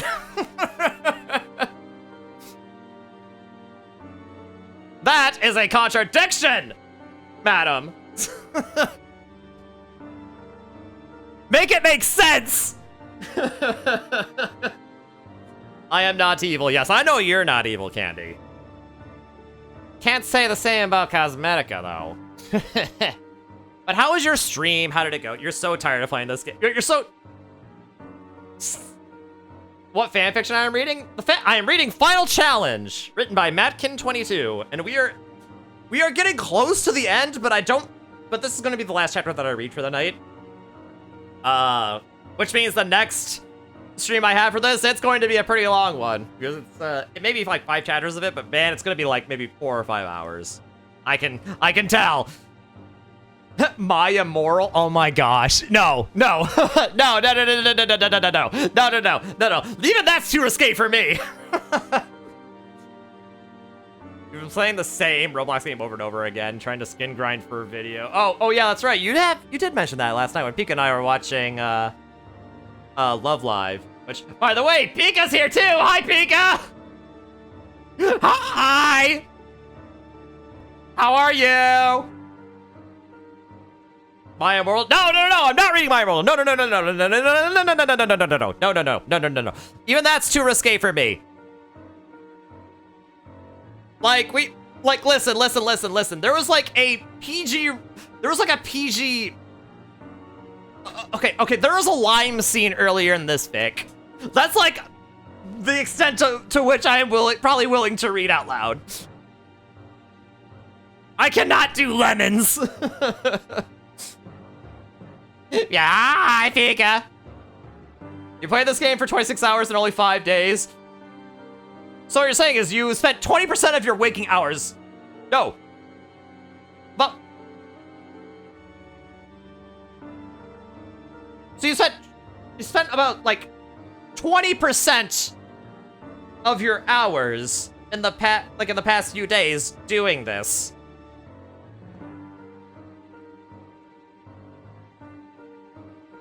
You're lucky I know what the citrus scale is. Oh, oh my gosh! What does that even mean? What, the citrus scale? Well.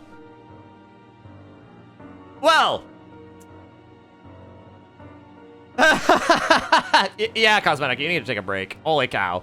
You need rest! You need rest, girl! Also, yes, Arrow, the citrus scale. So, also, Candy, I'm glad to hear that you know what that is, because I thought I was gonna be the only one who knew what those terms meant. But so, Arrow, you see, the citrus scale is like a scale in like fanfics where it's like, in a rating from like lime to lemon, how explicit, how sexually explicit a scene is.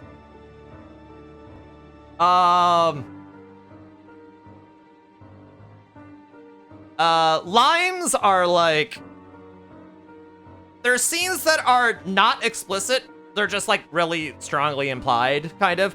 Lemons are like explicitly explicit. Yeah. So, yeah. See, and you're not waiting for the next update because each update has like 100 more skins. Well, yeah, maybe.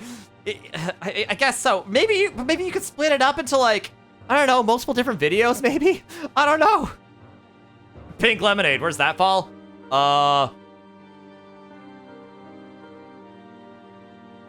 Ooh. Well, considering lemonade is just lemons juicified, I imagine that would make lemonade a juicified sex scene. I guess that would just make it like a YouTube, like, I guess that would just make it a sex scene that's a YouTube video or something. I don't know.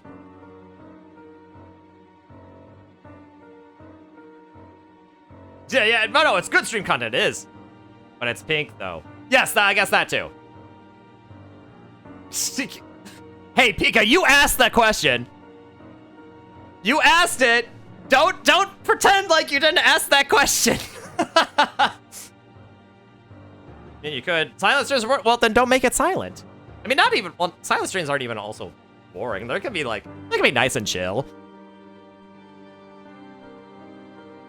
Like there are long plays that are done that are just, you know, like good things to have on while people try to sleep.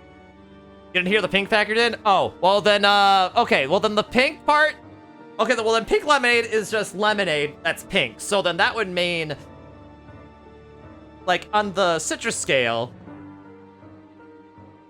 a sex scene that is pink lemonade ranked would be, you know, a YouTube video, but with like a pink, like, video filter on it. So, you know. So, you know, it tastes basically the same, but, you know, it has a different color to it. Does that make it Yuri? It could, actually. You know, maybe it does. Maybe it does make it Yuri. You know, that's a good point. Maybe it does make it Yuri. On ice. All right, anyway. We got very distracted here. Thank you, Cosmetica. All right, we got a little distracted here. Thank you. Thank you, Candy, for the raid. If you need to raid one run, I completely understand. You should definitely get some rest because it is 11 p.m. Pink lemonade does not taste the same as lemonade.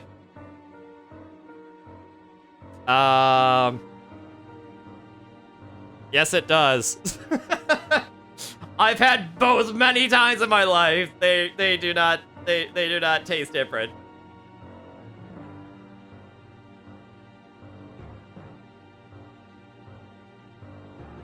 From Remember how you said you were going to be making a 7-song OST ranking? Yes, I do remember this.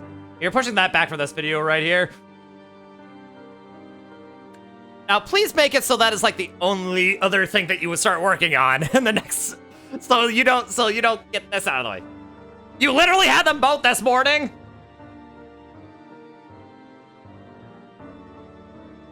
Were they different brands, Pika?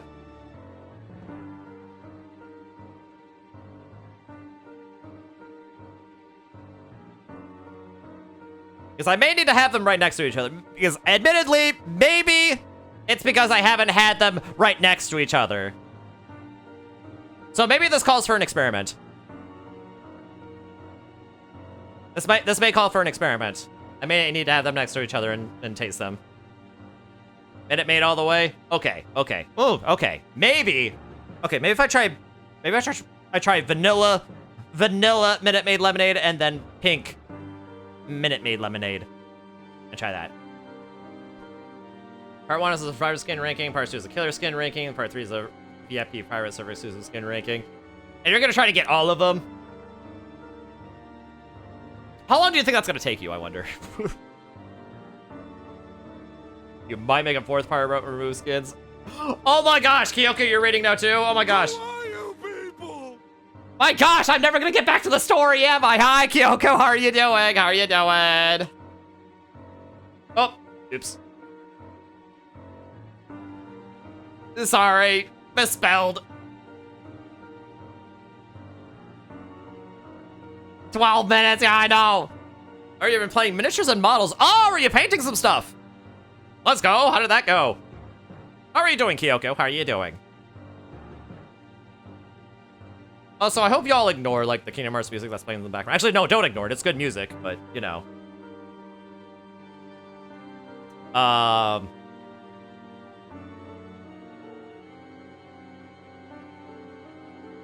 Yeah, how are you doing, Kyoko? How are you doing? Building more of the Gundam that you've been working on for playing some Marvel Rivals. Nice. How did Marvel Rivals go? How did the rivaling marbles go? You're excited for this week's streams? Oh yeah! Because there's gonna be more Pokemon Legends, yay! And then Sonic Racing Crossworlds, which actually reminds me, Kyoko, I have something I'm gonna want to ask you on over DMs because yeah.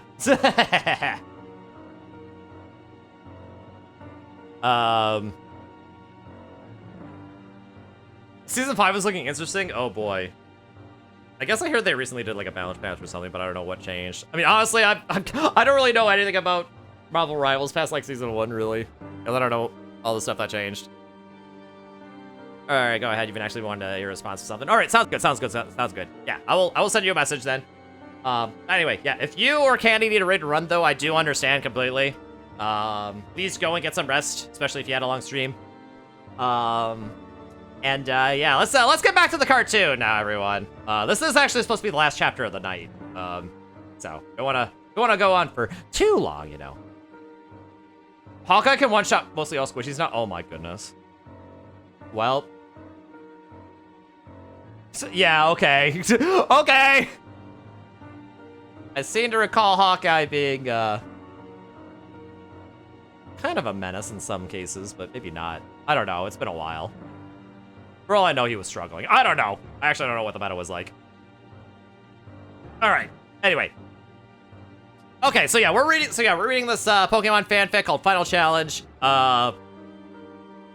It's oh boy, I don't know how I can explain this in like 30 seconds, but okay, long story short, Ash was fighting Cynthia to become a master, or Rayquaza attacks.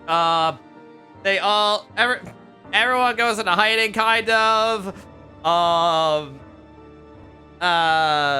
May gets infected by a virus, or what's apparently not a virus, but is totally very much a virus. Or I don't know, it's something.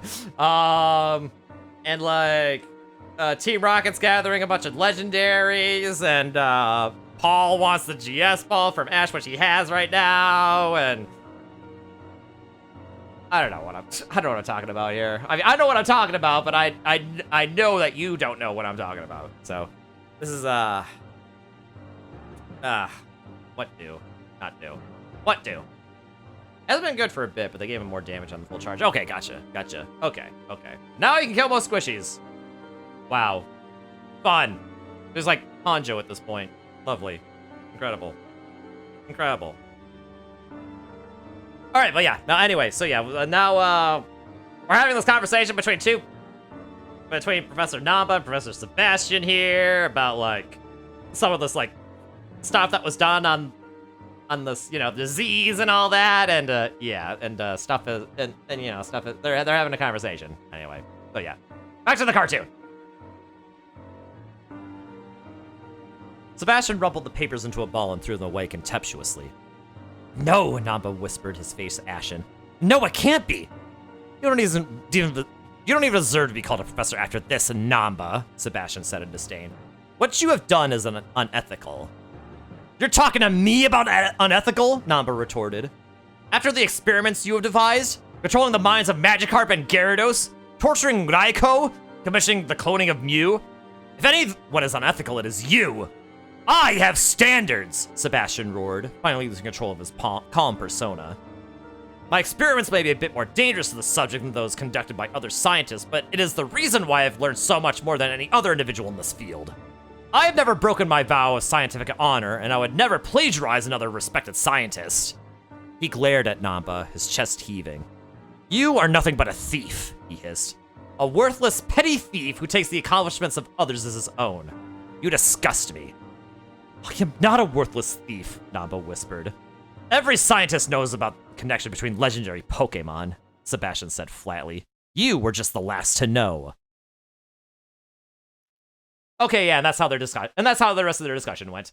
Okay, you can one-shot headshot Daredevil, who is 325 HP. We'll get back into the story now. Okay, sounds good. Okay, so, and apparently Daredevil is in the game now? Okay, yeah, that's okay. I did not know that. Oh boy. That's kind of cool.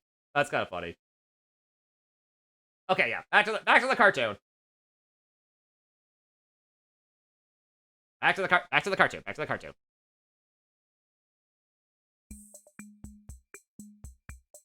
Are you sure this will work? Jessie asked, dubiously eyeing the black outfit that Silver was holding out to her. Absolutely, Silver said, thrusting the outfit he had stolen from the grunt towards her. You don't even have a black uniform, do you? So if you show up, they'll expect you to be in white. You could lead me and Meowth down into the lab, saying you've captured us outside. There are bounties on the two of us, so there won't be any questions. I got a question, Meowth interrupted. Maybe they won't recognize her by that uniform, but her hair is a dead giveaway. Yes, I was just coming to the hair, Silver said slowly. I should probably take that off, shouldn't I?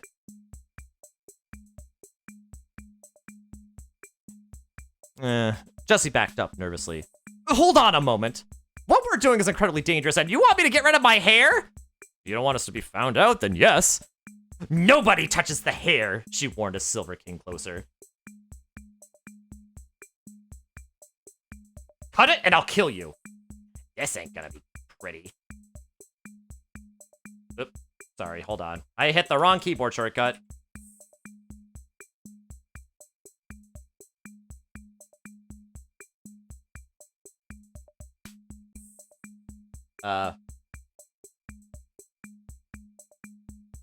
This ain't gonna be pretty, Meowth said, covering his eyes with both paws as he turned away. There was the sound of a snap, a scream, and Meowth opened his eyes, fearing the worst.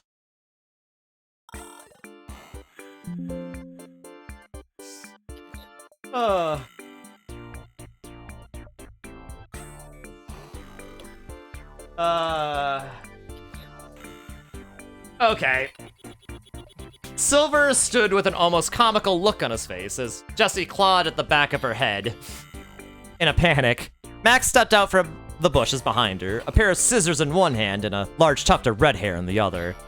I've always wanted to do that, he said with a huge grin on his face. Twerp! Jessie screamed, whirling and lunging at the young trainer. She was quickly stopped in midair as Max's Gardevoir burst through the bush and barred away with the confusion, long enough for Silver to grab the enraged redhead from behind and hold her securely. Was that really necessary, Max? Drew asked as he pushed his way out behind Gardevoir. Max shrugged. They wanted a haircut, so I did it for them, he said, looking at Jessie. Consider that payback for all the times you tried to steal our Pokemon. I'm gonna kill you for that, she growled in return. Enough, Silver said to her sternly before looking at Max and Drew. What are you two doing here? This is a dangerous area. With her, I'm not surprised, Max muttered. And you shouldn't be wandering around willy-nilly. Team Rocket headquarters is only a short distance away, he finished. Can you give us directions? Max asked. Why would you want to go there? Meowth asked him shrewdly. I thought that would be the last place you want to go, Twipe. Max hesitated. Why should I answer someone who's involved with Team Rocket? He asked. More likely than not, you were involved in it. Jessie and Meowth are no longer members of Team Rocket, Silver broke in. Giovanni wants them dead. They're risking their lives by going back in. You don't have anything to worry about with them. Except for my hair, Jessie muttered. I was supposed to meet up with my friend, a Deoxys, Max said, and Silver let in a sharp gasp of breath. Let me guess. You think Team Rocket managed to capture your Deoxys friend? He's asked. That's right. Okay, since Season 1, they've added, off the top of my head, all the Fantastic Four, Emma Frost, Ultron, Phoenix Blade, Angela, Daredevil, and now Gambit, soon to be Rogue. Oh my god, they're adding Rogue. Nice. Oh my god! Please tell me that Rogue is gonna like be special, like kind of like Echo in Overwatch, where like she could just copy other people's abilities. Please tell me that's what they're gonna do for her. Wouldn't that be amazing? You just stunned the killer and they instantly left. Okay, that's funny, Cosmetica. Nice. You love to see it. I love that for them.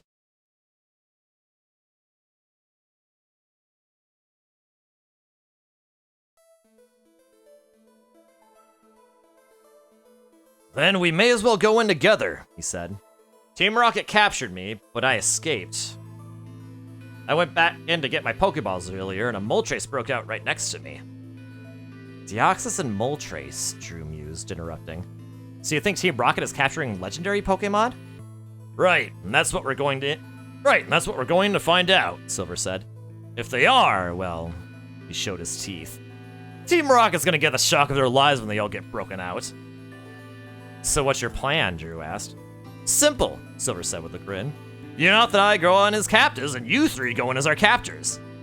How do we know where to go? Max asked. If there are legendary Pokemon in debt, either Professor Namba or Professor Sebastian will be examining them, Meowth said. Anyone has any questions, just say that we're being taken to one of them. Let Jessie do the talking. She's really good at that. I don't know whether to be insulted or flattered, she muttered, still trying to struggle out of Silver's grasp. Ready? Silver asked. May as well go now before second thoughts or doubts come into our minds. Joe and I don't have a uniform like Jessie does, Max protested. What are we supposed to do? New recruits with tough Pokemon, Silver said, giving Max's Gardevoir a cursory glance. You'd best recall your Pokemon now. We don't want her spotted and taken. He took his own Pokeballs and gave one each to Drew and Max. They'll be suspicious if they see any Pokeballs on me, he explained, and looked up at the Furo perched on a branch overhead who had so far remained silent. You'll have to stay here for this one, okay? He asked. Me! The Furo nodded.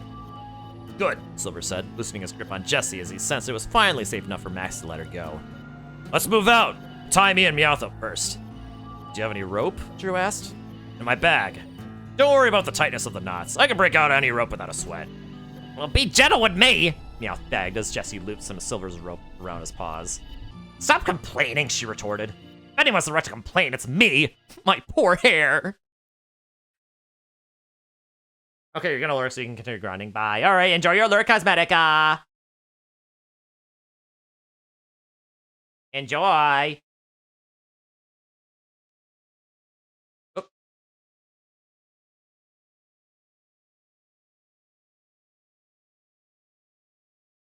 Okay. Now then. Hunter J, Giovanni said. You recaptured the escaped Moltres and put an end to Silver.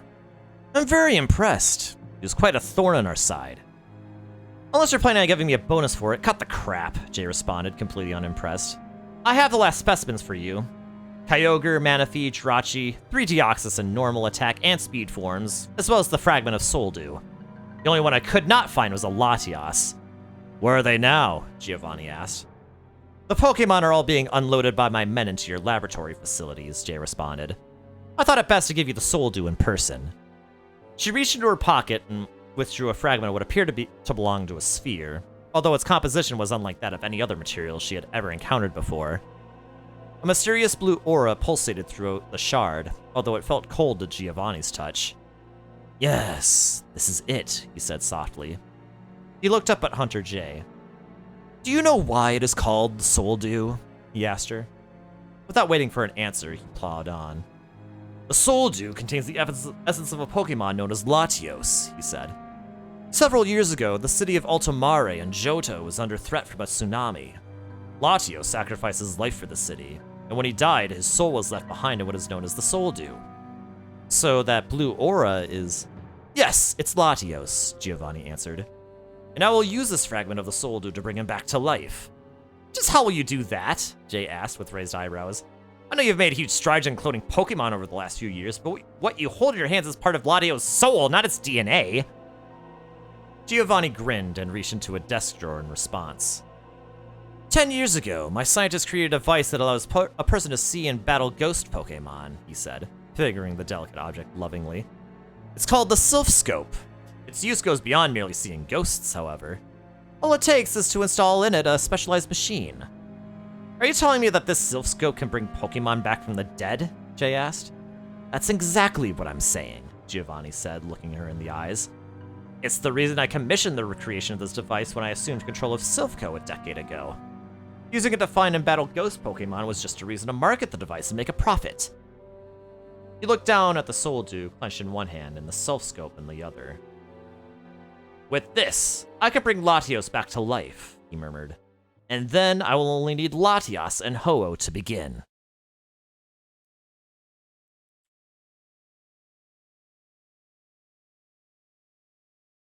So, you want to return Wobbuffet to Team Rocket? Brock asked. Ash nodded. I know that they aren't exactly considerate people, but I know what it feels like to be missing a friend, he said. They'd never do it for you, Dawn warned. Well, that's what sets me apart from them, Ash answered. Guys, Ray called from further up the path. We have a slight problem here. What is it? Ash asked as they rounded the corner. This massive cliff, Ray answered, gazing up the towering escarpment only a few feet away. It's not exactly a problem, May said. All we have to do is use our flying Pokemon to get up there. Flying? Ray asked a little faintly. She took several steps backwards into Brock. Why don't we walk around it instead? This cliff is the first outcrop of the Tojo mountain range, Brock answered. Beyond this, there are some foothills and then the actual mountains. At the dead center and on the borders between Kanto and Johto is Mount Silver. Walking around it would take days. Besides, Ash added, the quickest way to go is over this cliff. Once we're up there, it's only a couple of hours to Jojo Falls, and then we can follow the river south to Pallet Town. We'll save a lot of time. Well then, can I walk around and catch up to you guys later? Ray asked nervously. Hang on, Dawn said, frowning. I remember when we were going through that secret passageway near Viridian City with the Frontier Brains. You were terrified of getting in and out of... You were terrified of getting in and out of it. You had to be calmed down by a sweet scent. She took a breath and looked at the older trainer in the eyes. Ray, are you afraid of heights? She asked. Acutely aware that everybody was watching her, Ray blushed, pulled the rim of her hat down to shield her eyes, and muttered, Yes. But you were fine before, when you got Wobbuffet to the battle tower so quickly, Brock pointed out. I was so worried about Wobbuffet that I didn't even think about it, she admitted. Plus, my eyes were closed. Close them again? May suggested. Wobbuffet agreed. But all I'll still be able to think of this time is that I'm in the air and flying, she said, her eyes wide. What if I fall off? Don't, Ash advised, calling out Staraptor. Take her up and hurry back. Star! Staraptor nodded, flapping into flight and grabbing Ray's bag with its talons. Hold on tight to its legs, Ray! Ash shouted as Staraptor soared upwards. No! Let me down! She screamed. Let me back down right now! I'm going to kill you, Ash Ketchum! Ash laughed as Staraptor soared over the face of the cliff, reappearing only a moment later with Ray conspicuously absent.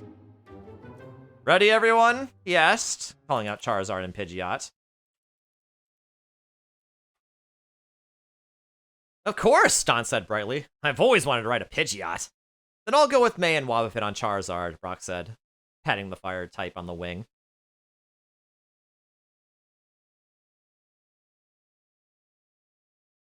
You can handle another trip, right, Staraptor? Ash asked. Staraptor! Ash swung his legs over Staraptor's back and held on tightly to the crest. Let's go! He shouted, and Staraptor immediately beat his wings with an almost frenetic fury. So great was his joy to be flying for even such a short while. Ash whooped and let go of the crest, holding onto his Pokemon with only his knees as it accelerated at an incredible pace.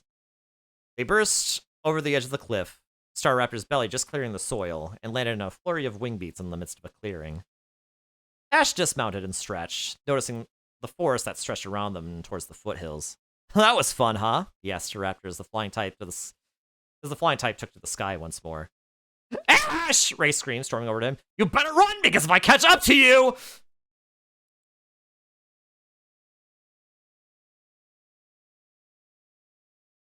Easy, easy.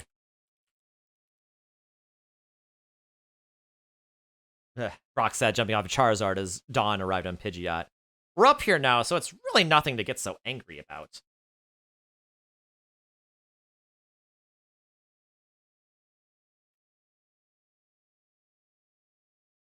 Sorry, I had to do some stuff.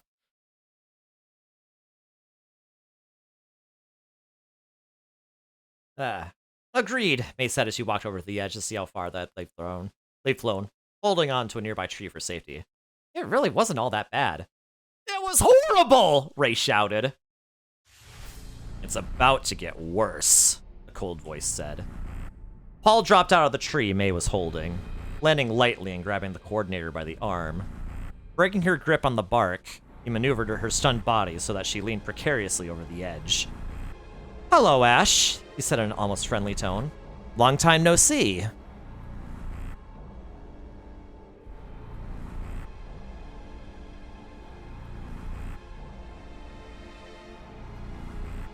And that is going to be the last one for the day.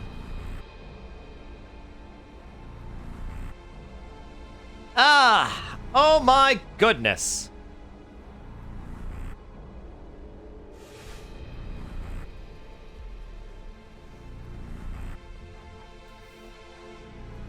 Oh, Paul has her made dangling precariously over an edge.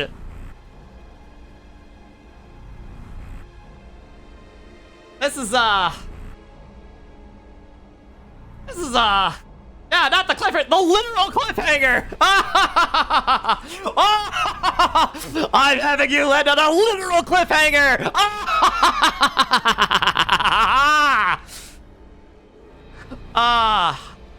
I love it. I love it. So funny, so funny, so funny. My goodness. My goodness. I love it. I love it, man. I love doing this.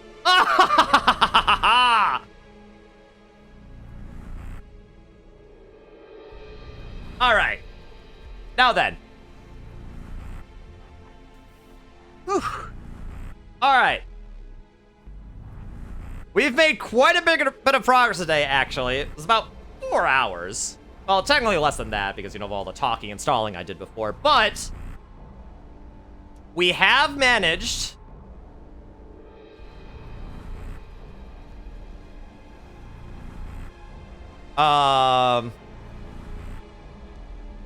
we have managed to do you know, a lot of stuff, you know, and yeah, and we are finally in the home stretch of the story.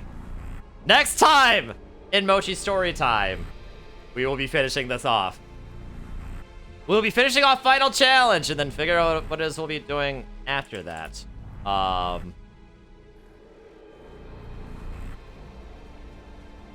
But before then, until then, there's gonna be probably Age of Calamity later, and of course, Pokemon Legends ZA on Wednesday, and also Sonic Racing Crossworlds with Kyoko later this week as well, so I hope you'll all be looking forward to that.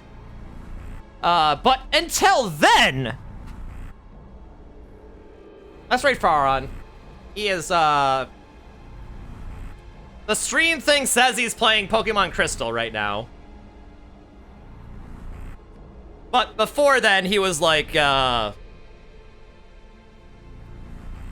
before then, he was looking up, like a series of, like, YouTube videos, like Pokemon Learning Center or something. I don't know, it looked interesting. But, yeah, he's doing, he's doing Pokemon Crystal right now. And, you know, how appropriate is it for us to raid into someone playing a Pokemon game when we're reading a Pokemon fanfic, you know? I think it's only appropriate. So, let's say far on. He's cool. And, yeah. So, I will see y'all next time. Probably tomorrow for some, more Age of Imprisonment. So, yeah. Until then, see y'all later. Bye-bye now. Take care.